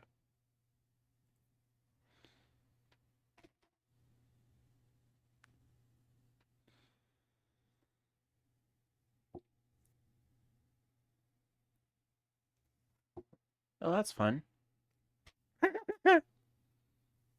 Okay. I'm alright.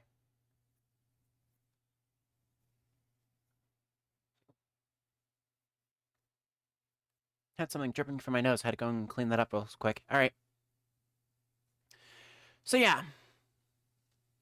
The flames on the 6th statement. That was it. Now, technically, you could have also pressed the flames on the 5th or 6th statement, but it was the flames that were it. That's it! Sarge, you were overcome with shock and fear when you saw those flames, weren't you? Was I? Yes, just 6 months ago. You and your mother were caught up in an arsonist's blaze, so it's no wonder you'd be extremely scared of fire. Yes, that does make sense. And maybe, just maybe, your subconscious fear of fire was what caused you to withdraw from the world. What do you mean, Corwoman Cykes? In the outside world, you were bound to come across all sorts of fire. Candles, cigarettes, heck, even a grill at a diner. Even if it's not that often, just the idea that you might see them. Bigger and bigger, and you couldn't shut it out. I think you might be onto something. Candles, cigarettes? Just thinking about them sends a chill down my spine. Wow, things I take for granted. Oh, I see. I was afraid. Afraid of a fire. I didn't even... Strange. I didn't even realize it myself. About the fire, Sarge. Can you tell me what it was burning? Just stay calm, and maybe nothing will come to you. Maybe something will come to you. Oh!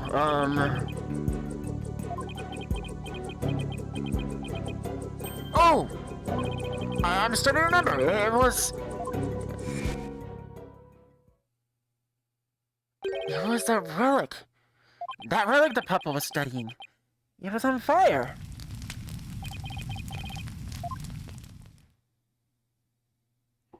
Wait, the orb was on fire? Uh-huh. It's still kind of fuzzy. But yes, the orb was burning right in front of Papa. And there, in the flames, was... Mama? Yes, now I remember. I saw Mama appear amid the dancing flames.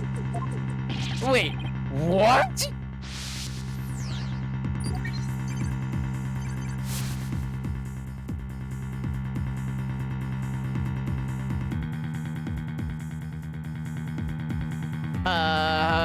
What?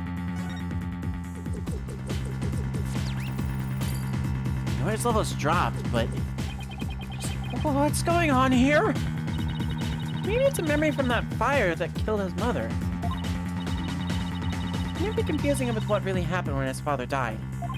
So let me guess. More therapy? Yep, but this time, it seems there's an inconsistency in his statements. And I think we should be able to prove it with the evidence at hand. I hope this inconsistency is a key. Proving that the relic really is a Founder's Orb.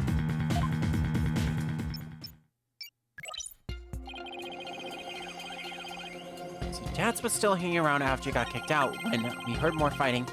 I got worried about Papa. So I left my room, but suddenly I got dizzy and passed out. I remember Flame lighting up the room, Papa grinning with delight. Well, it was on fire and I saw Mama's face inside. That's when Papa must have been killed, if only I hadn't passed out.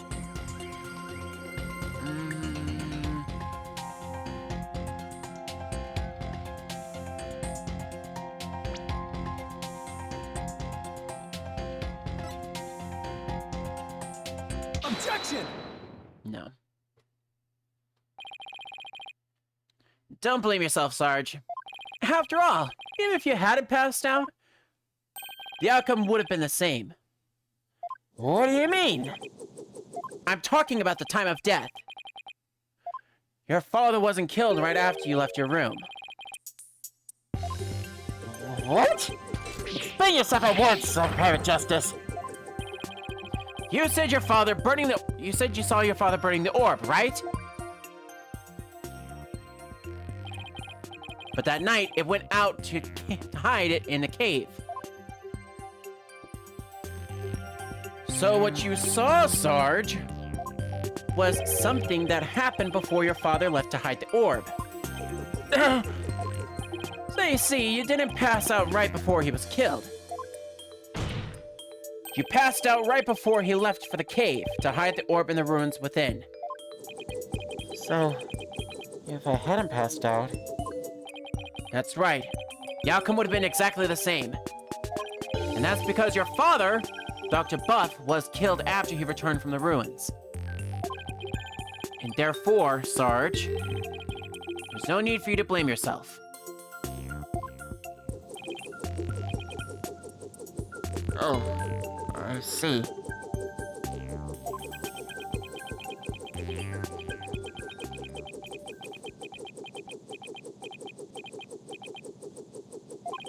Private Justice, can you really bear no blame in this? Can you really say I bear no blame in this? Why do you ask? Because the truth is, if I hadn't engaged in my siege defense, Papa would still be alive. Sarge. Papa wished nothing more than for me to lead a happy, healthy life. That's why he quit his job and moved us out, away from the big city. But even then, I didn't have the courage to set foot into the outside world. In the end, I failed to make Papa's wish come true.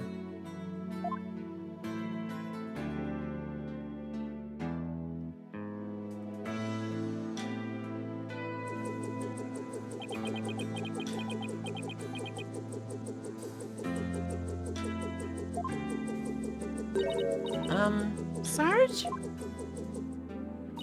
If you want to make your father's wish come true, if that's what you really want, then who's to say it's too late? Why don't you take the first step now? My first step? That's right. You can cast off all your regret. You can stop standing still and start moving forward. You have the power within you. I know from your experience. I know what it's like to feel like you do. But only you can decide to take the first step.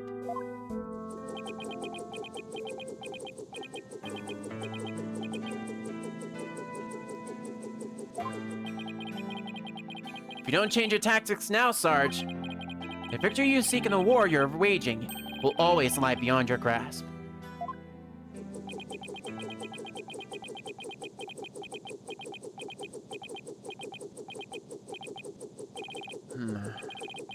I think I understand now. I've made up my mind. As of this moment, I will suspend my siege defense immediately. Or indefinitely.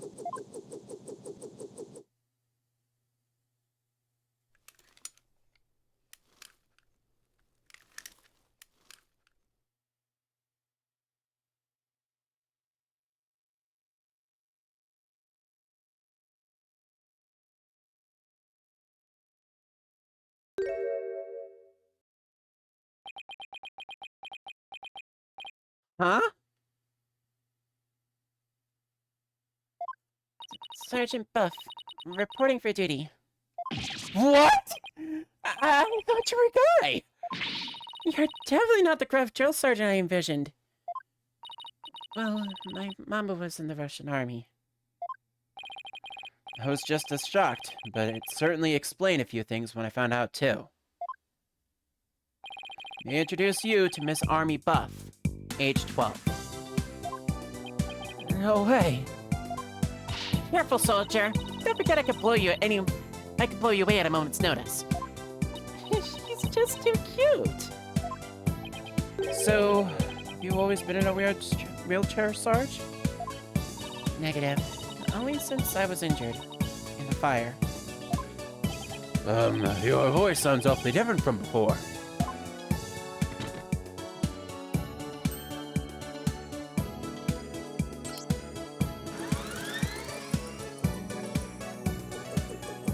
My drone features a voice modulation device.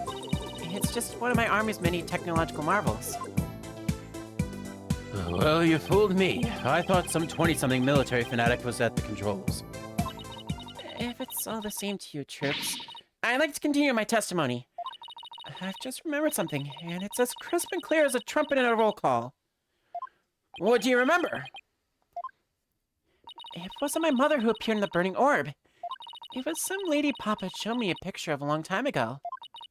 He said it was the Holy Mother. The founder of Corionism. She appeared right there, right in the burning orb. Huh? What did you just say?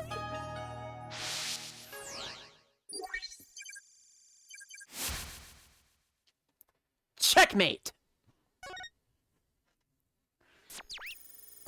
Noise level 0. Bye-bye. Bye, Widget.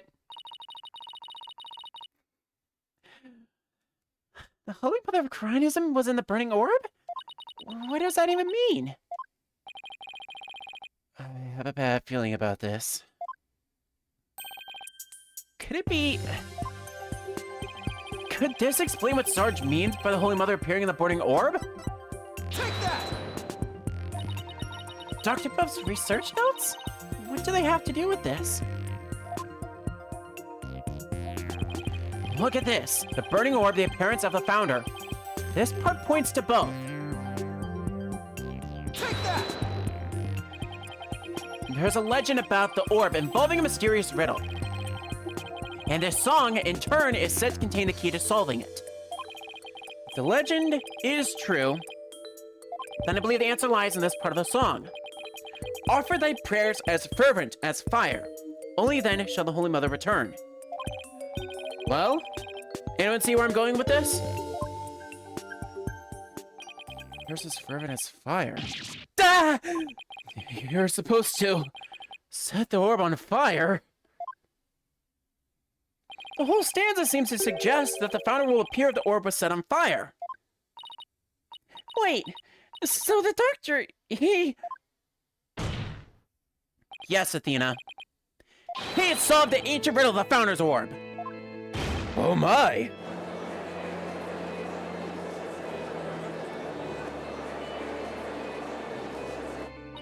Papa was a great archaeologist, so I believe in him.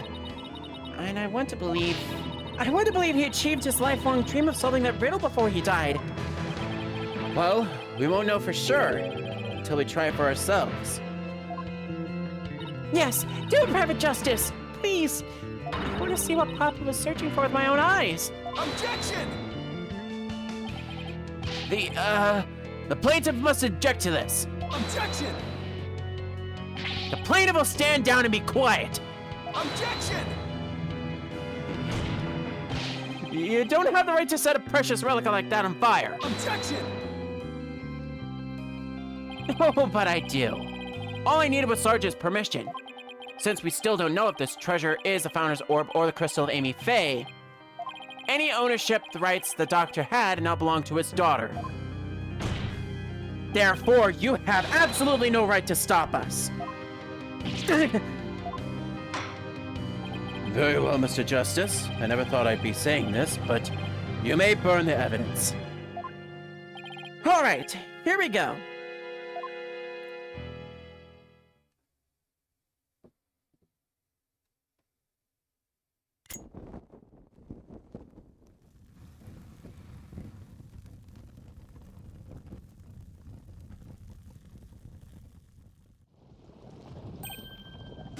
Look!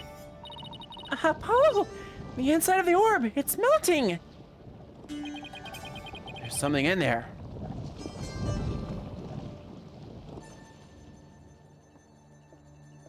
Huh? Dirk! Isn't she... Her card leaves no room for doubt. It's the Founder herself. Face and all.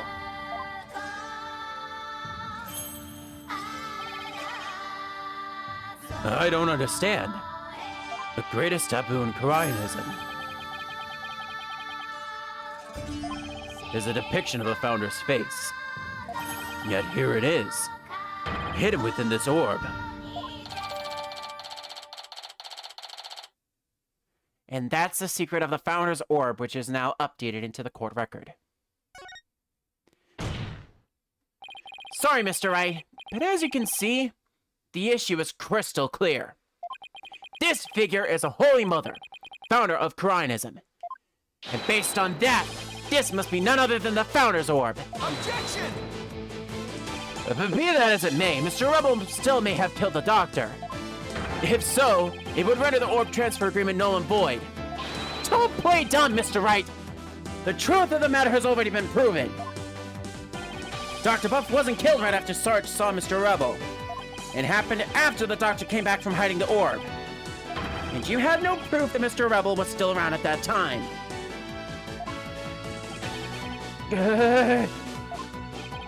Your claim that the Defiant Dragons were behind the crime doesn't hold water. And that means the orb transfer agreement is still perfectly valid. Admit it, Mr. Wright. I just burned your whole case to the ground. Oh. No! Oh.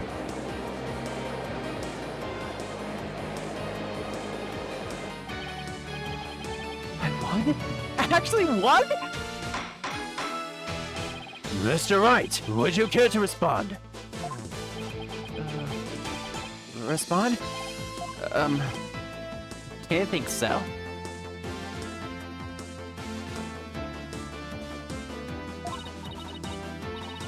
Wait, did we just win? Did we actually beat the Turnabout Terror? Amazing, Apollo! Don't just stand there, right? Do something! Well... I don't think there's any digging out of this hole. Mr. Titchin Whipperson, I think it's time for your concession speech. I have proven beyond a shadow of a doubt that this is the Founder's Orb. The facts don't lie, but you obviously do. How's that for a campaign slogan? Why, you competentious peasant.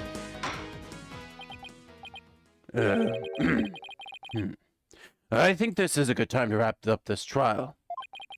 If both parties have no further objections, I will render my verdict. No objections here, Your Honor. Hold it! You can't do this. The crystal is mine. I'll lose the election if I lose that crystal. I'm sorry, but there's really nothing more I can do. You haven't forgotten about our little chat, have you?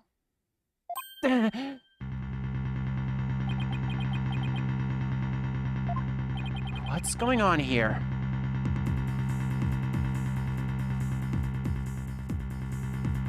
Objection! Your Honor, I object to the defense's last claim. To the defense's last claim. What? I don't believe they have truly proven that the relic is indeed the Founder's Orb. Objection! Mr. Wright, I don't even think you can bluff your way out of this one. What possible argument could you have to claim that this isn't the Founder's Orb? About that.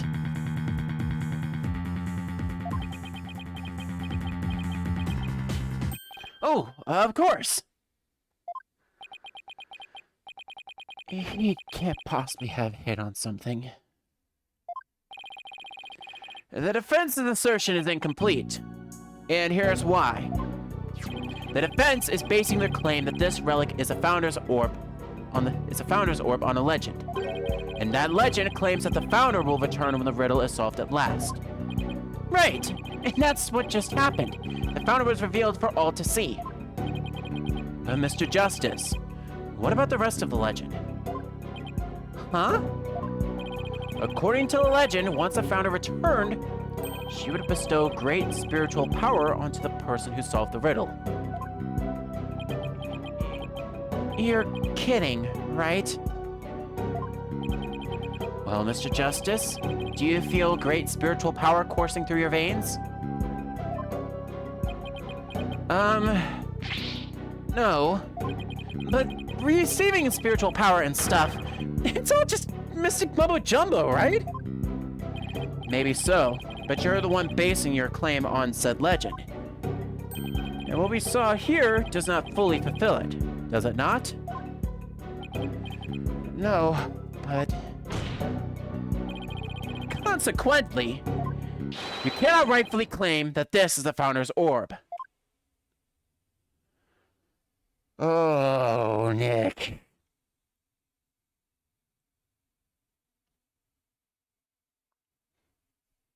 God damn you.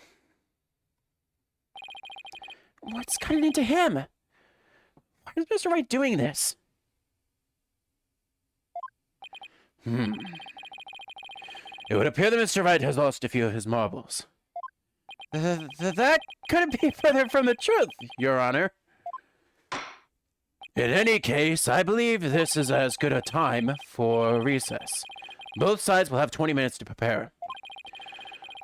I ask that all arguments be ready by then. Oh, and Mr. Wright, you do all to wash up and find your missing marbles by then, too. Sure.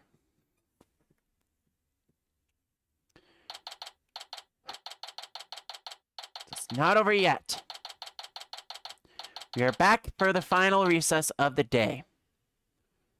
District Court Defendant Lobby number 3. Mr. Reed is sure acting funny. I mean, he's famous for going out on a limb, but that last assertion was just plain crazy. It's either a bluff or a Hail Mary. Either way, it doesn't make much sense. Maybe there's something we're missing here. Although, he seemed perfectly normal when we spoke earlier. Apollo, I have a bad feeling about this. I'm gonna go check up on him.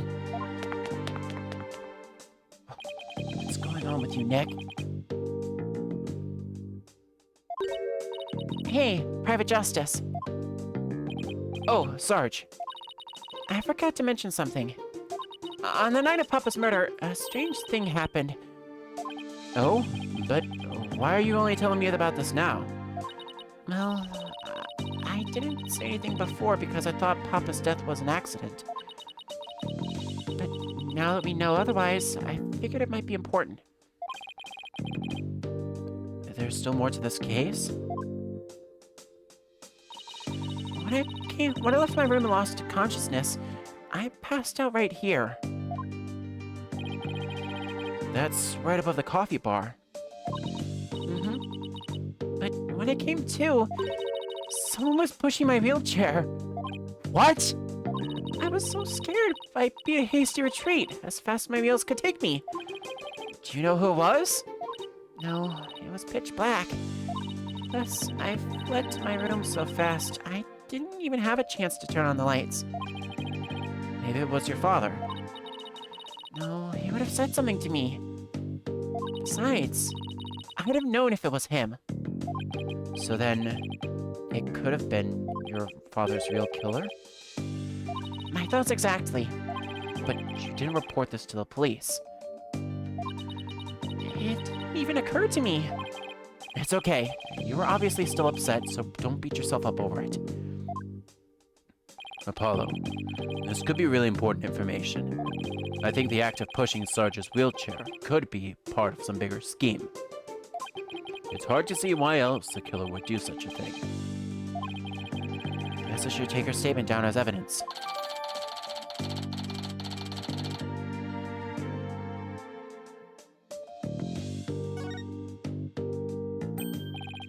Oh, welcome back, Athena.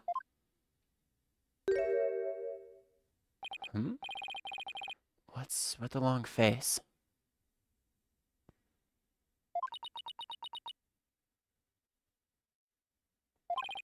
How'd it go with Mr. Wright? What should I... Athena? Oops, sorry. Zoned out there for a second. The recess is almost over, so let's go. What was that all about?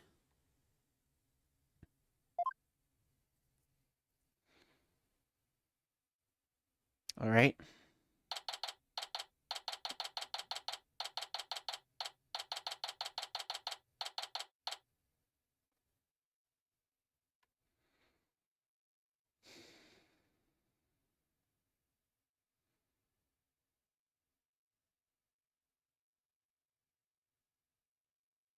This is it.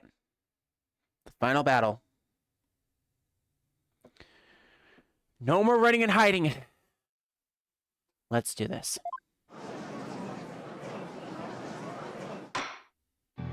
All right, court is once again back in session. Now, Mr. Wright, about the last objection you raised. We, the plaintiffs, still believe that the defense has yet to sufficiently prove its case. They claim that, according to legend, the Founder's Orb bestows spiritual power. Yet the relic in question has failed to do so. Therefore, it has failed its own test. I see. He's sticking with that ridiculous argument? Furthermore,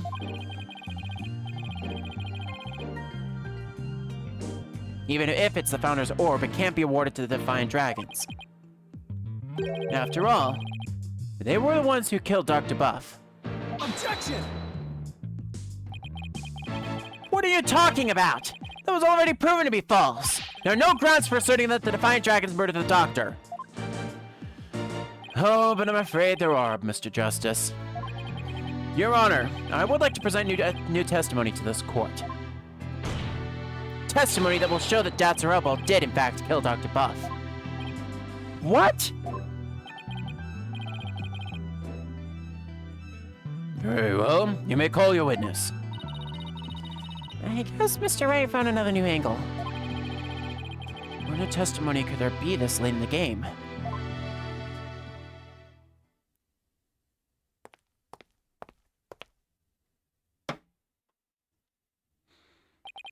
Fellow citizens, it is I, politician, a once and future representative of the people. Jeez, not him again. My client divulged new information to me during the recess. He remembered something he saw, you see. Something crucial to this case. How very convenient.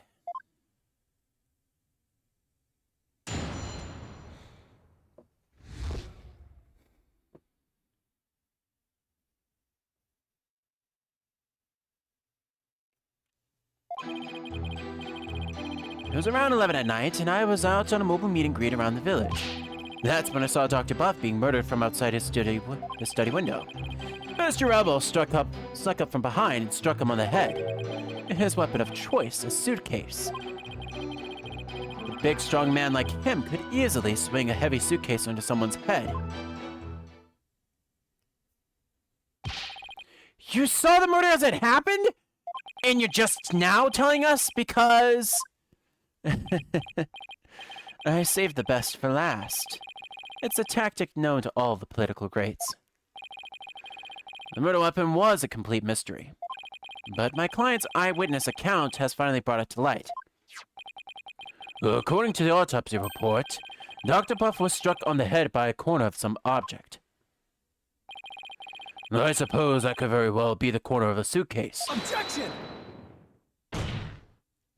But eyewitness testimony isn't the same as hard evidence. Oh, I wouldn't worry about that if I were you. What's that supposed to mean? We have physical evidence too. A luminol test revealed the doctor's blood was on Mr. Rebel's suitcase. Really? But how does that prove Mr. Rebel used it as a weapon? Objection!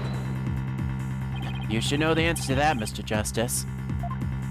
Since you know as well as I that the suitcase is covered in his fingerprints. Ah! I forgot we dusted it right in front of Emma!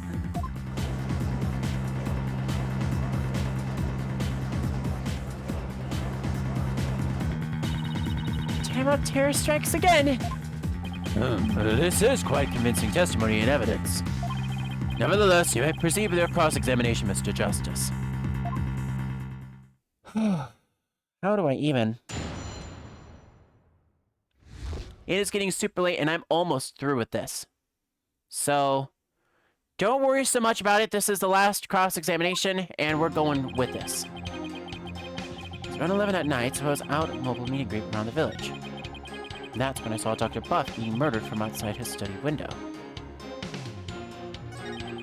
Mr. Elbow snuck up from behind and struck him on the head. Hold it! He snuck up from behind? So you're saying the doctor never even realized Mr. Rebel was there? And that's right. He was utterly absorbed in a book. I see. What did you see Mr. Rebel do next? He climbed up on the bookshelf ladder and dumped a bunch of books down on the body. I believe he was trying to make it look like an accident. But that idiot didn't realize I could see everything from outside the window. One of those statements doesn't feel right. Your Honor, I believe the witness made an important statement just now about the doctor reading a book. The doctor was reading a book at the time of the murder. That's vital testimony. Very well, the witness will please add that statement to his testimony.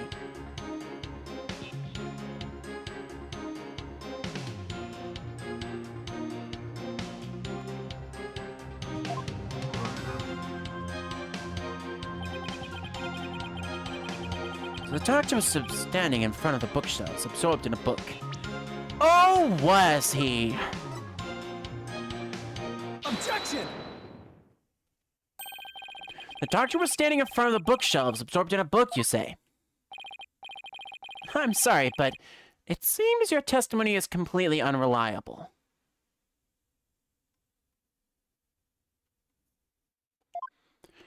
That's quite a bold statement. Well, let's hear you back it up. I challenge you to prove that I am anything but 100% reliable. It would be my pleasure.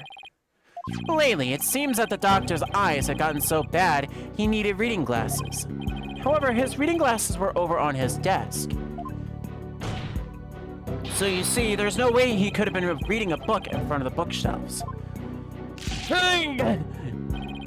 I'm sorry, Mr. Titian Wimperson, but I'm gonna have to ask you to explain this discrepancy to the voting public. You what? I'll explain it, you lily cur. I simply made a mistake, you see. The doctor was actually sitting at his desk when Mr. Rebel hit him over the head. But then the doctor would have been facing him. Surely he would have seen him and tried to run. Dr. Barth was nodding off. I could tell because his eyes were closed and he wasn't moving. Sounds more like what you would do. Then how do you explain the fact that he was struck in the back of the head? Isn't that something that should be impossible from the front of the desk? Oh, about that. He bowed his head when he nodded off. That's when he was clobbered. I see. So that's what you saw. Well, Mr. Justice, that sounds like a perfectly reasonable explanation to me. Do you have a problem with the proposal that the doctor was struck while nodding off? Big problem. Here's a problem. A very big problem, in fact. The witness's statements doesn't hold up under the slightest bit of scrutiny. Is that so? Well, then will you please show this court what evidence you have to justify this? Gladly, Your Honor. This shows a problem with the witness's claim that he saw the doctor nodding off.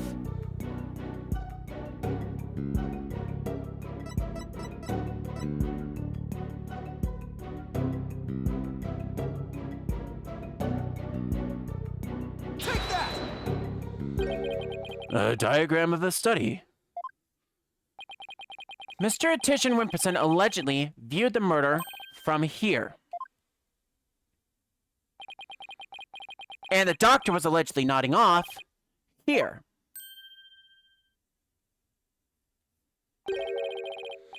But from his vantage point, the bookcase would have blocked the witness's line of sight. Why, yes, I believe you're right. But... Objection! The fact remains my client knew that the suitcase was a murder weapon. So he definitely had first-hand knowledge of the crime scene. I'm afraid I have to agree with you there, Mr. Wright. But then we have to ask ourselves, from what vantage point did he see the murder? What are you insinuating, Mr. Justice? What vantage point could Mr. Titian Wimperson have seen the dozing doctor? Once we determine that, I believe we'll finally see the truth behind this incident. The witness saw the murder from right here.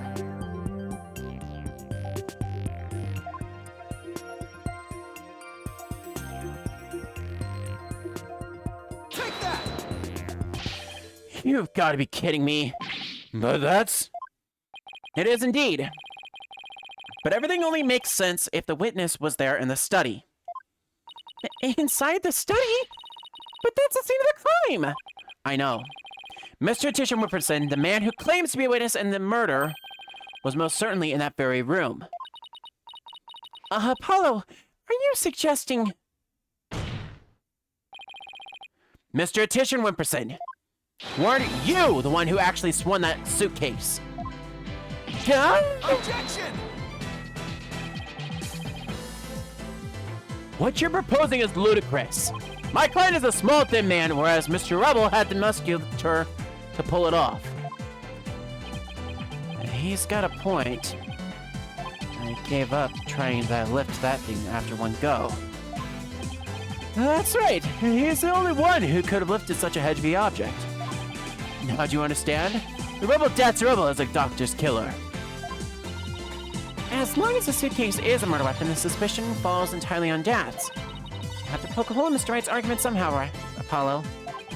Oh, I will. And with his own technique, no less. If Mr. Titian Wimperson couldn't swing the suitcase around, we'll just have to consider another way he could have used it as a murder weapon instead. I'm gonna turn this case on its head, Mr. Wright, just like you taught me. You talk big, Mr. Justice, but you have what it takes. Well, this should be interesting. Yeah, it is. Someone pop some popcorn. Mr. Tisher-Whipperson's testimony has been filled with one inaccuracy after another. First, he stated that Dr. Buff was in front of the bookshelves. Now he claims the doctor was sitting at his desk. So where was the victim really when he was killed? No, so where was his killer, and how was the murder weapon really used? So the important thing here is the position of the victim and the killer related to each other. Yes, Your Honor. If they were positioned in a certain way, it would be possible to use a suitcase as a weapon without lifting a finger. You can't mean... I would like to ask the court to recall the study's layout. It's quite distinctive, as you can see. Now, if Dr. Buff were sitting in a certain spot and his killer was at a certain other spot, the suitcase would become a weapon anyone could use.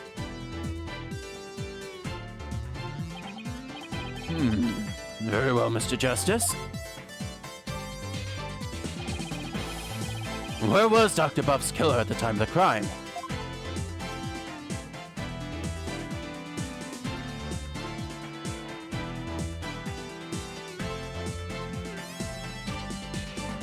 Aha! Take that! There? Oh, that's...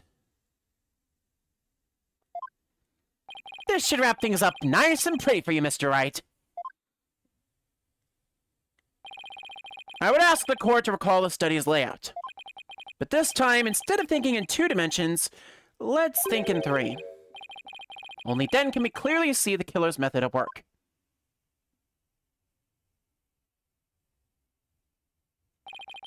The killer didn't have to swing the suitcase. If he used gravity to his advantage, that is. That's right. It was a plaintiff, one politician Whipperson, who used the suitcase. He pushed it from the 2nd floor and sent it hurtling down onto Dr. Buff, who was sitting at the coffee bar. Yeah! That psychology book had been at the coffee bar, no doubt. The doctor must have set it down there after he'd finished reading it, or the like. But his blood got on it, which is why the killer thought to hide it in that mountain of books. Objection! It's quite an entertaining theory you have there, Mr. Justice. But there's no evidence that the murder took place at the coffee bar. I'm not so sure about that, Mr. Wright. I'd say that evidence of the murder occurring at the coffee bar does exist. The evidence does exist, and I'm going to show you. You are? This, right here, is proof that the murder took place at the coffee bar. Take that! This brown stain was determined to be coffee. What's more, it was still a bit damp when we saw it yesterday morning. One look at this book speaks volumes, I'm afraid, Mr. Wright.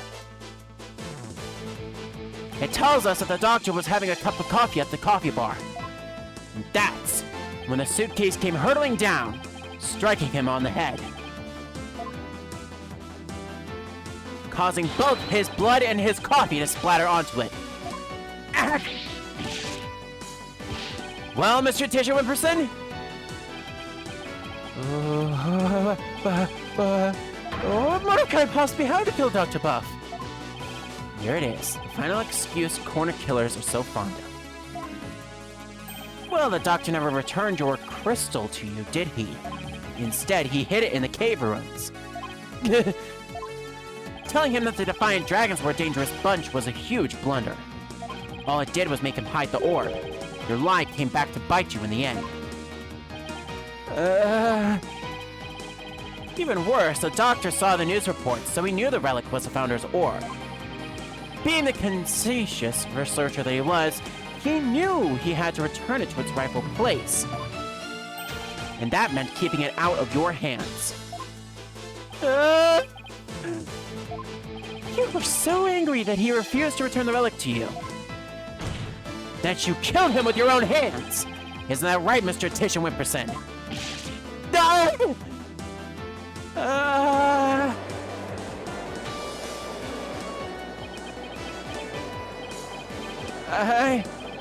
That is... Hold it! Apollo! Don't! Please don't accuse my client of murder. Huh? What do you mean, don't accuse him? Why would you even say that, Mr. Wright? What I meant was, he's a promising politician with a bright future ahead of him. It's in our nation's best interest to avoid burning him in with the taint of scandal. Say what?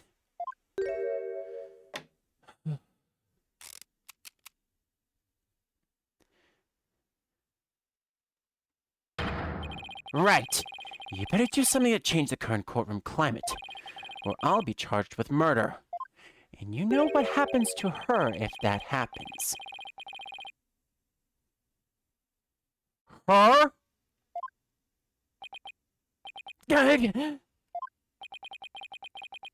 Oh, no, you did not just do what I think you just did. What's he talking about? Well, I can ponder that later. For now, Mr. Wright, you can't possibly believe that Mr. Rebel is a killer. Are you really going to send an innocent man to prison? I thought you were better than that. Well, Mr. Wright, answer me.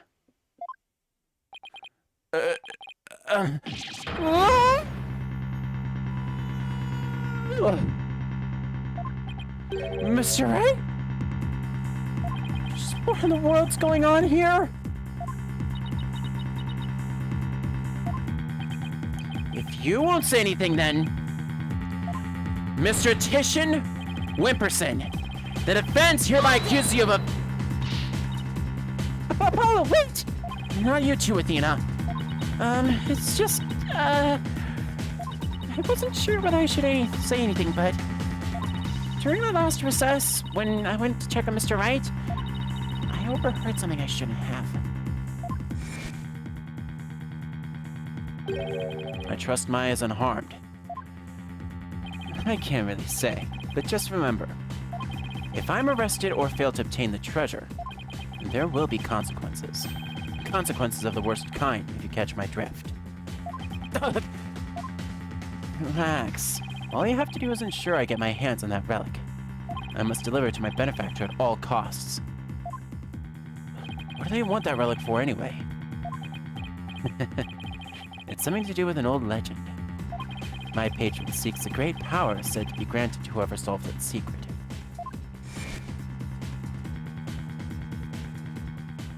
Shit, Maya. Is it Maya Fey? Yes, the boss's legendary former assistant. Miss Fey's being held hostage? So it seems. Why did you tell me as soon as you heard this? Sorry, it's just Mr. Wright spotted me before I could slip away, and made me promise not to tell you. He said it would make things more difficult if you found out.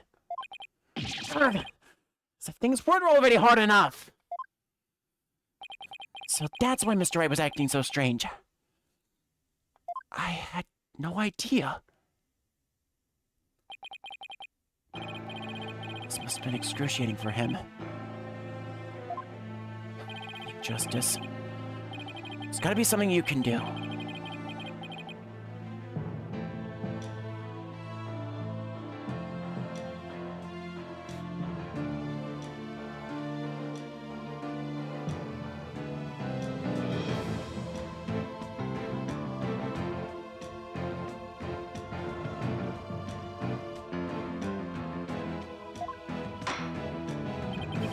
Mr. Justice, about that last statement of yours.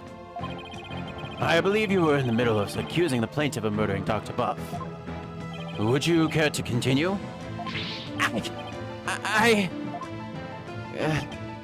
I'm sorry, Apollo. I'm really, really sorry.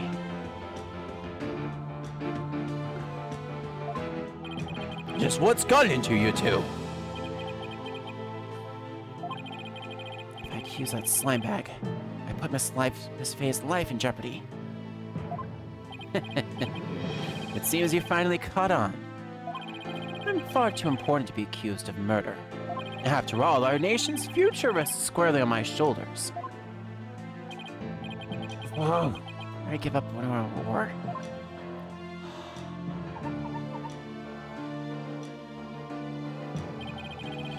Once I present the crystal to my patron, my victory is assured. Then one day, I'll become president, and then king. I'll have every politician at my command. Now retract your accusation.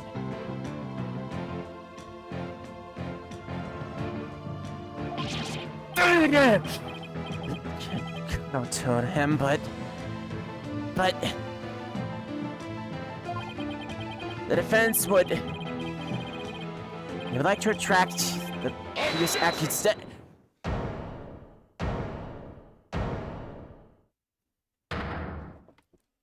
Apollo.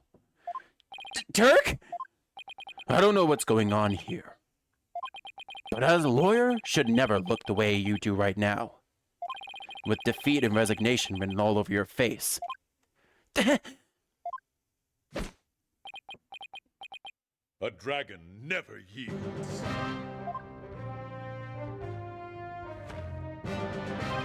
Even when wounded, a dragon bites down hard and never lets go till its dying breath. It glares, it roars, and it lashes its jaws firmly into its prey to the bitter end. That's what lawyers do to get to the truth. Dirk. Dragon never yields. He's right. It's all over if I give up now. If Mr. Wright's hands are tied, it's up to me to do what must be done. He saved my neck so many times. Now, it's my turn to save his!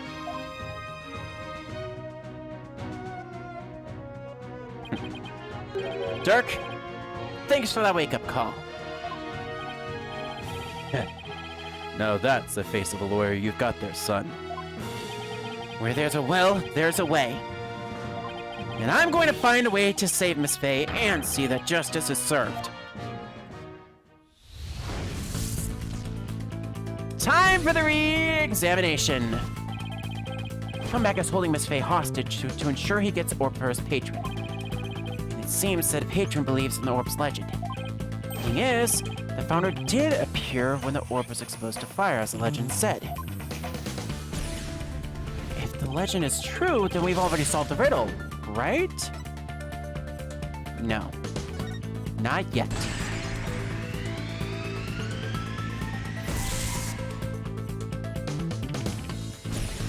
The legend says the founder will bestow great power when she returns. But if that's true, it means we haven't solved the whole riddle yet. But how can that be? Are we missing something? Wait, maybe the part about the founder returning should be taken literally. But how would it be possible for a dead person to return to the world of the living? Spirit channeling.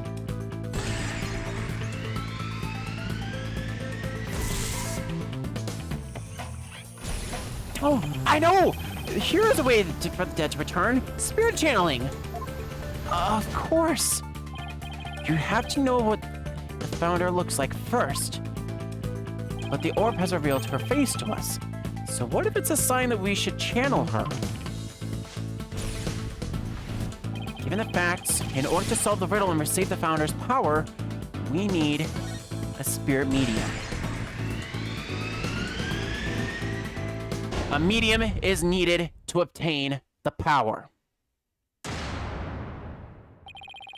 The ability of a medium to channel spirits is the final key to unlocking the orb's secret. That means Mr. Titian Wimperson's patron will need one too. And once that slimy politician realizes that, he won't be able to lay a finger on Miss Faye.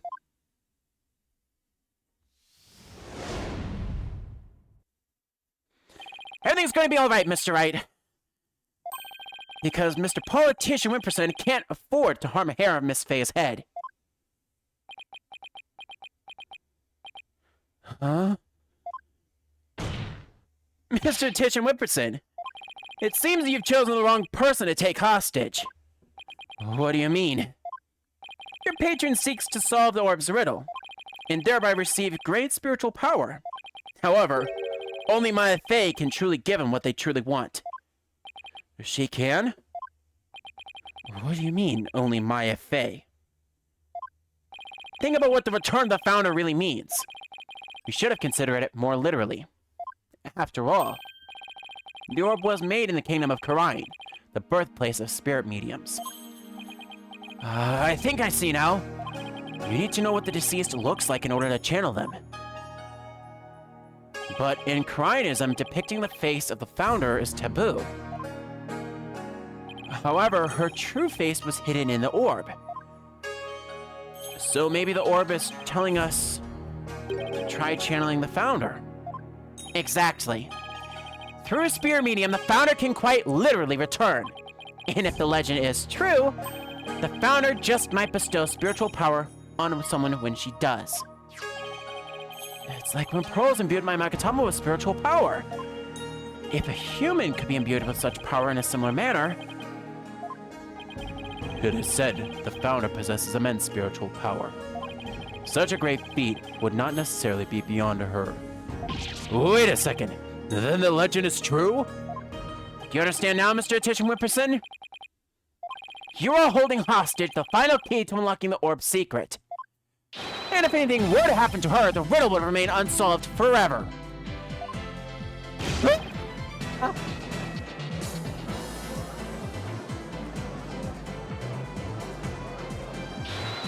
Hold it! There's always Profe. I can simply ask her to help. If she wants money, I have plenty to offer. She's not the kind of person to be tempted by material gain. And she certainly wouldn't help you if anything were to happen to her cousin. Or maybe you'd like to go ask the Queen of Karain to channel the founder for you. He could, but he'd probably get executed for requesting such a thing. It's over. Now confess! You killed Dr. Buff, didn't you? Was it supposed to end this way? Mr. Tish and Whipperson, are you admitting to committing the crime? You're my lawyer, right? Do something! It's true, then I'm your lawyer. And as such, it's my job to defend you. However, defending my client isn't the only duty a lawyer has. There's something else that's equally as important. And that is finding the truth. What? Mr. Tish and Whipperson! You have sought to twist the truth in the dirtiest of ways. I was complicit in your hostage-taking. But in a way, I was being held hostage too. Even so, there's still time for me to make things right. And I owe it all to you, Apollo. Mr. Wright. I can't allow a murderer to walk away scot-free. Therefore, Mr. Tish and Whipperson, I must resign as your attorney. No. Does that mean I'm under arrest? No. No.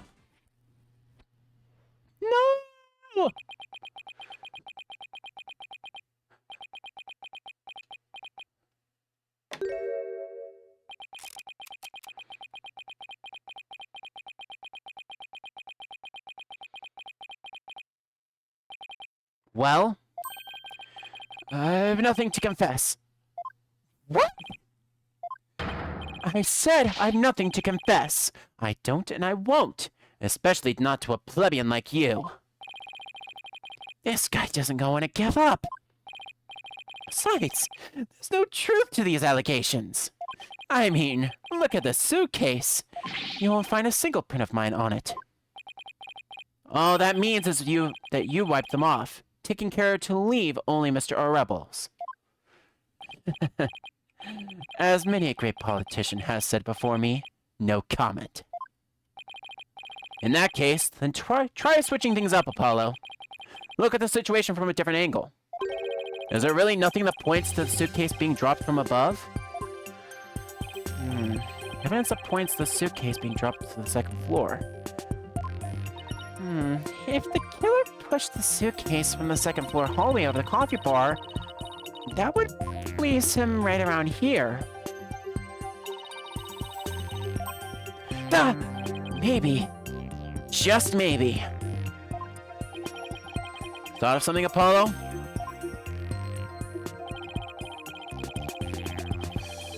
I believe this piece of evidence to be connected to the dropping of the suitcase.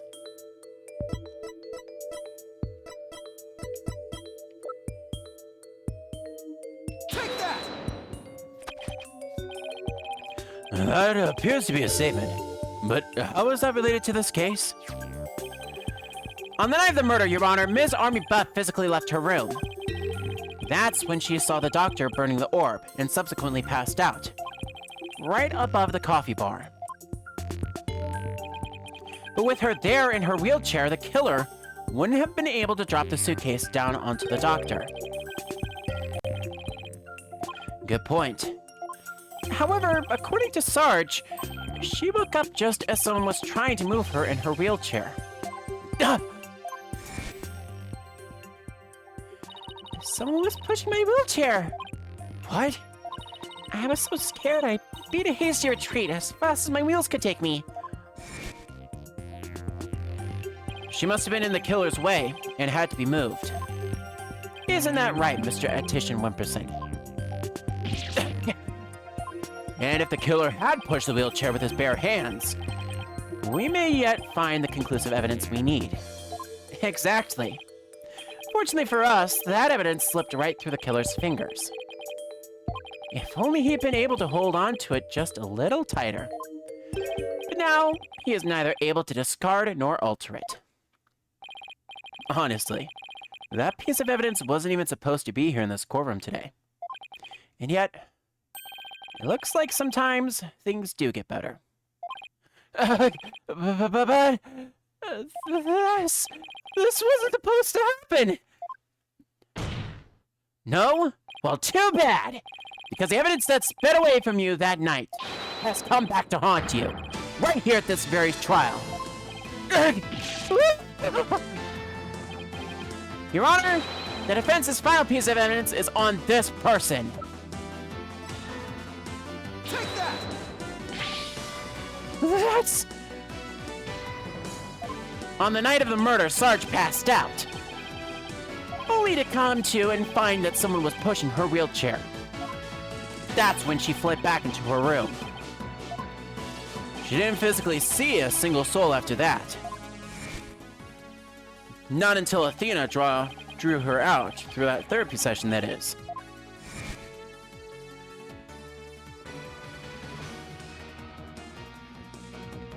So while the killer was able to wipe the prints on the suitcase, the same can't be said for the prints that got away.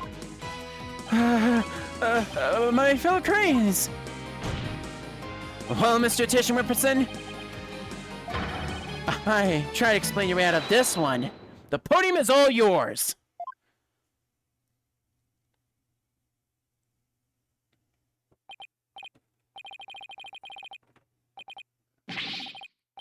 I'm not a crook. My political career can't end like this. I'm destined for great things. Something's wrong. This isn't real. It's a dream, no nightmare. Ooh. Huh? What? Wait, really?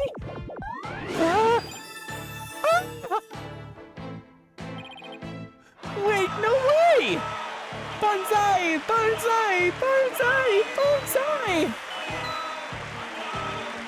Wait, what? Oh, please. Wait, don't go! No, no, please, whoa! Grandpa!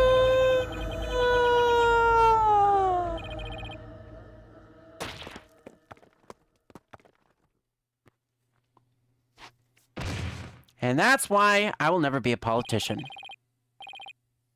Mr. Titian Whipperson, are you alright? Bailiff, get him to the first aid station on the double.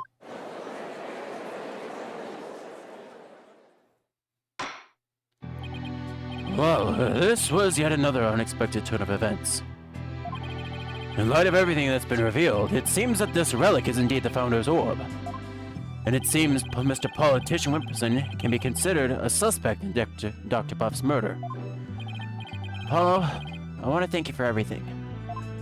Thanks to you, I didn't have to keep bending the truth. I don't know what I would have done without you. Don't mention it. You're amazing today, Apollo! Well, I couldn't have done it without Dirk.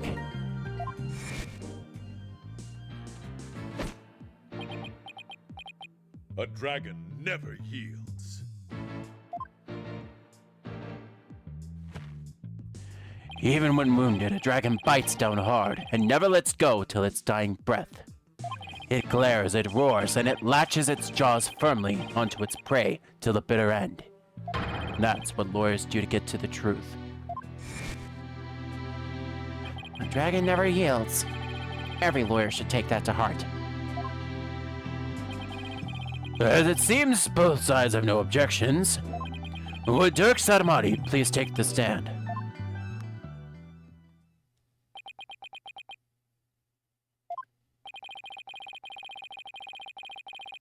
This court awards the orb to the Defiant Dragons per the stated transfer agreement.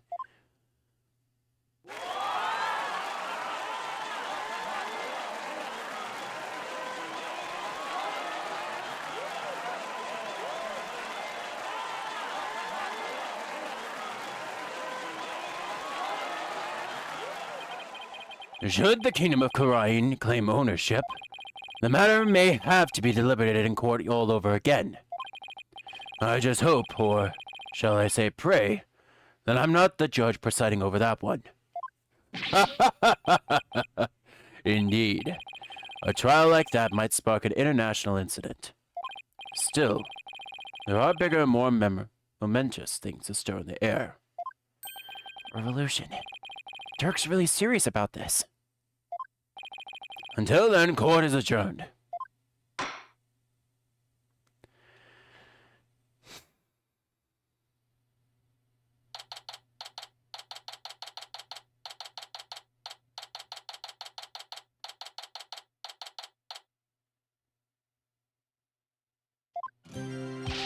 Nice work, son. We've finally broken through the last obstacle on the road to revolution. Revolution? It just doesn't seem real. Yes, well, to think you actually defeated the Fighting Phoenix. All I can say is, that's my boy. Well, Mr. Wright did have his hands tied. Who knows if I'd have won if he'd been able to fight me head on. It seems more like you saved Mr. Wright. Saved him? Yeah, remember what he said? He didn't have to bend the truth anymore. It was all thanks to you. I don't know about that. Still, I guess it is kind of nice to be appreciated. Mr. Dirk, now the Holy Mother's face has been revealed, are you gonna have a spirit medium try to channeling her? I, for one, would love to see the return of the legendary founder. Yeah, just think about it. Being able to speak to someone right out of the history books. unfortunately, it's not that easy. What? Why? A face isn't enough. You also need the true name of the one you're attempting to channel. Oh, right. Pearl mentioned something like that. And the founder's true name is only known to the priestess who's been crowned queen. In short, the only person who knows it currently is the current queen of Garan. Oh, so without her help, we won't be seeing the founder anytime soon. It's no fun. The founder's orb has been updated one final time in the court record. So, Dirk, what will you do now? First, I'll start tracking the route by which the orb came into Dr. Buff's hands. Since we know it was a politician that asked the copy doctor to study it, isn't he the one who stole it? No, a political nobody like him couldn't get anywhere near the orb, let alone steal it. He must have had inside help. My money is on someone connected to the royal family. Oh, right. You said something to that effect back in the cave. Whoever it may be, we need to expose our dirty scheme to the light of day. Well, I'm sure Mr. Wright has plenty of information, courtesy of his dirty client. He might be able to shed some light on this. Private Justice! That was fine work you did at the trial today. You did your sergeant proud. Back at you, Sarge. It took real courage to leave your room like that. It's all thanks to you and Corman and Cykes. With my siege defense over, I can finally sally forth. But the battle's only just begun. One for me and me alone to fight. To lose your mother and then your father. What a terrible thing to endure. Yeah. And being wheelchair-bound doesn't help.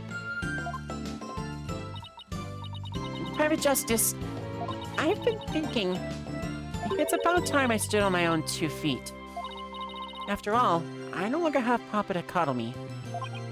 Huh? I'm afraid I don't follow. Take a good look, soldier. That's one small step for man, and one giant leap for me.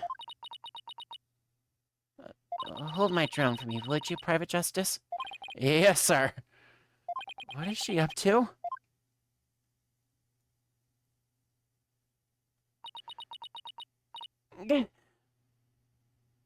Whoa. Whoa!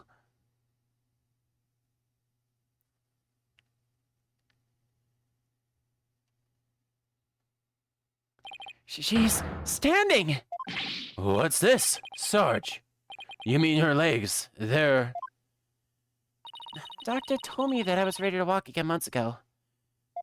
But if I admitted I could walk, I knew I would have to leave the house. So I faked it. Makes sense, but... I kept pretending I couldn't walk, but I know Papa is watching over me now, and I'd hate to disappoint him. So, from this day forth, I'm going to march forward to my own 2 feet. A brave kid, trying to move forward like this. It must be so hard this soon after her father's death. Don't you ever stop. You just keep on walking, comrade. Stay brave, because there will be days when you want to stop. But I have faith you'll find a way to muster the strength to push through them. Yeah, you can do it. Hey, Daddy's back! Mr. Wright! What's that look on his face for? Oh, boy. Oh, Apollo! Is everything alright with Miss Faye? She's safe, for now. Well, then we better go save her, quick! Where is she anyway? I'm afraid I have some bad news. Huh? Maya's not here in the States. She's still in Khura'in. And she's still being held hostage by the mastermind behind this whole thing. The mastermind? That's right. Politician Whipperson was nothing more than a pawn. Maya's true abductor is in the kingdom of Khura'in. What? I don't understand, Mr. Wright. What in the world's going on over there?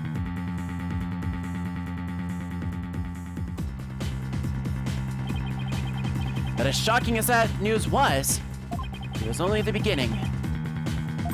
The beginning of something big. Big enough to shake Khura'in to its very core.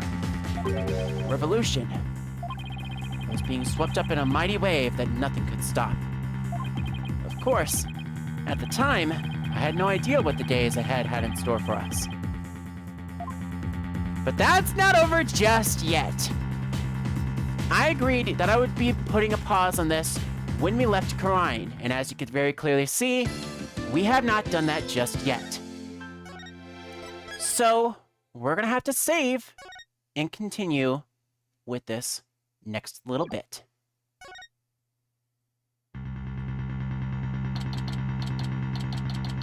May 17th, District Court, Defendant Lobby, number 3. What do you mean Miss Faye's still being held hostage?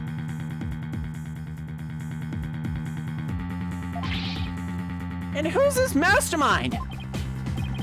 Politician Whipperson was nothing more than a puppet. His benefactor was the one pulling the strings. But I have no idea who they are. So, all we know is the person he was trying to give the orb to? Right.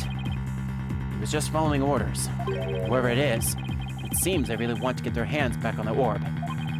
So then, Miss Faye's abduction is a work of the so-called benefactor too. Right again. Whoever they are, they're in Khura'in, along with Maya. I wonder who they could be. Right. Miss Maya, the spirit medium you've been talking about. If she wouldn't happen to be that bun-haired young lady you defended back in Khura'in. That's her. Why do you ask? I see. I think I know what's going on here. I've got good news for you, Wright. Maya's somewhere safe, and that much I'm sure of. I'm afraid you've lost me. So that's who the little snot's patron is. It's all starting to make sense. Dirk! And that fool has no idea I'm here in the States with you all. Dirk, you mind filling us in? Oh, crap. No call ID. I wonder who's calling. Oh, yes, the Frost Who! Hello? Mr. Phoenix Wright, yes? Let me start by thanking you for taking such good care of my subordinate. Who is this? I believe you know me as Mr. Titian's benefactor.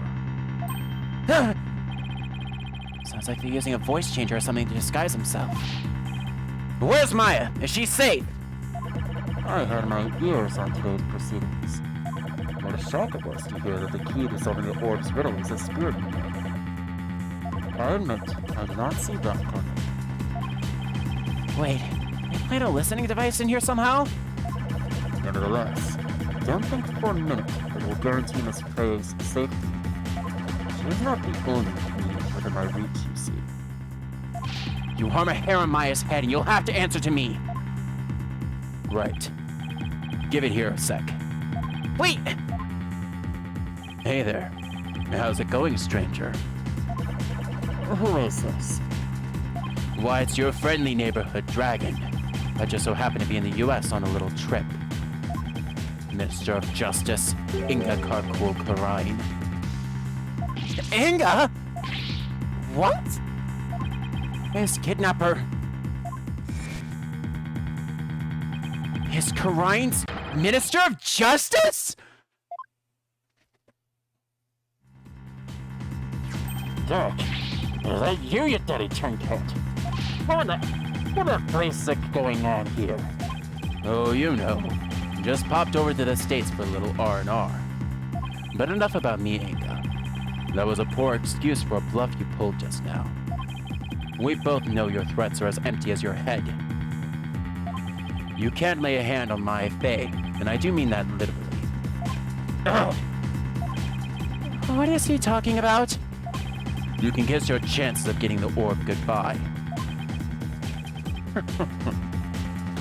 My Faye and my owner, or should I say, insurance, Dirk. What? I got someone dear to you right in the palm of my hand, see? Now that one, well, you can imagine what kind of things I can do, right?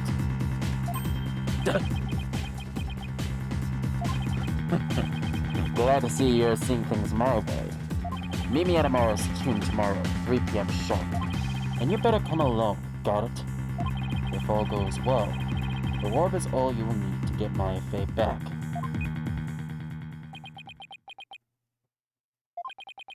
Dirk, what's going on? You heard him. I have to get back to Khura'in at once. No, but why? No time to explain. But are you even gonna make it? What if they have no seats left on the next flight?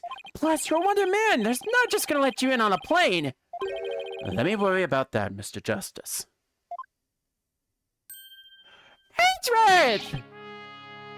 Chief Prosecutor Edgeworth! What are you doing here? Taking care of the hostage situation. Oh, and now that you mention it, Pearl did say that she saw you around in Crane Village. I had him look into a few things while I was on my way back from Karain, including Maya's situation, of course. I was astonished to hear she was still in Karain earlier, but it explained why I found no connection between her and Mr. Titian. Sorry to interrupt, but going back to the plane situation. I've taken the liberty of chartering one for us. It's ready to take off at any time. And I will do what's necessary to hide the fact that Dirk Sadamati is on board. Wow. Must be nice to be chief prosecutor. Right, we have no time to lose. We must head for Karain at once. Right. I'm going too! After all, you're bounding me my help! How fair! I want to go too! This isn't a vacation, Trucy. Besides, I'll need you to hold down the fort. But Daddy... Guess I should also bring what's necessary. Sorry, Trucy, but would you mind holding on to this stuff for me? The unnecessary evidence has been foisted into Trucy's hands. Fine, but you better bring me back something besides just more evidence. Excellent. Now let us make haste to Karain. And that's how our sudden trip to the Kingdom of Karain began. I never imagined I'd return to the country in my youth under such circumstances, though. And with that, I'm cutting on over to the full screen here. and I'm going to chat with you guys for a little bit. Because we're not going to see anything else after tonight. I'm ending it here. And we are just about at 6 hours. So this is the perfect time for me to be done and over with this. So with that said, next time on Apollo Justice Ace Attorney, the finale. And a solemn farewell to an attorney that we all have grown to love over the years. With that said,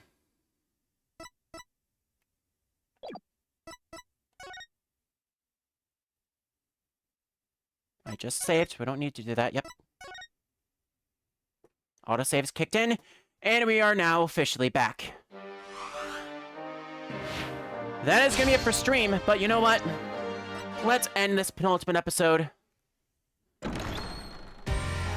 the way that we always started this. That is going to be it for the stream. Our schedule for the upcoming week. Wednesday, we'll be back doing some Minecraft Wednesdays. It will be a short stream. I do apologize. Only about 3-ish hours. And then at 6 o'clock, I'll be switching things back on over to my main account. And we'll be playing through some more of the Festival of the Hero. On Thursday, we are going to be back finishing things off here, doing the final part of the Apollo Justice trilogy.